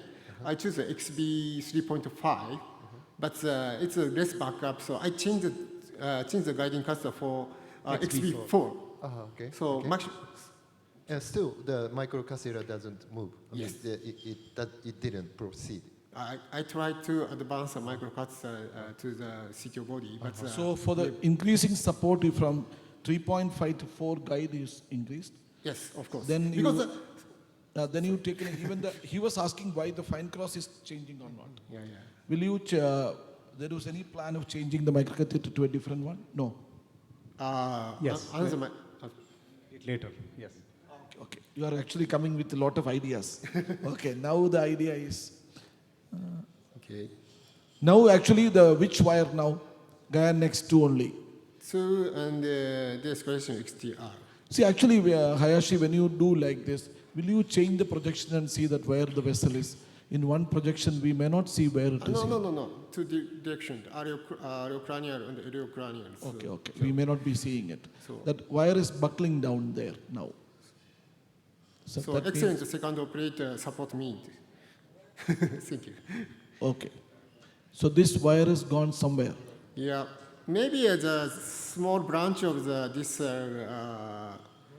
So finally, the XTR catch the diagonal branch. Look at the movement. It doesn't look like subintimal.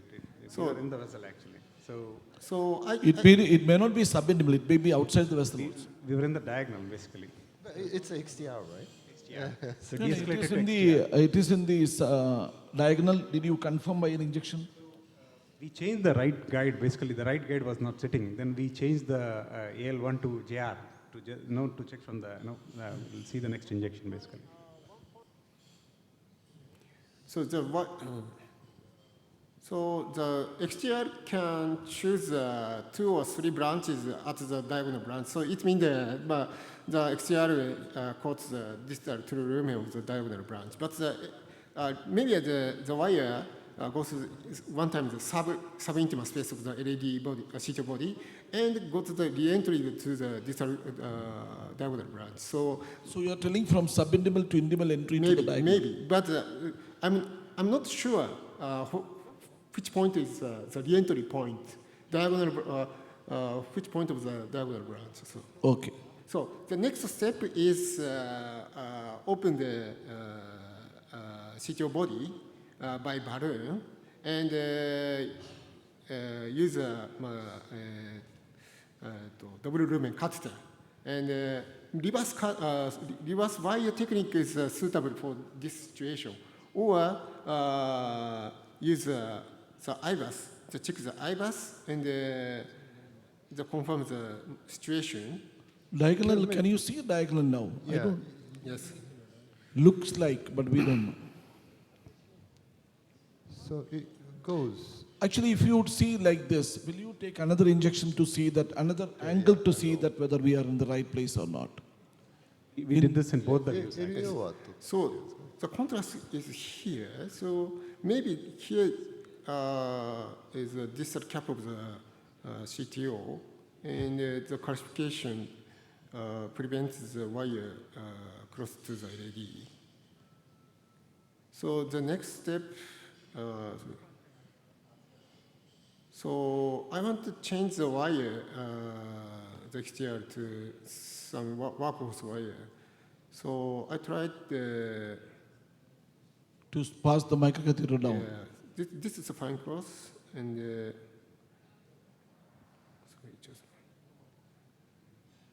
so suppose guide dozilla. Now you take a guideliner. No, you didn't try the Corsair? No. So guideliner. You recommend use a Corsair in this situation. So I want to try the Corsair. Okay. So before the use a guide dozilla, I tried to the 1 millimeter balloon or something. So I tried the balloon, the 1.0 by 5 millimeter and 0.75 millimeter balloon. But both the balloons never cross. So your guideliner gone to the proximal part of the CTO segment. Yes. Almost at the proximal part. Yes. But after that, the microcatheter is buckling, right? Yes. So the proximal part of the LED, proximal to the CTO region, the base size is so too big. So it is easy to prolapse the wire and something, any devices. Okay. Okay. So this time you were thinking that you are in the proximally in the true lumen, or you are in the doubtful thing? Maybe, but because I feel the classification at the proximal cap of the CTO. I understood, but proximally you are thinking you may be in the subintimal or intimal. Yes. So if it is, you are thinking it is totally intimal, we would have dilated that part, right? You do a balloon dilatation now. He already done. Done? Yeah, the balloon. Balloon, no balloon. No. No balloon crossed. So we tried 1.0, 1.0, 0.7.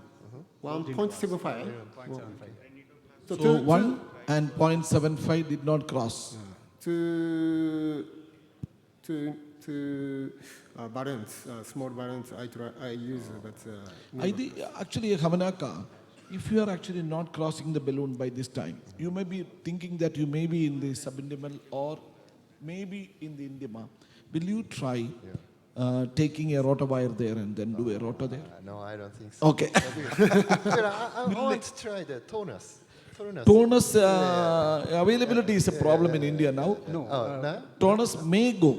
Luckily we had tonus actually. Yeah, turnpike. Turnpike spiral. This Turnpike gold may go. So this angio show the tonus. It's a tonus. Tonus also did not go. Doesn't work. Oh, actually, if the tonus does not go, probably turnpike gold also may not go. Okay. But I don't want to use the rotor. You don't want to use a rotor now. Okay. So what's the plan? So next is I use a double lumen catheter, Crusade, and I change the, I try to make another entry point by using a confianza, a CP. No. Now you are actually taking the tonus out, taking a double lumen catheter, that is Crusade or Sasuke? Which one? Crusade. Crusade. After that, you want to take a CP12, keeping this wire, and take another pot. Yes. Okay. We are trying parallel wiring basically. Parallel wire or some other channel where it may be creating some. Otherwise, difference. also putting a second wire and creating, that can make it the balloon pass over the second time when you try and make the plaque modification over there. That could help in passing of the wire. Actually, the plaque modification here is a question mark whether really if it is in the subintimal space where really nice strategy, I guess. It's not a nice strategy. Could have probably helped. We really don't know we are in the intima or subintima. The most tricky thing here was he was an obese man, and we had already given 23,000 heparin. So 33. Today. 23 only. Today one patient was given 35,000, man. You don't worry about 23. We are actually competing. Who is the maximum? You will get second prize only. Able to up his ACT. We are not able to up his ACT. Yeah. So we are concerned about that as well. Okay. Let us show next. Yeah. Because these people will not allow you to stand after 9 minutes. So almost this movie is end of this movie. Hey, movie finished. Yeah. How? So because so okay. Calm down.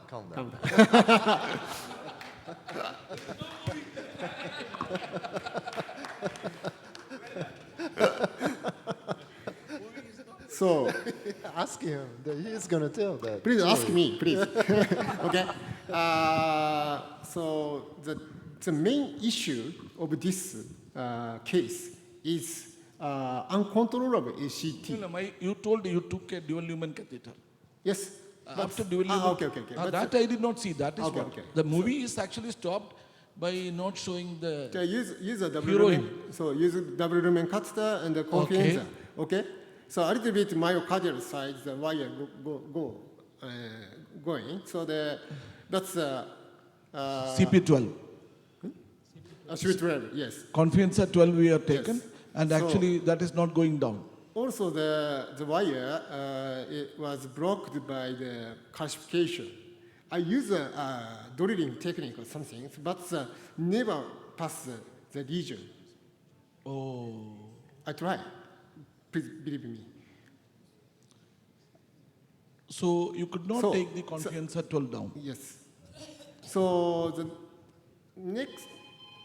Now my questions are different. So before the started procedure, I was planning if the LED antigrade is failure, I switch to the RCA recanalization by using retrograde method. But the ACT is uncontrolled because of, the patient weight is over 100. And we use the 23,000 heparin, but the procedure time is not so long. But the ACT value is about 200. So sometimes less than the 200. And this case is RCA and LED also occluded. Of course, and the RCA, the collateral is from the circumflex. If the retrograde try to establish the retrograde method from the circumflex, and once the thrombus go to the circumflex, it means 3 vessel occlusion. I'm afraid of the cardiac arrest, so I give up. Okay. Actually, my questions are, anyway, we stop the procedure there. If you are having everything in Japan, if the same case is in Japan, how you will do it? Can you just tell me? So, okay. If the patient, I treat this patient at my cath lab, I try to use the RV branch to the LED or circumflex. And the ipsi collateral also, I believe the interventional collateral channel. Where? Ipsi collateral, LED to LED. you feel there is an septal to septal Yes, collateral septal collateral channel. is there. Maybe we can negotiate by using a SO03. And after the, of course, once we try the integrate treatment method for LED, but failed, I switch to the ipsicollateral channel, LED treatment. So this patient, if you tried and failed in your cath lab, after how many days will you call and try septal to septal? Yes. What, after how many weeks will you? How many? Weeks. How many weeks? After 6 weeks? 6. Depend on the patient condition, but we 2 months because insurance problem. If the use after the LED PCI, immediately we treat the RCA. Sometimes the insurance can't cover it. But insurance will not be covered. Yes. So, if this patient, you may send for CABG. CABG if patient anyway unsuccessful, will you send for CABG?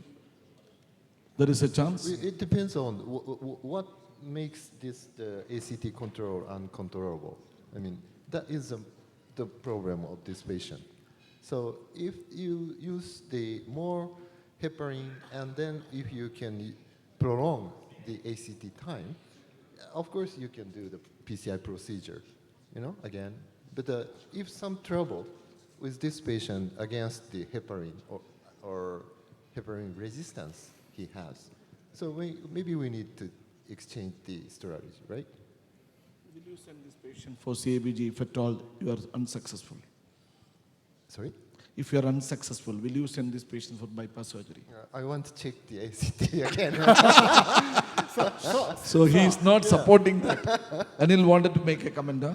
So we check the ACT again and again. That's, so total amount of the heparin is not so much, 23,000, but the procedure time is not so long. So, Anil, so there were obviously the decision not to send him for CABG was because he was 135 kilos, he was morbidly obese, there was triple vessel disease, and the comment was that there's not much calcium. I think there was more than severe if there is a calcium, there's severe calcium, which was visible. This is the fallacy of the angiogram. He was a no. yeah. Even what we were seeing, I'm sorry, Shrikant, what we were seeing was severe calcium. And your calcium score on the CT, we have to believe that it was nearly 800. Yeah. So there was severe calcific triple vessel disease. My thing is that you did cross, and what appeared to be a true-to-true crossing into the diagonal, you did cross. If you did have a laser available, do you think you could have, and now you could not deliver, you could not deliver a balloon, you could not deliver a microcatheter, you could not deliver a rotawire, you could not deliver anything else. So if you did have a laser, do you think this is a situation where you could have used in a balloon uncrossable condition a laser to modify the proximal entry point, then change to a rotor drive wire and do a rotational atherectomy? That's a good suggestion. Okay. But again, we were not sure about the intimal to intimal crossing. Same thing comes down to the same thing starts here. Second thing about CABG, we'll have to understand CABG also require a lot of heparin. Requires heparin. Yeah, so again there it is also a problem. 1 minute, Surya. I appreciate the way Dr. Hayashi took the decision because he has done everything for this is a double CTO, remember? Correct. This is a LAD and RCA CTO, which is also patient in jeopardy. Risk is more when double CTO. No doubt. Decisions to be based on not only the technical things, crossing it, long time he has spent, and radiation, contrast, this obesity, ACT not maintaining. These are all very important when you take a decision. You tried everything, integrate, except, as Dr. Anil said, laser is one option. Laser is one option. You should always, and tonus, I thought tonus should have been helped in this thing. They tried, but unfortunate that. And sometimes the double lumen catheter, I feel still you can enter that double lumen. He tried everything, that's why. only except the laser, I think. He tried everything. In this available scenario, whatever, next options of epicardial collateral going, unless you are familiar with the place where you are doing. I also, as a proctor, don't take the decision of epicardial unless I'm routinely doing that in my lab. This is a very important decision in the safety of the patient. No. I appreciate his decision. The decision is perfect. Only thing is whether laser can work out or not. That is what That's we are the only tool we don't know. We don't know whether that would have gone the same way as toners. We don't know. But that's one tool really helpful. No, whether it is subintimal also, Anil, we can try laser? Yeah, you can. You can do a subintimal laser as well. And the best part is even if the laser fiber does not cross, it usually modifies the proximal entry point adequately for you to now be able to deliver a microcatheter and a rotawire and do a rotational atherectomy or IVUS catheter subsequent. I think Hayashi, actually this case has given a lot of messages to us. There are cases where we may be and trying we really everything. applaud your efforts and your willingness to back out when I think there's really a Even, no. Even if actually you fail in one attempt with all these trials, the next time you may attempt the same thing, maybe successful also. So I think Hayashi requires applause. Well, one more comment, please. Okay. Two comments, okay? Three comments. Okay. So one is maybe in Japan, if I performed this case in Japan, maybe I try to use a rotablader. So because already the root in the body of the CTO, so maybe the rotor wire can pass the CTO, and using a 1.25 millimeter rotor bar, just only the proximal part of the CTO ablates, and after that I cross my fine cross or something. And I haven't less the experience of the laser, so I can't make a comment. And this is the last comment. No, you can make more. Three comments. So, okay. I hope next year I want to success the case. Okay. Sure.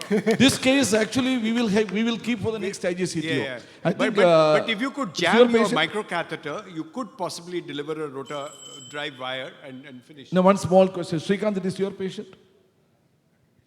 Ramesh, actually, we will request Ramesh to keep the patient for next IJCTO. Hayashi, thank you very much for the wonderful presentation.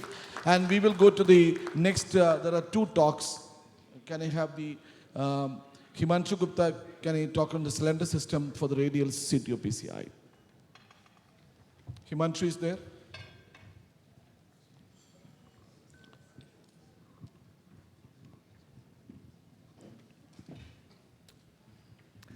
Good afternoon, everyone.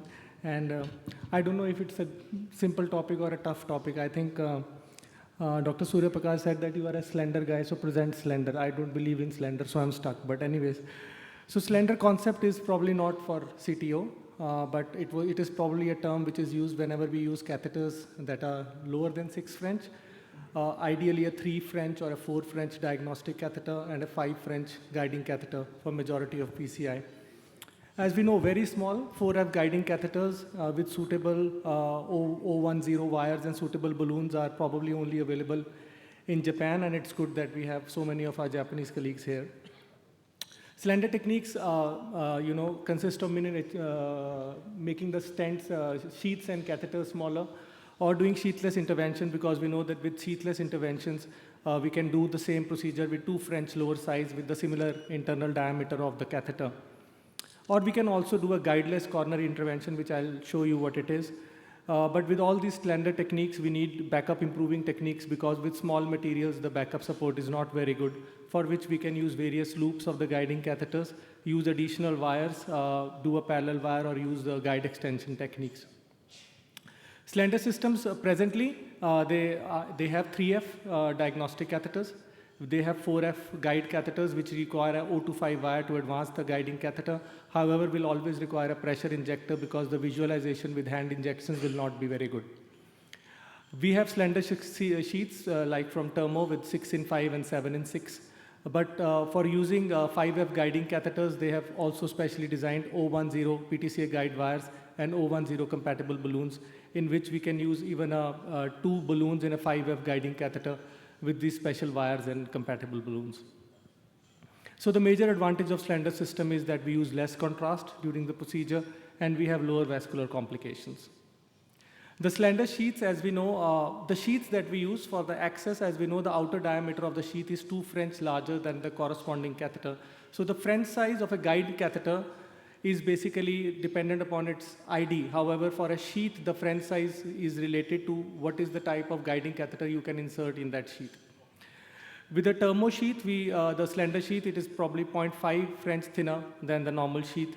With the sheathless systems, it's even smaller. So as you see in this slide, a 7.5 French sheathless system is a virtual 6 French system because the internal diameter is almost the same. However, the outer diameter is only 2.5 millimeter, which is similar to a 6 French sheath. So when we use a 7.5 sheathless system, we get an internal diameter of 6 French.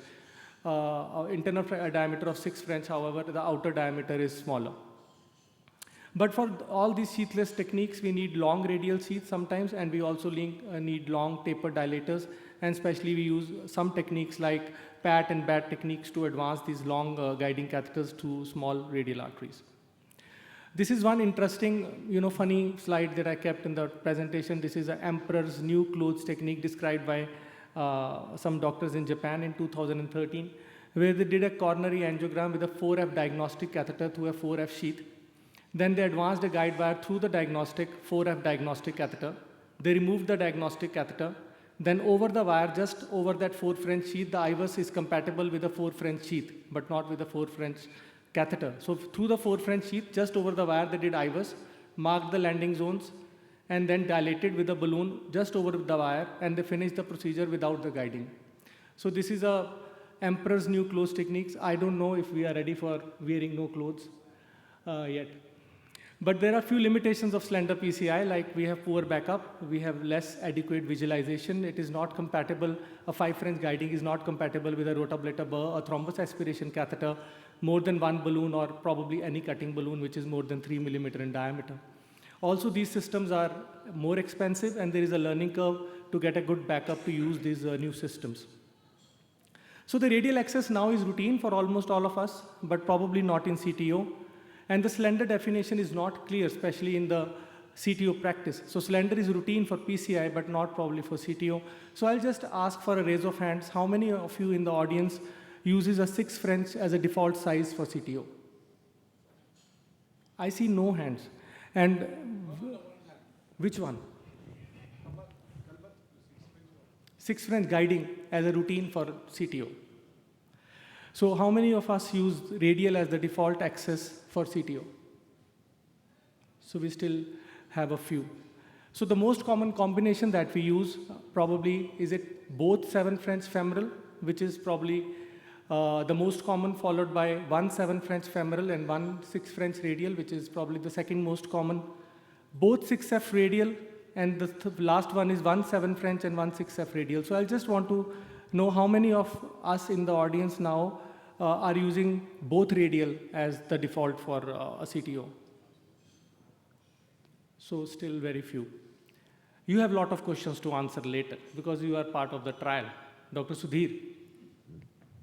So if we see the radial artery size variations, with a study which was done probably in Japan, so you can argue that the Caucasian population might have slightly larger radial arteries, but they found that only 60% of the men and 40% of the women are suitable for a 7F sheath.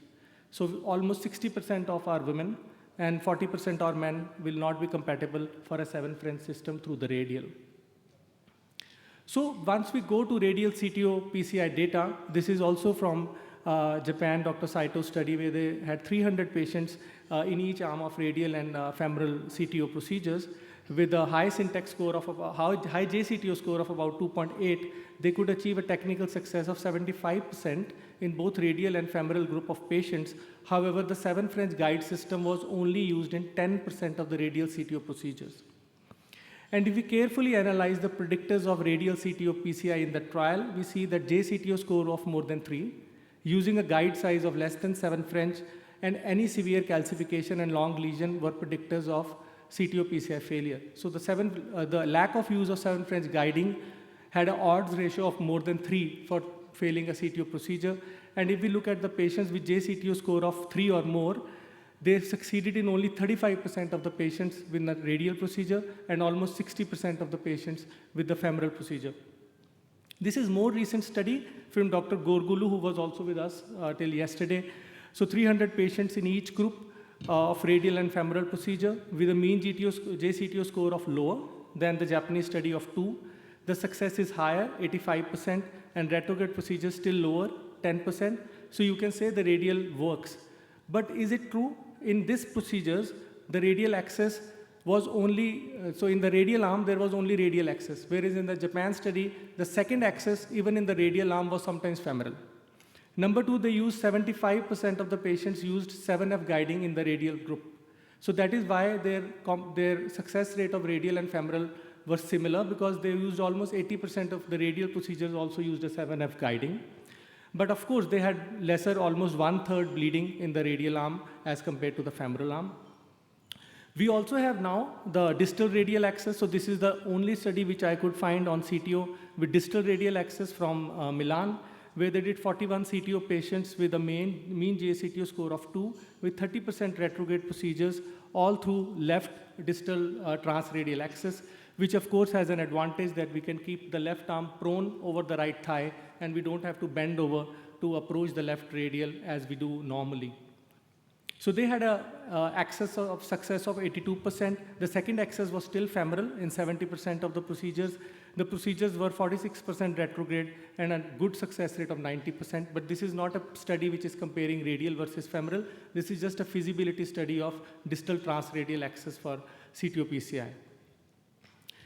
This is one of the studies which Dr. Sudhir is part of. This is the randomized comparison between large bore access for complex PCI between radial and femoral. This is the most contemporary study that I could find. It also almost 60% of the procedures in this study are actually CTOs and almost 20% are heavily calcified lesions. It is very contemporary in the sense that it is both systems are 7 French. The femoral access is ultrasound guided in 40% of the patients, and the transfemoral access has been closed with a device in 80% of the procedures. So it is state-of-the-art transfemoral access. But despite a state-of-the-art transfemoral access, they had 1/6 bleeding in the radial arm as compared to the femoral arm, despite using ultrasound-guided access and device closure techniques. And in this study, almost 40% of the secondary access in the radial arm was femoral. Despite that, the femoral had much more bleeding than the transradial arm. So even having a secondary access of femoral did not outweigh the benefits of using the radial as the primary access site. So in a meta-analysis, we have seen that over 10,000 patients have been included in this meta-analysis. We see that in lower complexity patients, radial and femoral have equal success of almost 80% with almost 1/3 risk of bleeding. So there is no doubt that it reduces bleeding. So whenever we are doing complex PCI, the only thing that favors a transfemoral approach is a smaller caliber artery, or smaller caliber radial artery, or limited expertise with the radial axis. So I'll just say the radial CTO success rate starts approaching transfemoral procedure if 7F guide systems are used. And when we have to advance a guide, I think the BAT technique definitely works. This is the most typical example I found on PCR online. You see it's a radial artery perforation, and despite that, they could use a BAT technique, that is use a 014 wire, dilate a small balloon and advance the guide system, even in a perforated radial artery, to successfully canalize. But there are few limitations of 7F access also. Because of radial spasm, long procedures, sometimes osteal lesions, short left main cases, and if you're doing left radial, it's also uncomfortable for the operator. But when we compare 7 versus 8 French, over the last 2 days, we've had about 10 to 12 live cases here, and I think 8 French access was used in almost 20% of the cases. So live IVUS wiring with Corsair is not possible with a 7 French system. We cannot use more than 2 mm burrs. We cannot use simultaneously a covered stent and a balloon in a 7 French guide, and probably 8 French gives better support. So this is the ideal post-op zone with no femoral access, but probably is not possible. And what is slender is not always so obvious for person to person. Here is probably obvious what is slender, but here it's not so obvious what is slender, what is 5, 6, or 7 French. Everyone can have their own choices. Yeah, it's difficult. The last one is also not slender. Yeah. So I'll just say slender PCI is an upcoming concept in CTO PCI. What is slender may be a matter of debate.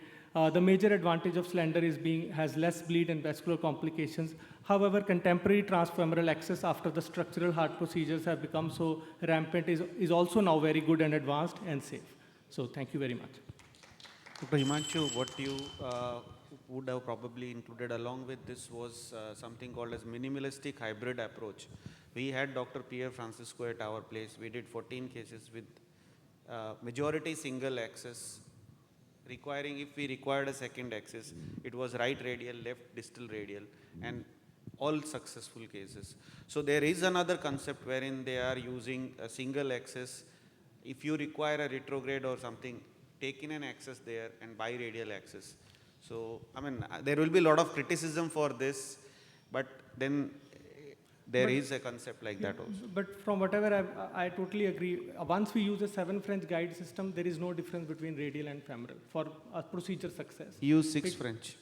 Yeah, but with 6 French, there are few disadvantages. 6 French, there are disadvantages, but 7 French, I don't think it's a big difference. So the last comment, because we have time. Yeah, so I think as Himanshu mentioned that obviously radial, it could be done by radial procedures.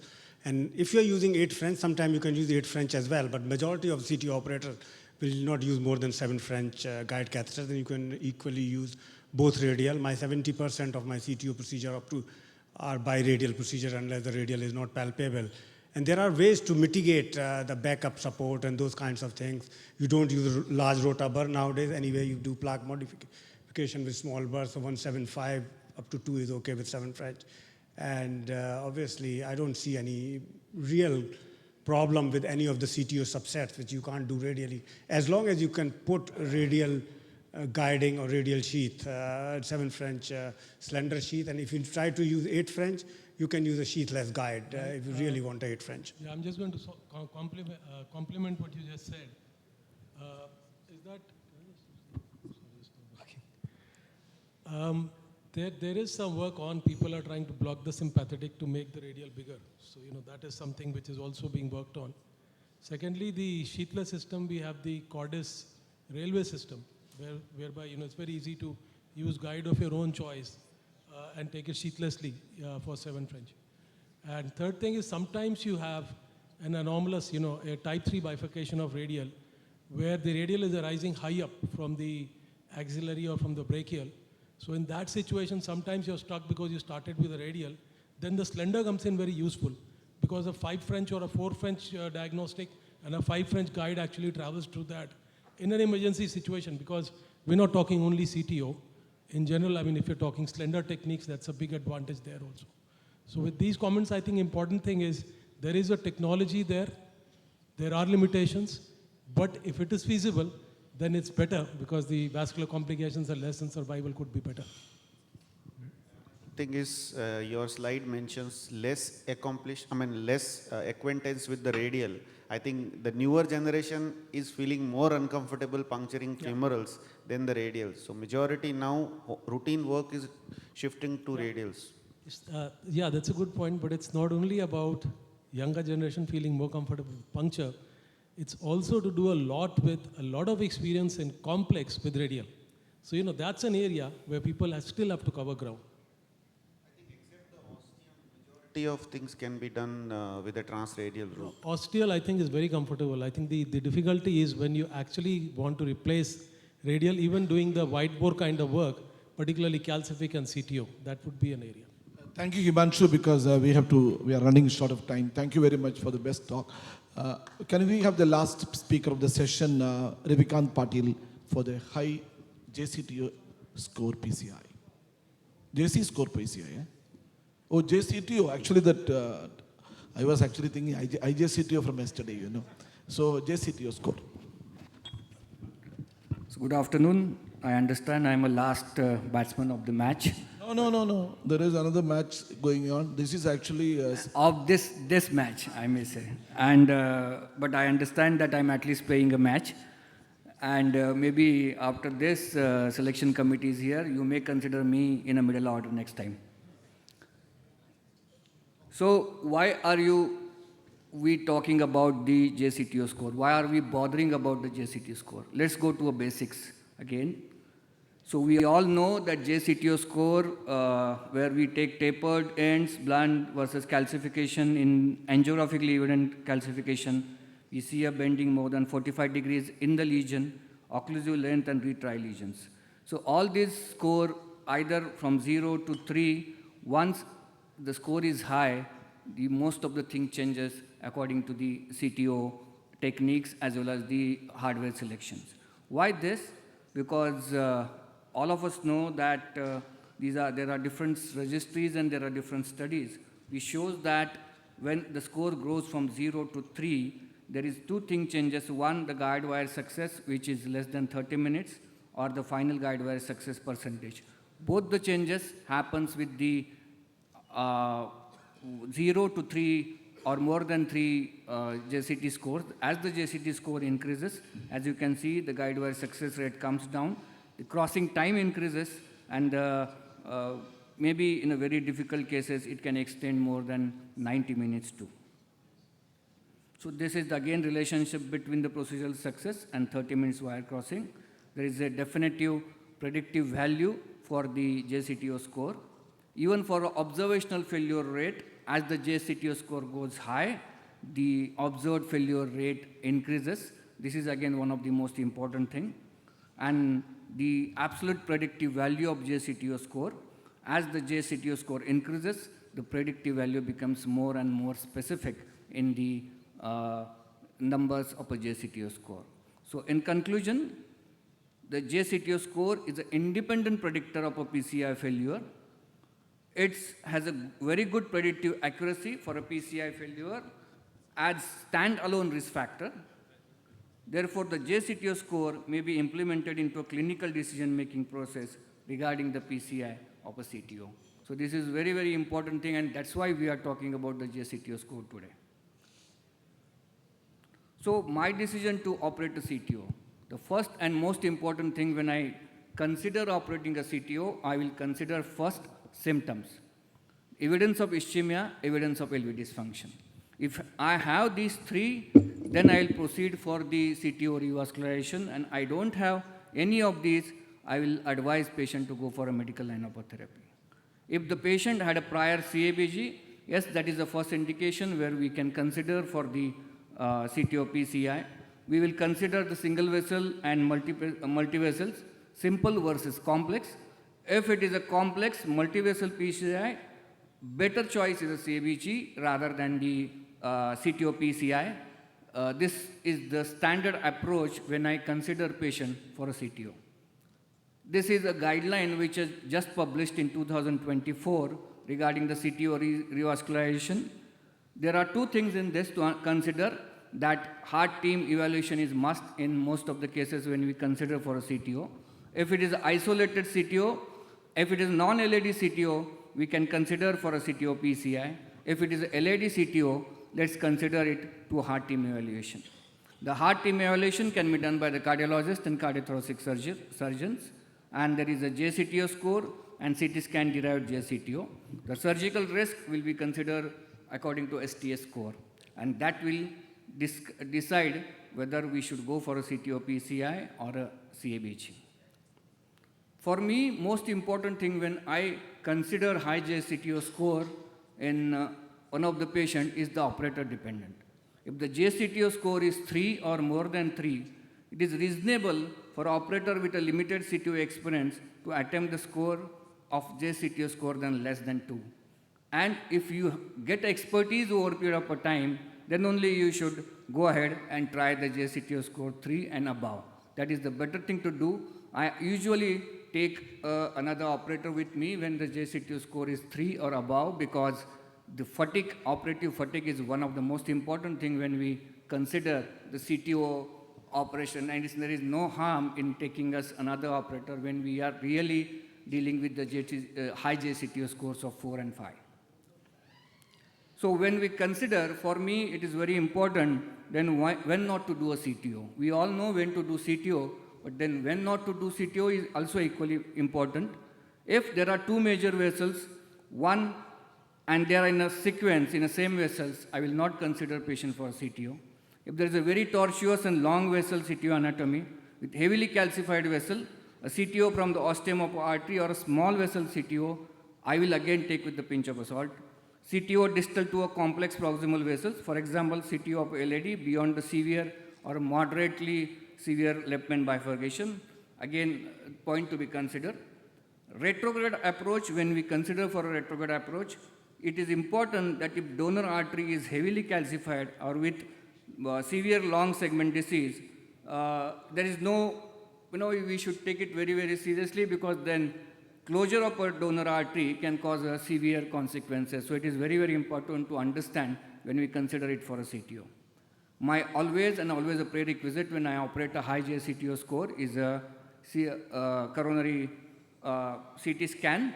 Why? Because if you see, if there is a blunt in something which you see in angiographically blunt, in CT scan, you can see it is a tapered, your JCTO score changes. Sometimes you don't see a calcification on an angiogram, but you can see a calcification on the CT scan. The bends, possibly we can miss into an angiogram, and that can be considered in a CT angio. And occlusal length, possibly it's better and more importantly understand with the CT angio rather just angiography. So any high JCTO score supporting CT angio will be important rather than only a coronary angiogram. When you see an angiogram, very, very important 4 things.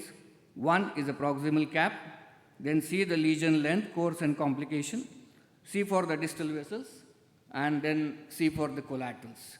So these are the 4 things all of us know. I think this is a summarizing whole of the 3 days talk. So these 4 important parameters has to be seen when we consider that. I'll just run through because my time is over. All of us know what choice of a wires. This is my choice of a wire according to the presence of a microchannels or no microchannels, ranging from CN block, Gaia first, from the XTA to XTR. These are the microcatheters. All of us know that is fine cross, corset, Tornus, and Crusade. These are the most important. Other 2 I'm not using. We all know about the 4 techniques. What we are doing: antegrade wiring, antegrade dissection and re-entry, retrograde wiring, and retrograde dissection and re-entry. I'll spend my 1 minute here on this slide. Whenever we consider for any retrograde intervention, the conventionally single wire with the microcatheter. There is another technique is a side branch anchor. Take an anchor and then try to pass a wire. Either two can do a parallel wire if first wire is a subintimal, and the seesaw wires is another technique which is less popular but also can be performed along with the parallel wires. If the antegrade technique fails, next is antegrade dissection and re-entry. Possibly choice can change from retrograde to ADR, but ADR either you can form a star. This is advanced wire into the subintimal space until spontaneous re-entry of a wire into the true lumen, or you can perform a mini star or last, where wire re-entry is as early as possible after occlusion using a loop of a wire tip or a specialized guide wire into the distal bend or stingray.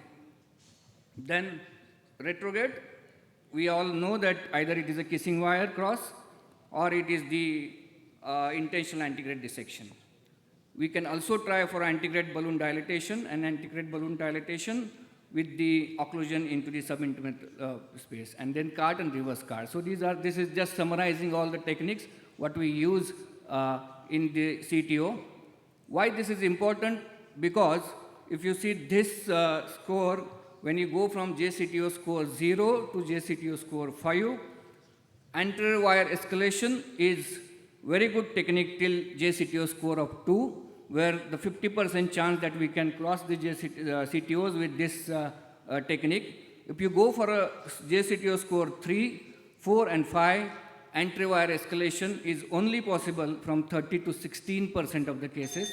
ADR is constantly possible in 20% of cases. And as we go high, as we go JCTO score of 4, 5 and 6, retrograde is most useful. That is almost in 50% of the cases we are able to cross the wire to the retrograde. So this is why it's important to understand the algorithm of crossing a CTO. So when we see a complex CTO, JCTO score more than 1, if there is a interventional collaterals, the algorithm says we can go directly with the retrograde approach, and if there is success, you can use a second transradial catheter.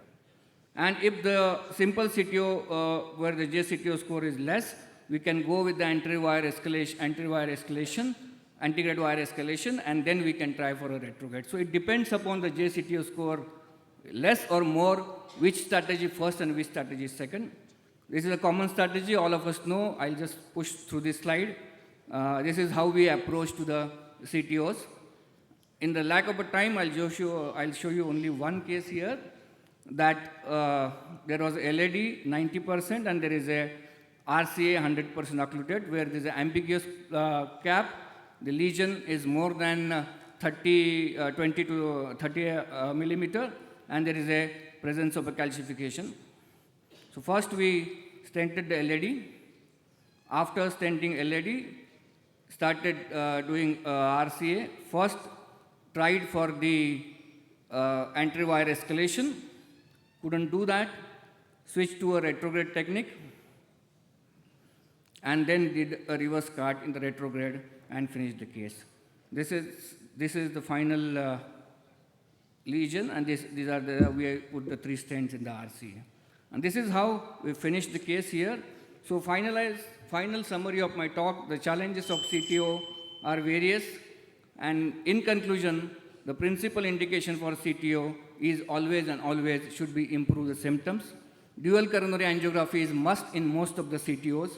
Microcatheter use and most of the hardwares are importantly understood before we try the high JCTO score.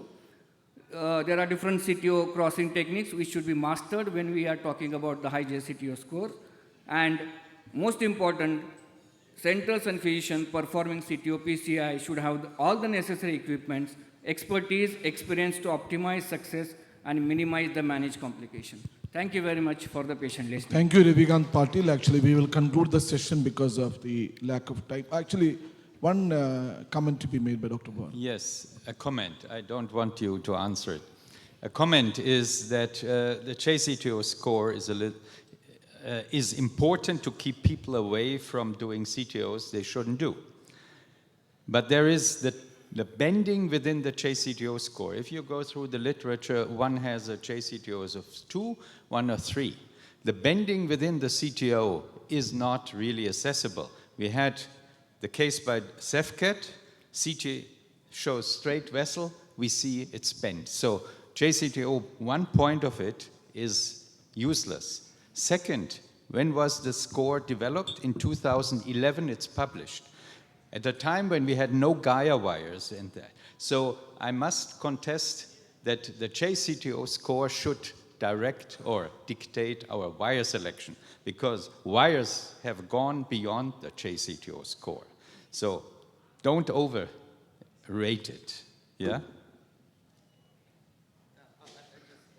Also, one comment that even the JCTO score 0, still the 3%, your slide, 3% has not a simple PCI procedure. You know, the retrograde approach is needed. That means that we have to prepare that even in the easy case of CTO, we have to train to think about what's going to happen and what's wrong will going to happen. That imagination is very important for doing the PCO CTI, as well as you know, doing the PCI procedure. Accept. That's my comment. Thank you very much. Thank you.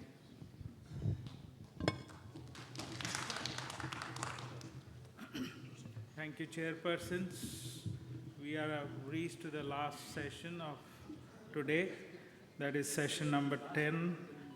May I request the chairperson, Dr. Masahisa Yamane, Dr. V. Suryaprakash Rao, Dr. J.S. Duggal, Dr. V.S. Ramchandra, Dr. Sujata, and Dr. P.L.N. Kaparthi to take over the dais. Dr. Sudhakar Reddy, Dr. M.B. Reddy, M. Srinivas Rao, Dr.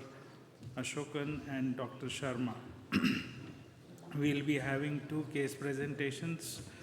That will be the concluding.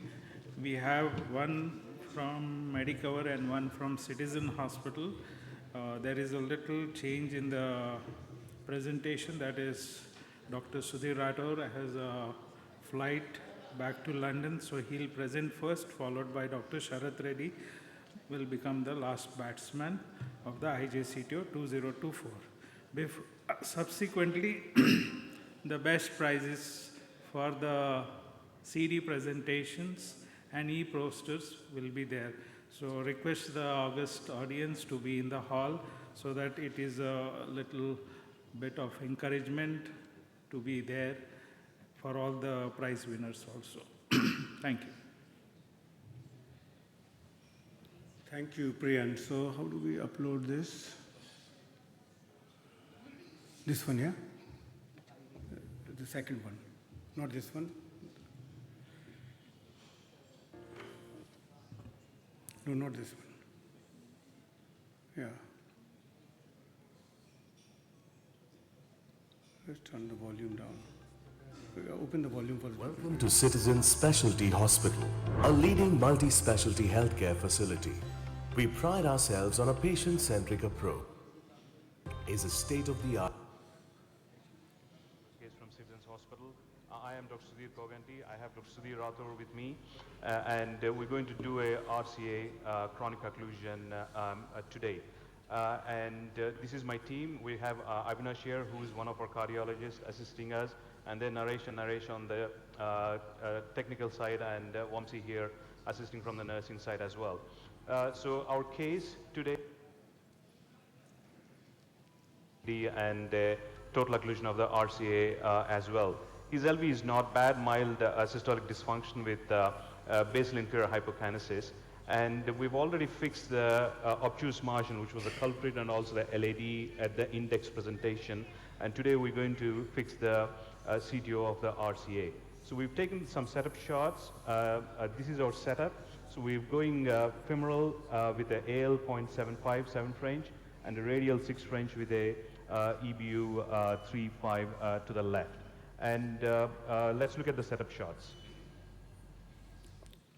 So we can stop here. So in terms of access, we attempted to go biradial.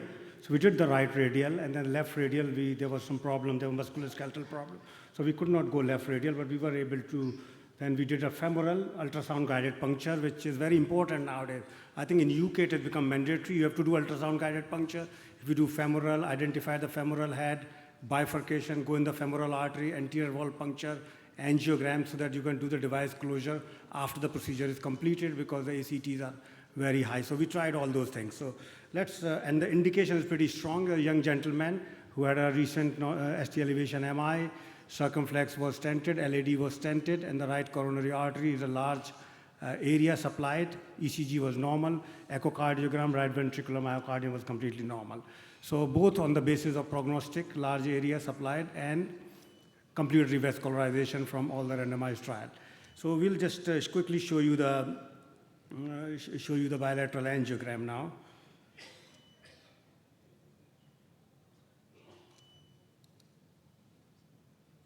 So we've got a AL 0.75 in the right coronary artery, which is 7 French via femoral, EBU 3.5 in the left coronary system. Can we just play this? Yes. Okay, so we need to move. Okay. Okay, so so this is the bilateral angiogram, you can see here.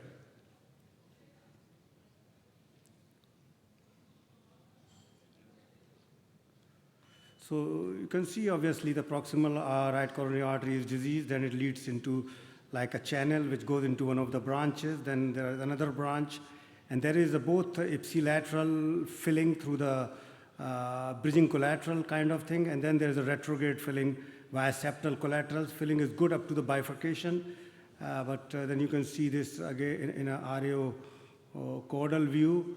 And there is filling of the mid to distal artery before the bifurcation as well, but it looks like a bit of competitive flow there, both from bridging collaterals and from the retrograde septal collaterals. So I may stop here, and we can do some discussion about what the panel feels about the strategies here, and then we can go ahead with our strategy. We can play these thank you, NGOs Dr. again if you wish. Congratulate both of you taking up this case. This is a long segment CTO. And I feel still ambiguous cap. It's just turning laterally and some branch coming there. And calcium I cannot assess in this because of some shadows coming there. You may be a better judge on the angiogram there in the monitor. How much, whether you see the fluoroscopic calcium. There was not much, there's no tramline calcification. You cannot exclude mild but there was no severe calcification. So already score is 3, And the other thing was that we were talking, like Gerard mentioned about the JCTO score. Now it's not, you can't really tell inside the CTO segment what is the angulation, but clearly there is a bend and there is multiple small branches.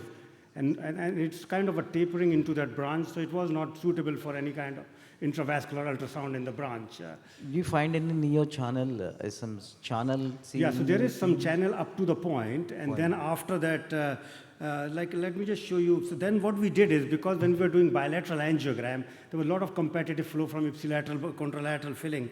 So we did one right coronary shot without any contralateral injection. So this is that shot, if you can see. So you see here, so what's happening here, some of the segment here, so maybe this is the proximal cap here, where's the big right branch, RV branch coming out, just up here, and then there is a discontinuation segment, then some filling by some bridging collateral, and if you look at the previous shot, this is a diffusely diseased segment. The CTO segment may not be that long, but we may be not sure in this case whether there's further lesion here, and then the retrograde filling is there from the other, from the contralateral, and there are good collaterals. So we thought we will go by antegrade wire escalation, and if it fails, then we will see whether we go retrograde or depending on how things go. Take the Professor Emmani's comments on this.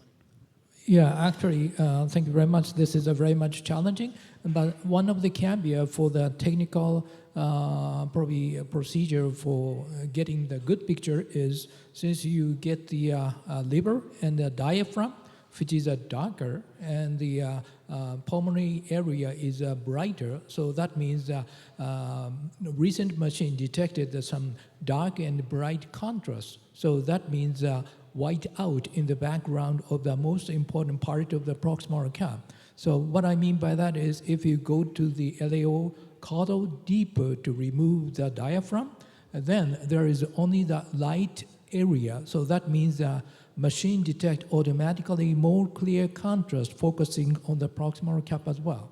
So it looks like some small channel. I wouldn't say that the connecting channel, but seems to be, but that is too white in the background. So that is one just technical. Yes. Dr. Dugal, any comment from you? Yeah. Dr. Dugal, any comment? This is proximal, there is a little tapering, and then there is a segment after the branch which is a total occlusion, and then again it fills up. So that is what is that between the branch, which is an RV branch, there is a total occlusion, and there it is appears to be blunt. So that is what. And carefully analyze that. There is a retrograde septal channels are filling up to bifurcation of the distal RCA segment, and by bridging collaterals you see the mid segment only the CTO which is tapered proximal cap. Then with bridging collaterals the mid segment is faintly filling with the tandem lesions. So so there is. Go ahead, please. Okay, so I was hoping, and then there are multiple branches beyond that as well. So I was hoping the CTO segment might be small, but there's a diffuse disease in the distal segment. So I think, obviously, the algorithm-wise, we're not thinking about ADR here. So if we just move a little bit forward, so we took a workhorse wire, and then we decided to use a Corsair Pro Access as a microcatheter. So we delivered, I tried to deliver the Sion blue wire as deep as possible, closer to the proximal cap. This was the best I could go, and it delivered. So I did go a little bit further. So this is still Sion blue wire. So we delivered the Caravelle exchange. And then obviously you can discuss the wire choice here. I went with Fielder XTA. I was trying to negotiate through the tissue tracking and microchannel, whatever you call it. So I thought I will give it a good chance with XTA. So that was our wire of choice at this point, actually. in the interest of time, we can move further. Obviously, we're trying to show the bend here. We made a very sharp bend, and that's why we used another wire to take it down. Okay, so this is now, might be a long fluoro here because we're trying to just see if I was just trying to explore the channel here. I know that our editing is not very perfect. We need to learn a little bit better editing here. If you keep any microcatheter in the RV branch, any to use injection, yeah. We thought about that, but I think what happened after that, the retrograde, once the antegrade flow is finished, the retrograde was filling the distal segment. At least we can see, not very close there. So you see this is a XTA, which is obviously getting some resistance, buckling here. So I was trying to, obviously we've got a mental makeup of where the CTO course lies, and at the same time there is a roadmap as well on the other side. So see, it seems to be here going into the branch, I think. We had discussion in the morning about this type of channel or collateral micro channel, that word. Professor Werner deferred that word, but the channel is there, whether filter XTA, filter XT, or so I was, the thing is, people say, how long do you try? So I was pretty confident that XTA might be able to find a channel. So I tried a little bit longer. It was going into the branches, and then I thought if it goes in the direction of the vessel, then I will check. So I tried a little bit longer before I changed my strategy. So this is still the same wire. So I think there is some jump here. So there is so it was going through, and then it was going in one of the branches. So I have to pull back and then go a little bit in the different direction. So changing direction a few times, and then we were managed to make some progress. So see this here. So then it seemed to go in this direction. So that's when we decided to just take some picture. We performed the angiogram, and this was the angiogram at that point.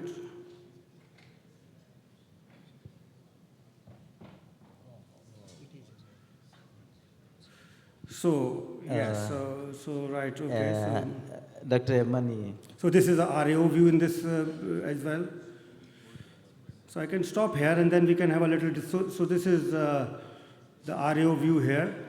And so can we have a little, you want to have a little discussion like what we'll next? Take Dr. Emani's advice now at this juncture. Sorry, we're just trying to go a little bit fast, but because of time also.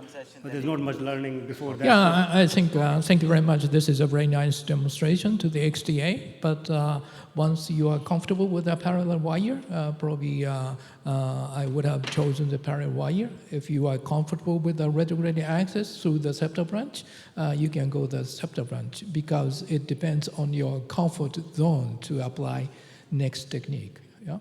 So I would have try the parallel wire. Thank you. So that's what we discussed amongst ourselves as well. Dr. Koganti is here.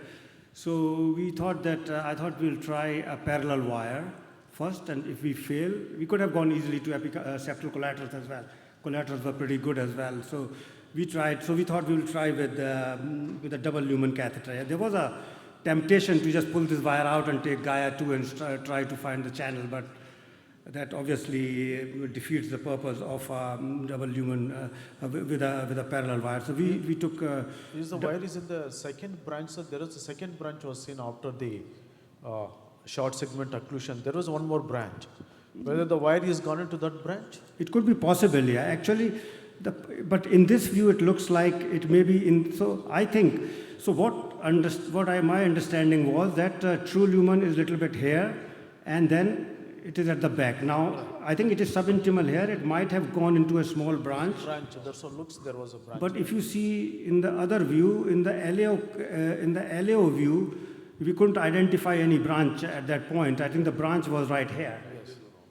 So it is pretty deep into the artery, and so we got like a mental picture, did a like a road map.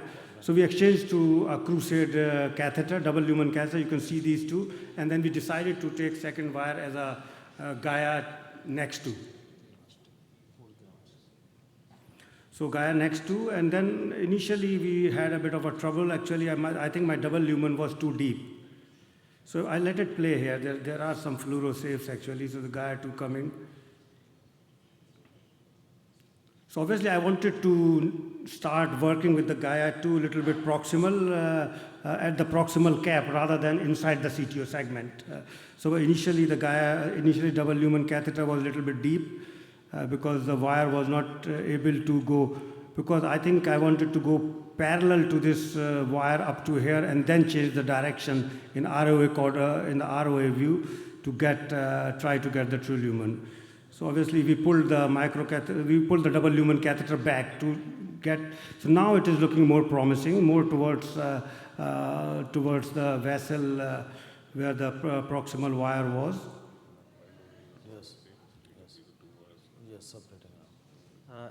So the two issues here, such a long segment, if it is not a branch, if it is a long subintimal course, Yes. would you still prefer a parallel wire?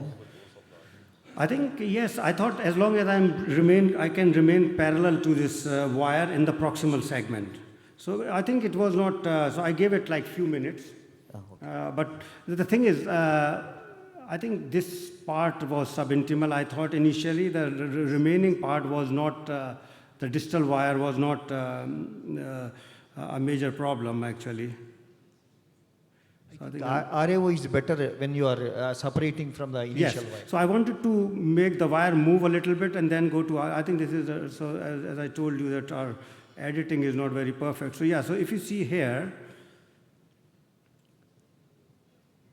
so I think I came a little bit confident here. The wire movement was pretty good. And if I just stop here, so if you looked at the previous picture when we did the true lumen, so the true lumen I thought was the medial of this wire.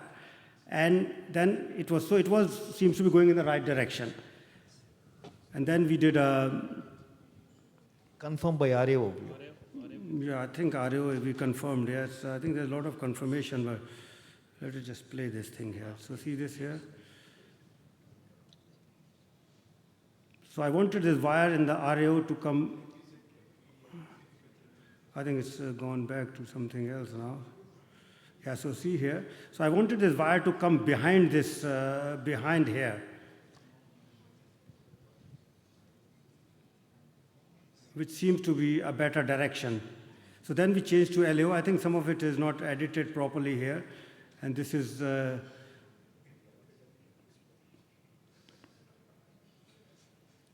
so I think we reached this, so in the RAO view, it went behind the first wire and then it came like this, which was looking promising. So I think we took the angiogram at that point.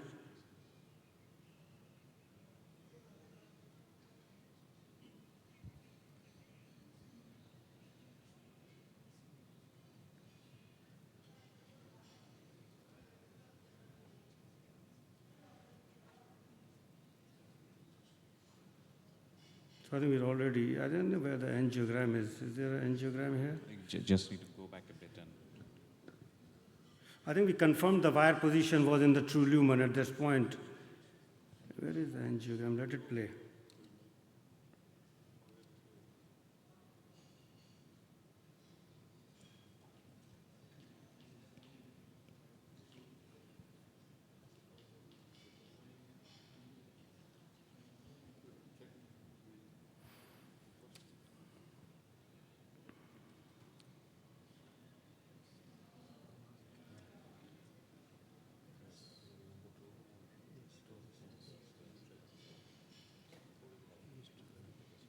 I think we confirmed in the RAO view as well, and it was looking promising at that point.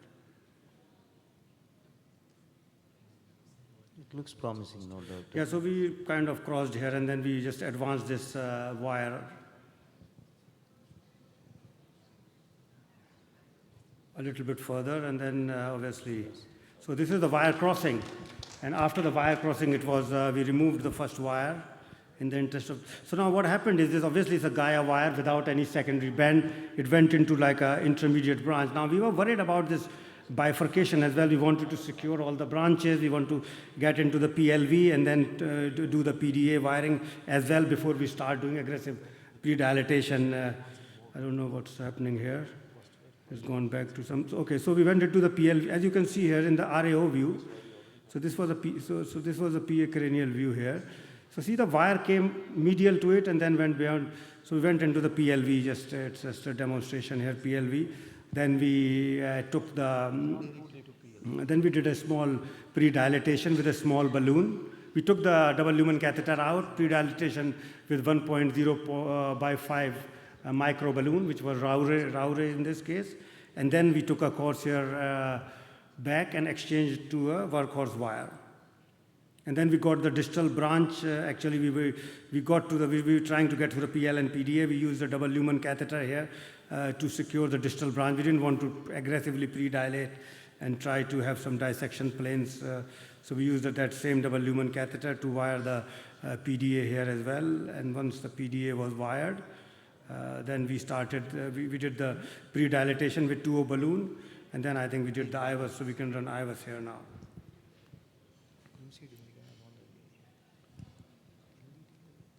So this is the IVUS coming from the PDA.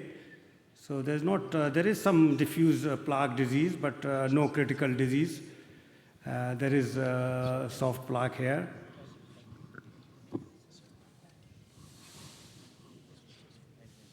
It's quite a long run.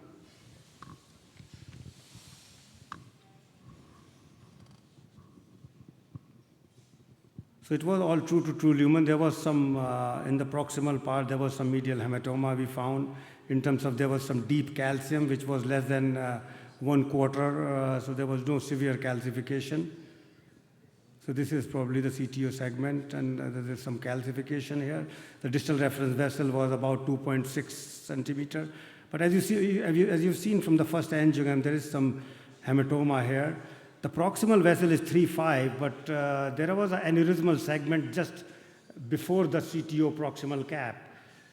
So obviously we decided to take the stent from the distal reference diameter. We took, see this here? It looks pretty big, and there is an aneurysmal segment just proximal, as if you remember the angiogram. But the proximal vessel was smaller. The proximal vessel at the ostium was about 3.5. So we decided to take, after a little bit more dilatation.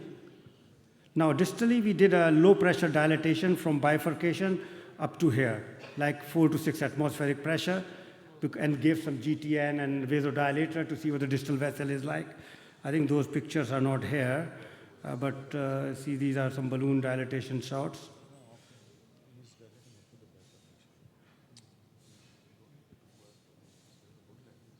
So I can stop here, and how will the people think about, based on the IVUS, which areas should we, so how do we treat this? Obviously, there's a diffuse disease from the bifurcation all the way up to the ostium. And there was a CTO segment in the mid vessel, proximal vessel, and distal vessel is just a diffuse disease.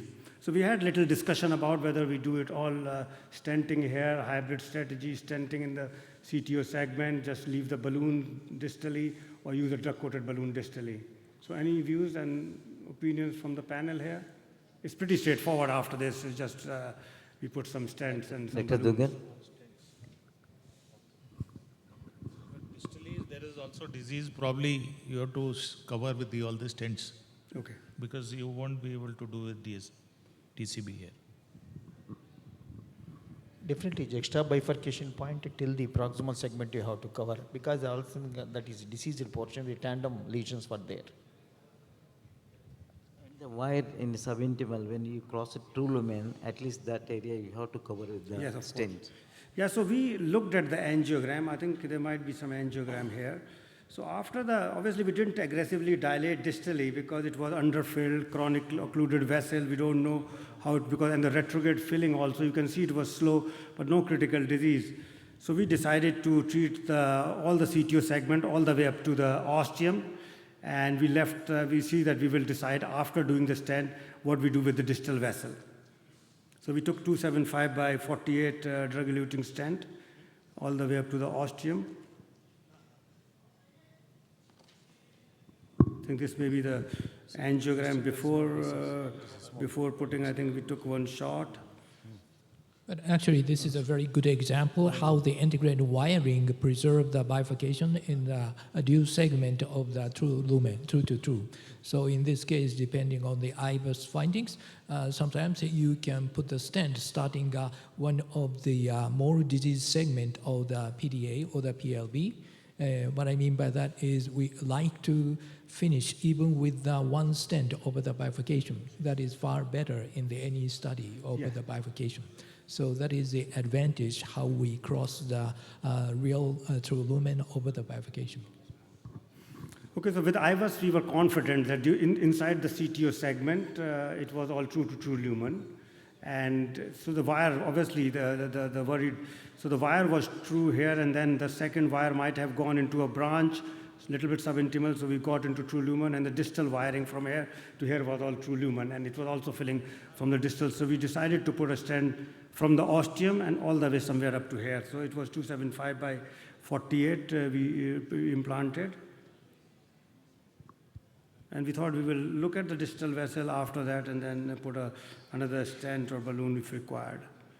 So this is the picture after the initial stent.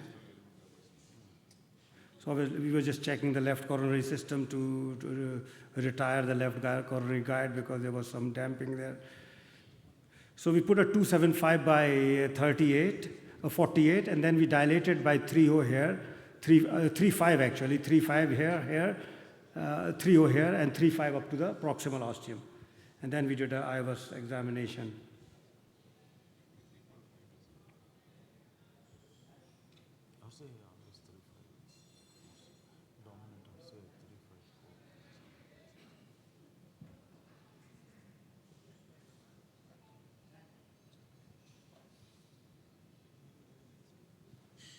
I think there's no pictures here, but there is definitely IVUS after that. So this is the post-IVUS from the PDA. Can we make this bigger, do you think? Yeah. So the IVUS looks, obviously there's no major dissection, at least in the distal vessel, before the bifurcation. This is the bifurcation coming up here. And still there is some plaque, you can see, obviously. But I didn't see any major dissection, and angiography was looking fine. So we were mainly interested in the distal edge as well, which also looked pretty not too bad.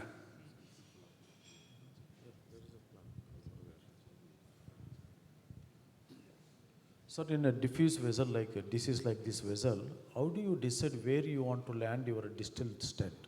So I wanted to definitely cover the CTO segment based on my angiogram from the map. So obviously I wanted to cover up to the bend and a little bit more. And then obviously the distal vessel, so I thought I covered the CTO. So definitely it's covered the CTO segment. If it is mid-vessel, but depending on if the proximal vessel is diffuse disease, I will cover all the way up to the ostium. In this case, there was a diffuse disease. You will not be able to get a good result. And then take a hybrid. Quantification of the plaque will help you less than 40% of the plaque area where you find suitable to land? Yeah, you can use all those parameters. Plaque burden, the distal edge should not be in the plaque. There's no distal stent, there's no distal major dissection in the distal edge, and the distal should not land in the plaque. And if the distal diffuse disease, what is the plaque burden area? Now, plaque burden area, we have already balloon dilated. It's not that important. I want to say something. Yeah, I think that is one answer, plaque area less than 50%. Yeah. But there is a caveat in CTOs. If the distal vessel is negatively remodeled, see again the plaque burden, the percentage calculated is plaque area by the EM area. So obviously you will get more percentage. So you don't know how really these vessels respond. So if you just leave this plaque also and recheck after 6 months, same plaque burden might appear like less than 40%. So because it's relative. So that negative remodeling will change your percentage of plaque area, obviously. So probably I would like to leave it. And that is exactly what we did. We just so that's what we did. Actually, we have not done aggressive pre-dilatation in the distal part, because once we did both the branches, we did a low pressure inflation sometimes and vasodilatation and things like that to see. And we were pretty confident from the historical shots. It was filling in those areas. There was no critical disease. So we did, I think we were happy with the IVUS as well. You will see the angiogram where the aneurysmal segment is. It is not fully opposed, but I don't think we could have taken more bigger 4O semi-compliant balloon, but in the aneurysmal segment it will never expand fully, as you can see from the angiogram. And the lumen areas were good. So I thought, and I don't want to be too aggressive in the CTO segment with these. But I think in terms of the longer-term follow-up, limited registry study demonstrated even the limited number of the follow-up by the IVUS over the distal part of the stent. The growing size is about 0.5 plus minus. It's less than 1 millimeter. So that is kind of a very small dilatation. We can recognize as an operator's standpoint, but still it's not so much measurable by the IVUS. So more or less, based on the IVUS at the time of PCI will be probably acceptable. Yeah, I guess. Yeah. Yeah. So we thought MLA was not more than 50%. The plaque burden area was not more than 50%. And you can see there is a diffuse disease here because if you see these two branches, and this is a parent branch, it should be bigger than these branches at least. But this is a good flow in all the branches. We thought we'll stop at this point. And I think our procedure time was about 80 minutes. Fluoro time was 31 minutes. Wire crossing time was 22 minutes. Contrast volume was 200 ml. And I don't remember the radiation. We did write it up for our EuroCTO registry. Like Gerard is still completing his EuroCTO registry with his previous cases. So I'm writing all that up. So I think it was around nowadays, two operators doing will share the radiation. So So I think so. This is it from us. Yeah. So we tried to do it may be a short segment CTO, but it was like a diffuse disease in the vessel, and we tried to do a parallel wire with a double lumen catheter. This we type were of able case to achieve that in multiple views. That today that Kapardi presented similar case. We thought it will be very simple, like toss with a fielder XTA or a fielder XTA. That the discussion going on, but the same thing happened. So yeah, so if our Gaia-2 would not have crossed... Shadowing, taking away how the channel is profiled, very important in different views, I think. That's what. Okay, thank you. Thank you very much. Excellent case. Thank you. We have saved some time here. Thank you very much. Thank you so much. We'll call that Sharath team for the next.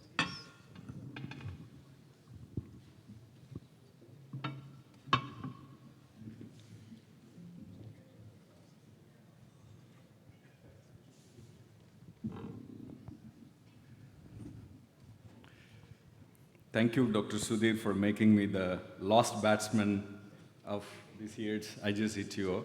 Because we need in T20 more runs to be scored in short overs than the fittest It is always and happy the most efficient person we need. That's why you kept it. It's always happy to be the last batsman because you will have less number of audience and no expectations. So anyway, I will get into our case. This patient is a 64-year-old male, post-CABG in 2001. He had LIMA2 LAD, SVG2 OM1, SVG2 diagonal, and SVG2 PDA. And he also underwent PTCA with stunt to PDA graft, that is SVG2 PDA, for stable angina in 2018, that is almost 6 years before. So now he came with an ACS with NST NQMI, with mild LV dysfunction, mild MR, and normal sinus rhythm, and is diabetic. These are the bleeding scores and DAP scores. And I'll go into anatomy. This is anatomy. So there's a native lab system. So OM is 99% lesion. And yeah, LAD is totally occluded, but there is a graft on LAD, which was patent. So this is right coronary artery, which is totally occluded. So it is totally occluded even in 2018 as well. So, and this is the venous graft. So you can see, I mean, completely filled with clot. So, and there is a stunt also inside the venous graft. So, and his presentation is non-QMI. Yeah, so, and these are the grafts to, diagonal OIM, which are quite patent. And this is Lima. So Lima to LED is patent, but there is one thoracic branch which was not ligated by surgeon, but so anyway, that is not our focus today. So this was the anatomy, this was RCA, and this was SVC. So, probably we can take a poll from audience, how many of you will attempt a PCA on SVC? Degenerated material. Post-CABG... I think there are 2 hands. Post-CABG CTO PCA is a different ball game. You see, that's what we got a topic. This is a degenerative graft. If any recent symptoms, any non-QMI. ACS with NST the and graft QMI. looks. We don't know thrombus or calcification. Rise troponin. Yes, exactly.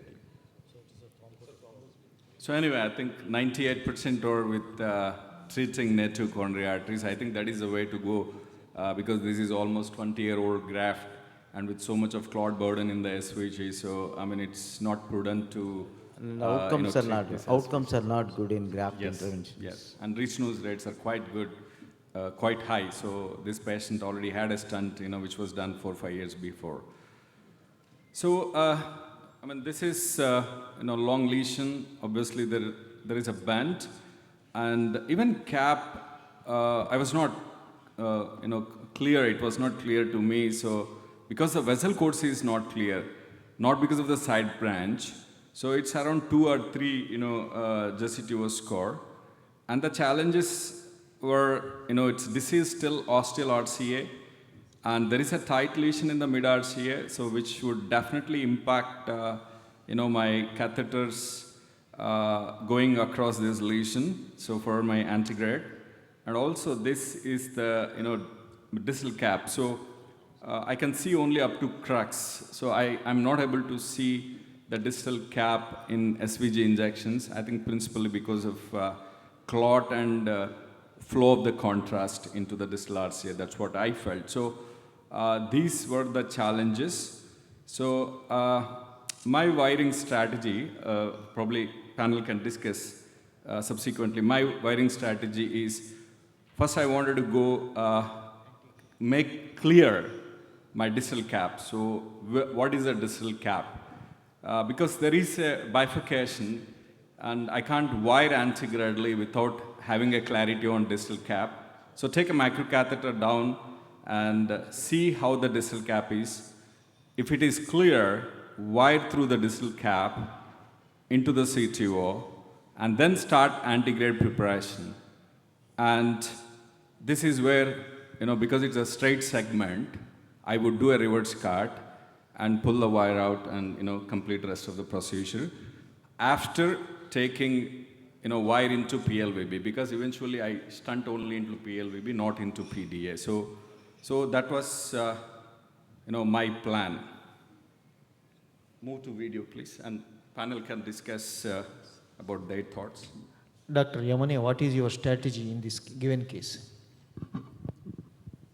No, I agree with the operator. This is apparently very much complex procedure, and post-bypass native RCA is very much challenging as always, and probably a bilateral approach is required. My concern is patient presented with ACS, right?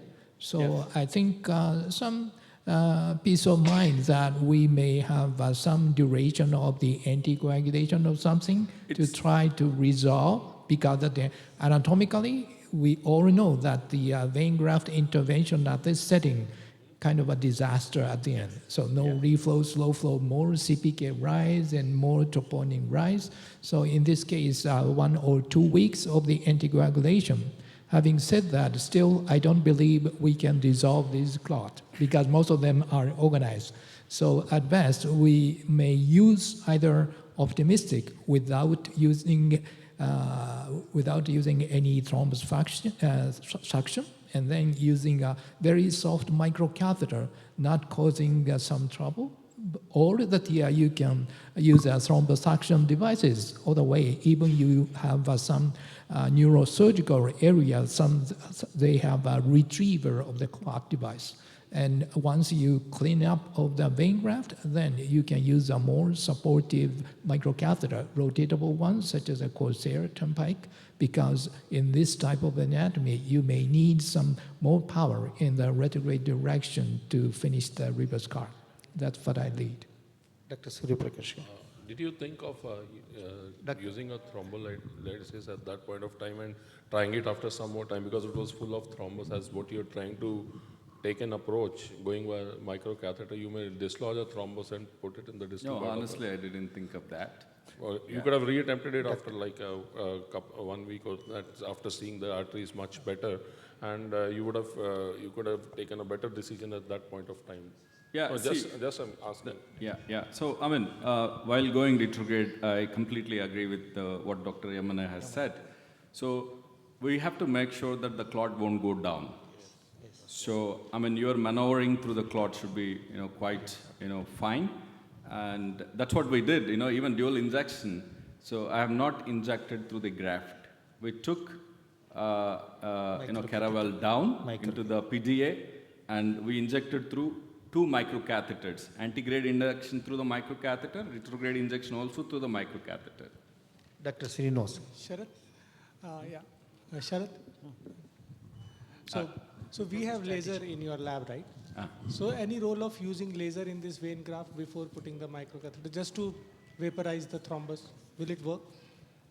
See, I mean, my opinion is still it's a tool which is being studied in thrombus. I used in thrombus, but I never found it is going to reduce thrombus burden hugely. I mean, this kind of thrombus, I don't think it really works. No, Dr. Sharath, this is to minimize that one. Whenever you are manipulating to reduce the load of the thrombus or degenerative material, whatever the thing.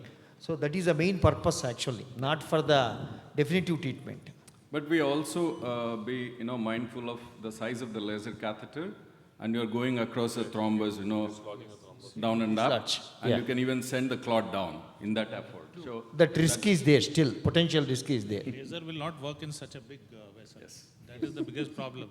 So I think the most important thing is minimal contrast injection and go and do the procedure rather than looking at. If you can just cross it and don't give any contrast in that matter. Okay. Yeah. Okay, Dr. Sharath, please. Voice, please. Voice. Okay.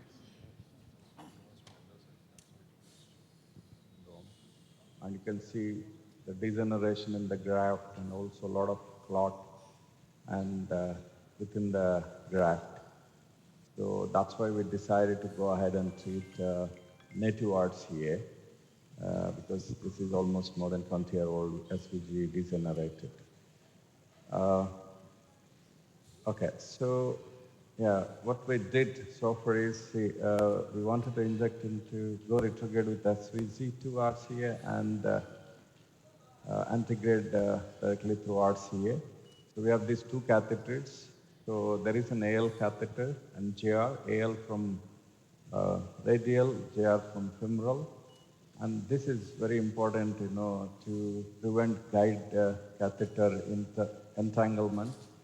So come to RAO and move your second catheter quite anterior and separate from AL.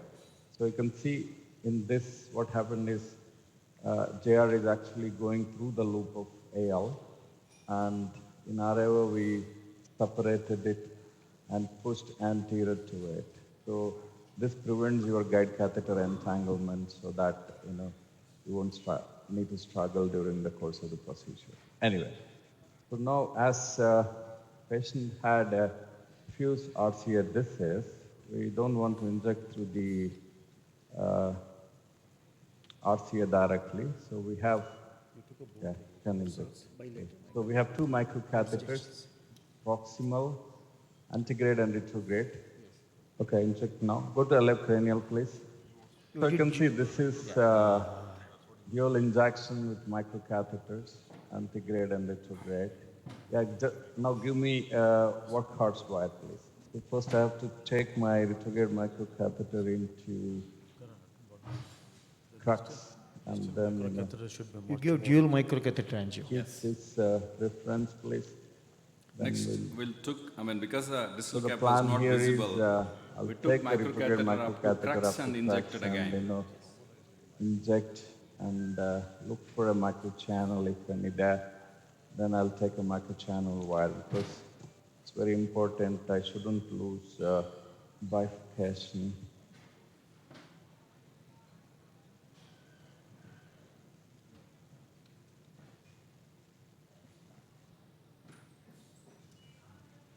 Okay.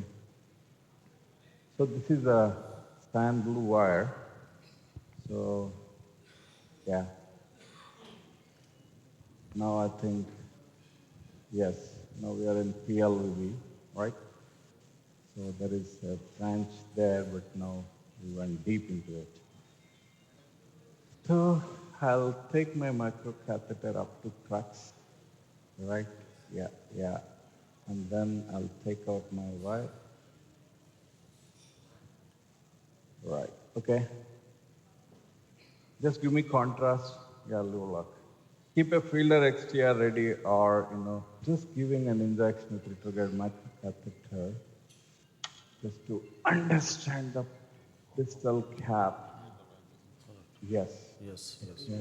Yeah. So there is a good distal cap which was not visible. Yeah, I think, distal cap is clear. It's not ambiguous. Right, so It there is is an clear entry cap. point.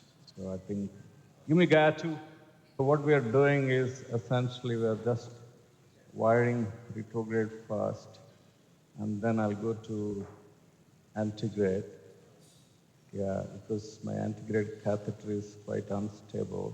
So even if I do a preparation, I might end up in losing it by the time I come to retrograde. So that's the reason I'm just doing, retrograde first. So here, just I'll ask the panel, which guide wire you will take for this anti-guide preparation now? Dr. Yamane, any preference? In this anatomy, probably retrograde. Retrograde, you want to retrograde primarily. Once we get it, we may try, let's say, in this case, probably gladius. Because in case of the unable to advance, we can use it as a knuckling up to the more proximal segment. Okay. Retrograde, you cannot make out microchannels because the flow will not be in direction. Is it worth of taking a fielder XT or on trying probing that is?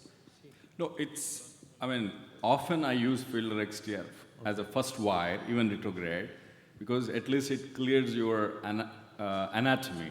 So it's something like a recce wire technique, that's what I keep saying, you are just recceing with fielder XTR. You will try to know the course of the vessel, then you can take, escalate. So it's reasonable to escalate, use fielder XTR first. In this case, we used, because this patient had CTO since 2018, so, and cap is clear. So distal cap is clear. I felt, okay, we'll go ahead with directly escalate to Gaia 2. That's the reason I escalated. Yeah. Okay, right. But the way it has gone, it appeared, Oh, there is a progress not give any resistance, no significant resistance. But later there was a lot of resistance. And it looks, and the way it is moving, it is within the vessel architecture. Come to RAO, please. So it is within the vessel architecture. Go to LO, please. The movement is quite okay. Here, can I ask one thing? Anti-guide preparation is useful in this given case? Yeah. So trial of anti-guide, just because a long segment you did not make. Yeah. So my main concern is about the distal bifurcation. I want to keep both PD and PLVB patent. So that is one reason I considered retrograde wiring first, and then I'll come to antegrade preparation. Next thing is I'll go to antegrade preparation. And as I already mentioned, my reverse cart, this is the reverse cart segment, where I want to do reverse cart. But subsequently, you'll come to know, I was not able to reach this place antegradely for various reasons, which you'll appreciate later on. Please.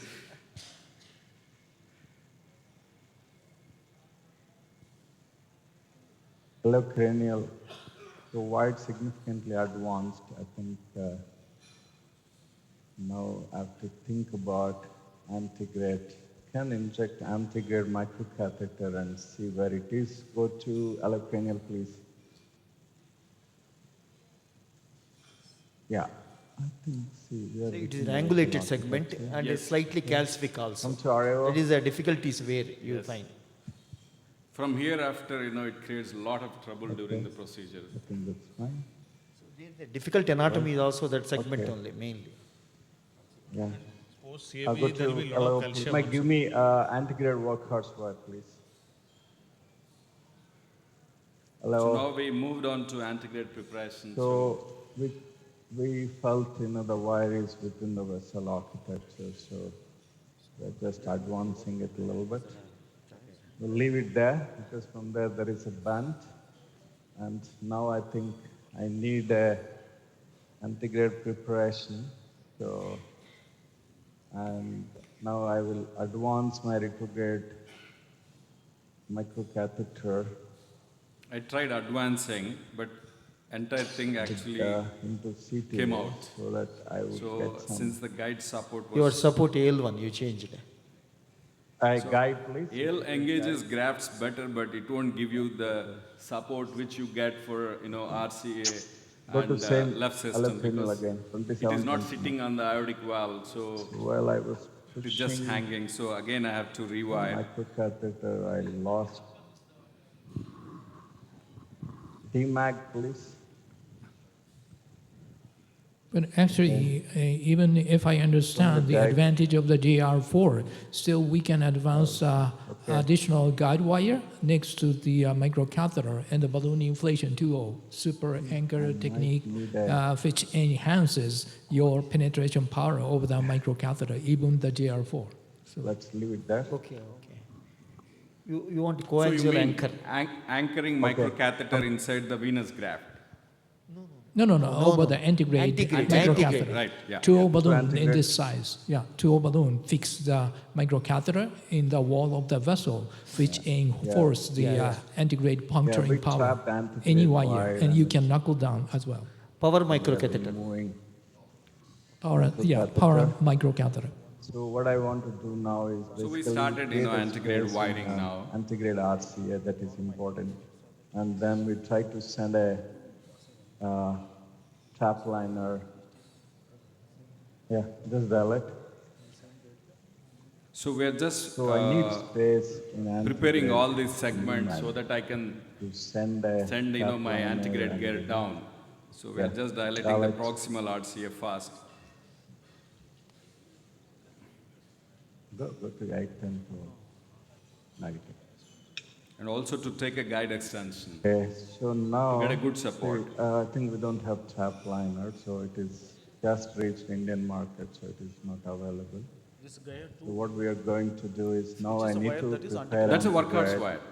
I That's need to bring workhorse my wire. antegrade wire down so that I'll get. We are only preparing that space so that I can send my trap liner down, but unfortunately trap liner just entered Indian market, it was not available. So that's the reason I had to take guide liner.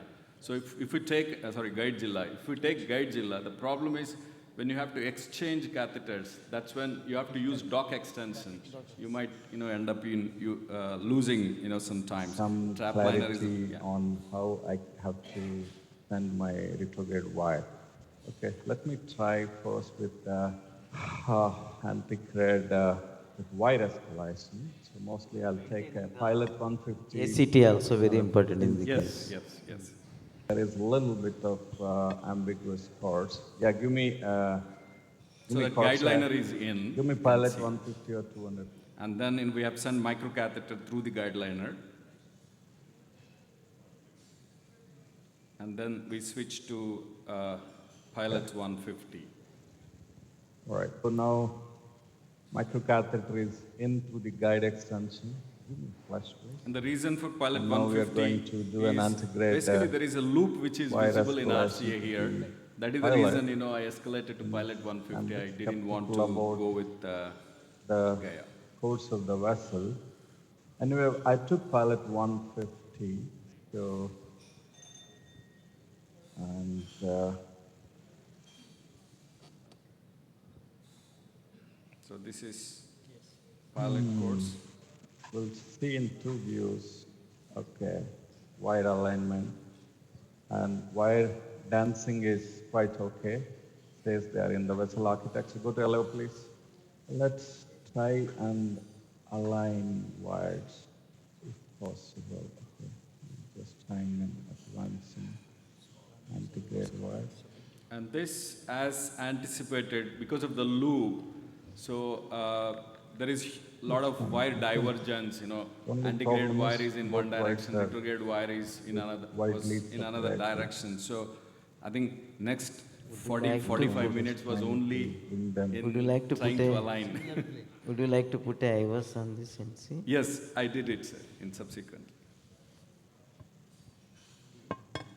Oh, you can see now. You can see how the wire is. So in RAO it is aligning, but in LAO there is huge divergence.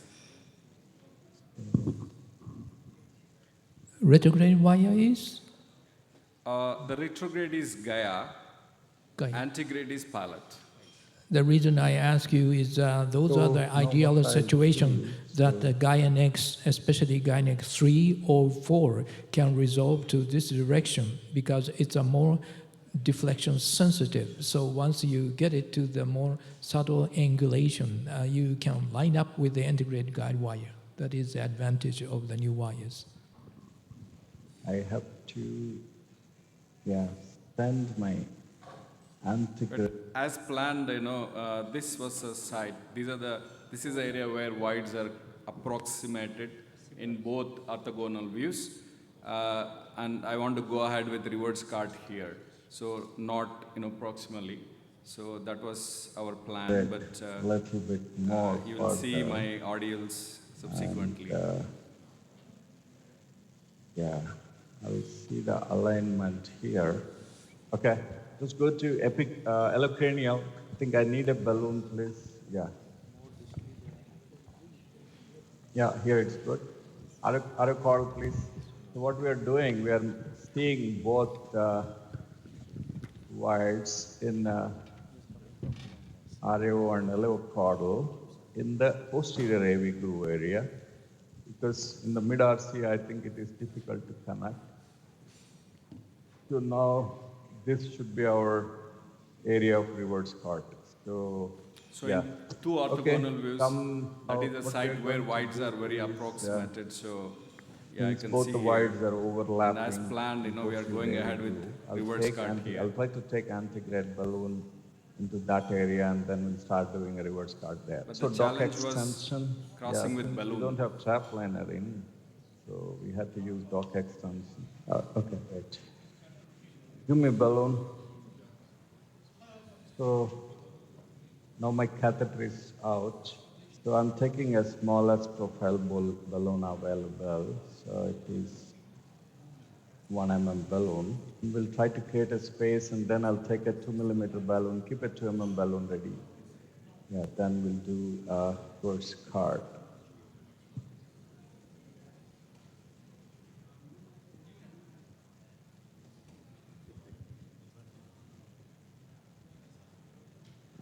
You can see, you know, the balloon is Okay, stuck. dilate here.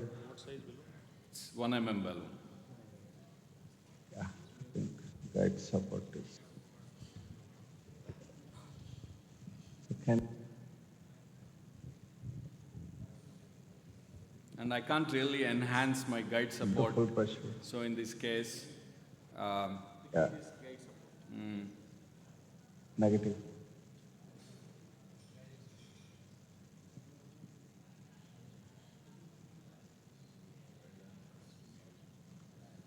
So at this stage, Dilate. Want to continue the same, or you have to change still to AL1? so since it was not Dilate crossing here. what I mean, usual next step of mine is I'll do granuloplasty. Try to do some more dilatations, otherwise we'll do a granuloplasty. Yeah, dilate. We're doing a granuloplasty. It's not ruptured? Yeah, dilate. Yeah, no, it ruptured. Negative. Yeah. Yes. Balloon got Granuloplasty is rupturing of the balloon. So that it will weaken the tissues. Doing granuloplasty with 1 balloon, so now we are taking a alveo HP. So this is 0.7. Yeah. And in my experience, if 1 mm has not gone in, it never goes in. So in my experience, if 1 mm doesn't go, even 0.75 mm also never went in. in. Just dilate here. Yeah, dilate. And we did even granuloplasty with this balloon again. High pressure balloon. And later right? tried crossing with the 2 mm balloon, but it didn't cross. So another negative, ruptured.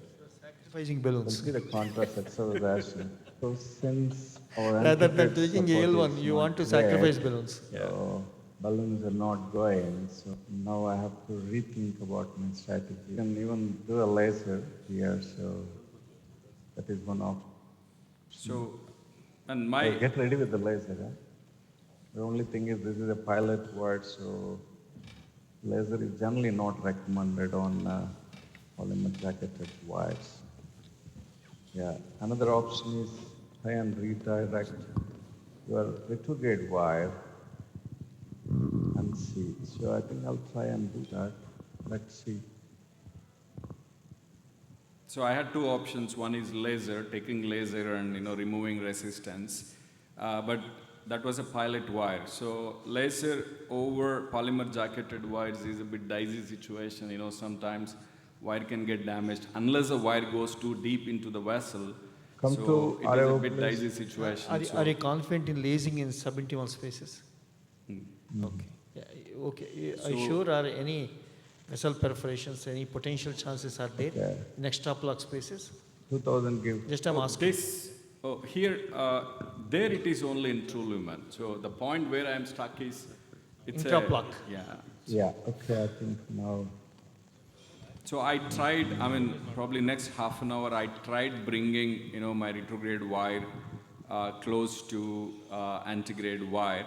But since there was a loop in RCA here, so sometimes in one view it appears close, in another view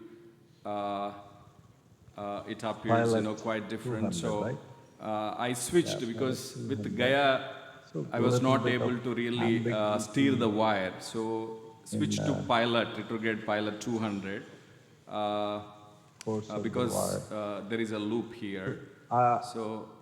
Please. So I think it's better aligned. This is now. pilot 200. So in both the views, right? And this is how, this is where my antigrade was stuck. Nothing was crossing this point. So I tried, sending retrograde wire beyond that point so that I can put an IVUS and see, where where wire is. So you see, it's completely. At some point, I thought, is it an ectatic vessel? So,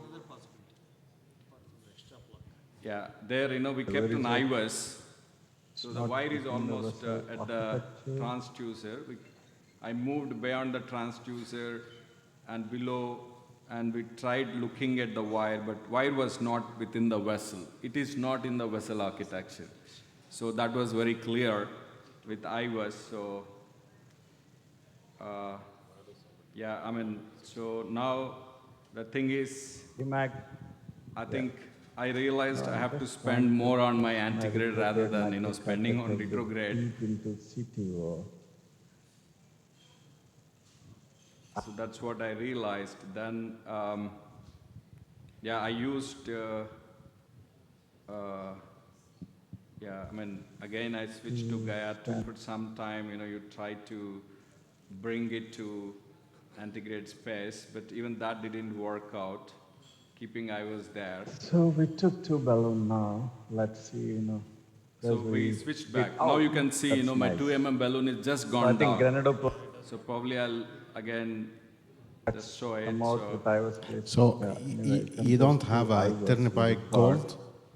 Turnpike Gold. Turnpike Gold. Turnpike Gold. It is Turnpike Gold. They just launched it. It's not yet available. Yeah, I think this Turnpike LP is available. So yeah. Or available, yeah. they just launched a month back. Month back. Okay. So Spiral or Turnpike Gold maybe can help. Maybe. Gold is specifically for drilling. Actually, it was meant. Yes. There's a lot of calcium in the small one. So I think the Spiral or Turnpike Gold may be because the artery is very small. And heavy calcified. So probably why balloon just went in is give us the one of the vessel reason size. could be my retrograde wiring.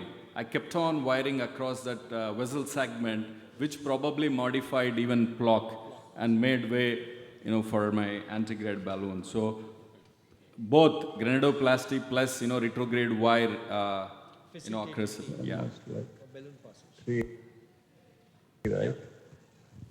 So we took 2 balloons now. Let's see, because we... Yeah, I can see now how the balloon went in. So I think granuloplasty worked. So we are thankful to God. Okay. Yeah, so now what Now my second RDL starts, I want reverse now cut. is... It was a very difficult reverse cut, All because of the loop in the vessel. Yeah. There's a big space. You need a big balloon. Yeah. You need a big balloon, bigger balloon. Yes, yes. Yeah.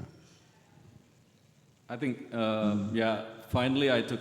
So granuloplasty Initially I thought and, of, kind of directed reverse cut. That's what, we are practicing right now. But later, based on Ivers, I took 2.5 balloon and then did a conventional reverse cut at the end.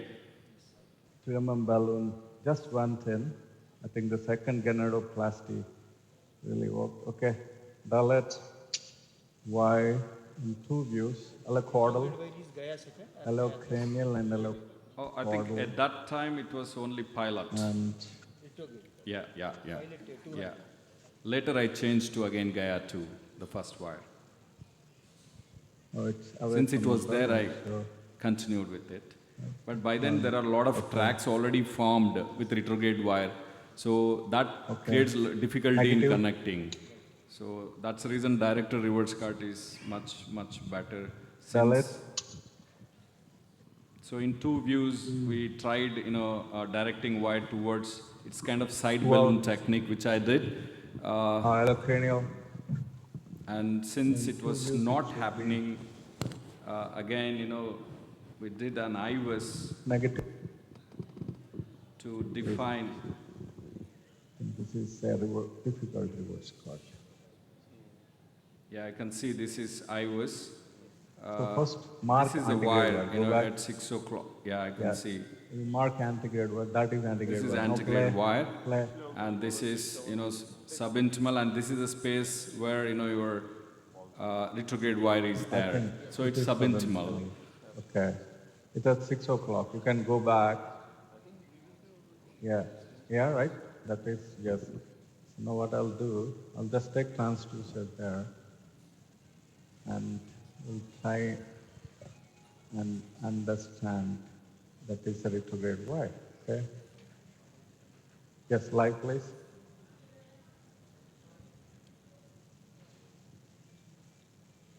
You can see this is. Yeah, that this is retrograde wire. I'm just moving and. So we are within the vessel architecture. Can you see here? This is the retrograde wire. This is all calcium. Yeah, now what is the vessel size? Yeah, give me some 2.5. Fibrosis. I think 2.5 is a good size, right? Can't go beyond 2.5. So now we are going towards conventional reverse cut. So we moved on to conventional reverse cut with maximum size balloon was around, based on Ivers. Peak EM size is 3.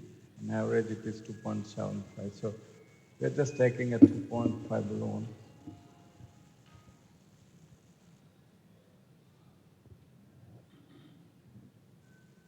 Okay. So It looks now we're in antegrade space. Dilate.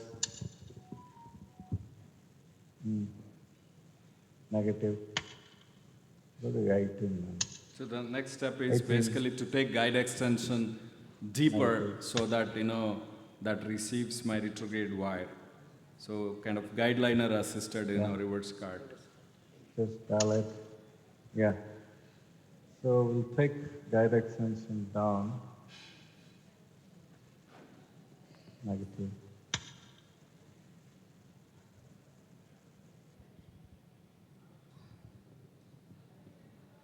So this is where guide extension. I think this is a pretty difficult reverse card, so let me go down. Right, and let me pull and back. then we shifted base of operations still further down, yeah, retrograde microcatheter a little bit. Yeah. And also I switched the retrograde wire to pilot, mainly to get more Keep the pilot ready. band. So RO.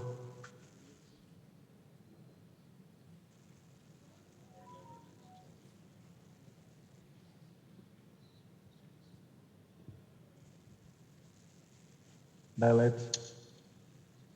Then this is where we could bring. Just come to RO, show me RO.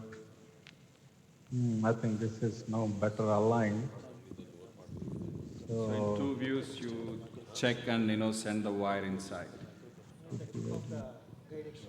Yes. That acts as a better goalpost, And we tried draw here because repeatedly I was trying, wire was not coming in. So you inflate balloon, and while the balloon being deflated, pull the balloon and push the wire. So even that also didn't work. And I think this is where I changed wire to pilot. Oh, I think. Deflate. Yeah. Pull deflation. Slowly pull the balloon. Pull the balloon. Pull the balloon. Pull.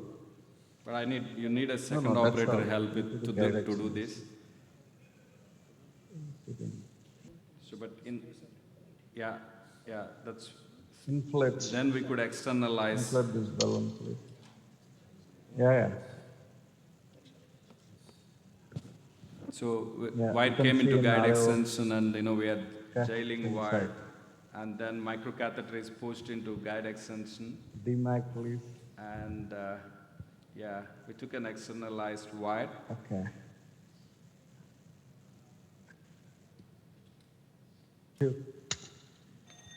And the next step is basically we have to wire PLVB.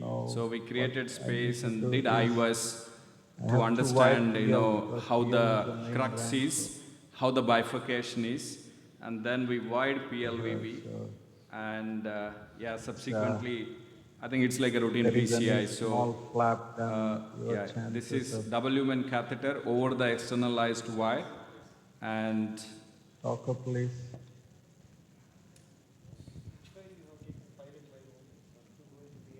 Oh, it's a workhorse wire. Mostly it's a cyan blue wire. Yeah. Is it PDA? Just show me the course of PDA. And then give me IVS. So now I'm dilating on so we enter PLVB wire. So essentially my retrograde. Negative. So we dilated into PLVB. So I think then it's all IVS-based, decisions, stunting and all. So we decided to stunt into PLVB. So we took. We can move on with stunting, or we can do a little bit of other preparation. But as per the lesion appearance, there is not much of. So that externalized wire generally it's safer. You send stunt, position stunt, then take externalized wire. Because when your guide is very hostile, if you have an externalized wire, that gives you kind of huge support. You can send your stunt inside. So that's what calcium, we did. We have sent stunt inside. This is stunt inside. And then push microcatheter and guide extension from above. and then remove RG wire to prevent razor effect on the vessel, native vessel. Okay. So this is So RG don't wire come out which came. completely. Just leave things here because in case. And don't remove that because in case if PDA compromises after stunting, you can send same wire, and then if you want, I mean, you can even open struts from retrograde. So yes, PDA there's no need to come out will have immediately. Something to do. Okay, deploy. Yeah. I think like, we can definitely skip this part. Is like now routine PCA only. So we stunted both proximally and distally, and I think I can show you the final result. That is a half-hearted injection. So since we want a little bit of luminal gain, so yeah, just redilate it, and yeah, give me some NTG, please.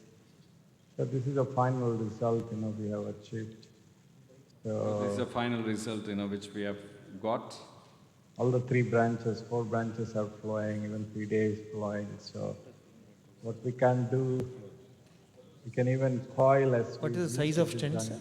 Now the next question is size of stents. Oh, distal is 2.25, proximal is 3. Yeah. Would you like to close the graft by coiling, or would you let? I mean, that's a question, probably to the forum. So, I mean, there are different schools of thoughts. I do coil, and sometimes I do leave it. For now, anyway, it is 99% Yeah. clotted. So show me this. I don't close the graft. I think it is soon gets Yeah, clotted. it will close. Sometimes we may film it at 6 months, and we'll see if the patient is symptomatic or not. And if it's still symptomatic and there is a steel, at that time we close. But I think with this thrombus, maybe it will. I think extensive degenerated about to close. Yeah. So because of competitive flows, it will automatically. Unless the patient is symptomatic, I'm keep it. See, the moment we open native RCA, we can see actually graft is filling from below. That's meaning it will flow close. is already sluggish. Yes. And you can also see a little bit. When I gave a little injection antegradally just to understand how the graft is flowing, so it was already, there is a slow flow, complete slow flow. So I just left it. Old gentleman. Oh, this is beginning. Post CABG into. Sorry, Yeah. that's a bit first shot. It will close in 6 months. Thank you, Dr. Sir, Thank for you. demonstrating Excellent work. a grandoplasty assisted balloon passage and guide gel assisted reverse cut. Very nicely, elegantly documented. Thank you. Thank you.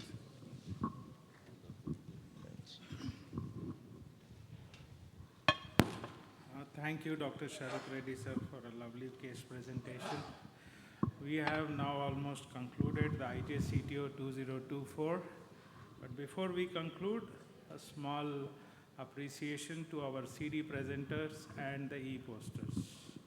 I will request Dr. V. Surprakash Rao, Dr. Khalid Tamam, Dr. Warner to be here on the dais for giving out the prize.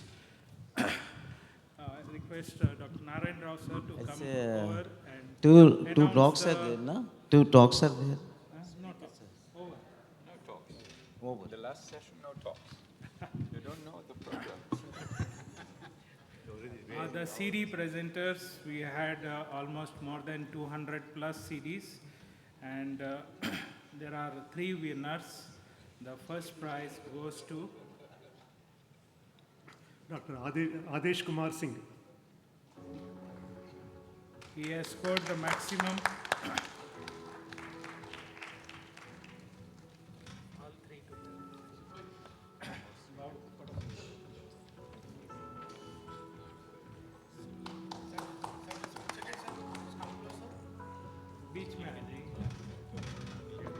Congratulations, Dr. Adesh Kumar Singh.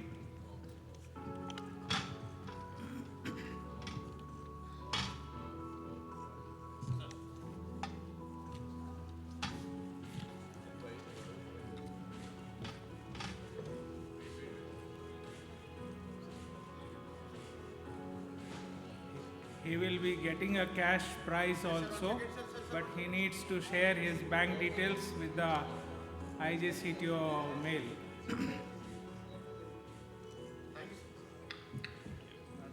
Thank you, Dr. Adesh Kumar Singh.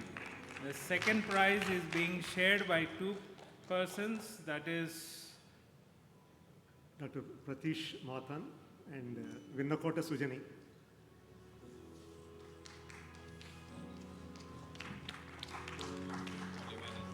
Dr. Pratish Mathan. Dr. Pratish Manthan. I think he has left for the airport. He had so his certificate and the cash prize will reach him.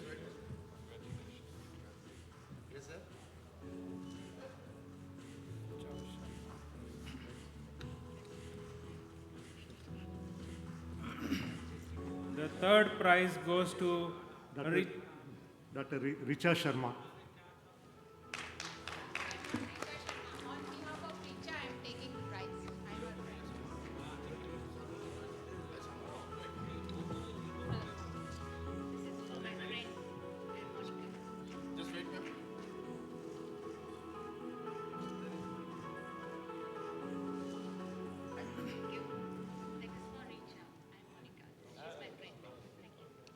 Thank you, colleague of Dr. Richa Sharma.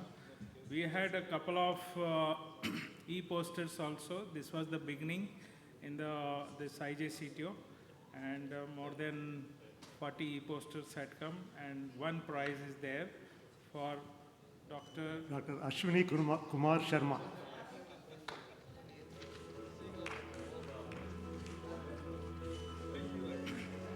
Dr. Ashwini Kumar Sharma. Okay, even I think he has left for the airport because of it. Thank you. Thank you, chairpersons. Thank you, Dr. Giral Varna, Dr. Surprakash Rao, and Dr. Khalid Tamam. One word. Thank you all for the great support, staying here 3 days. As I think a fantastic meeting with fellowship course and lovely cases and interactions with senior operators and professors like Gerald Werner, Imani, Nasu, Tamam, so many foreign faculty and Indian faculty attended, and I think all students and operators got benefit from the program this year. Have a safe journey. Thank you all.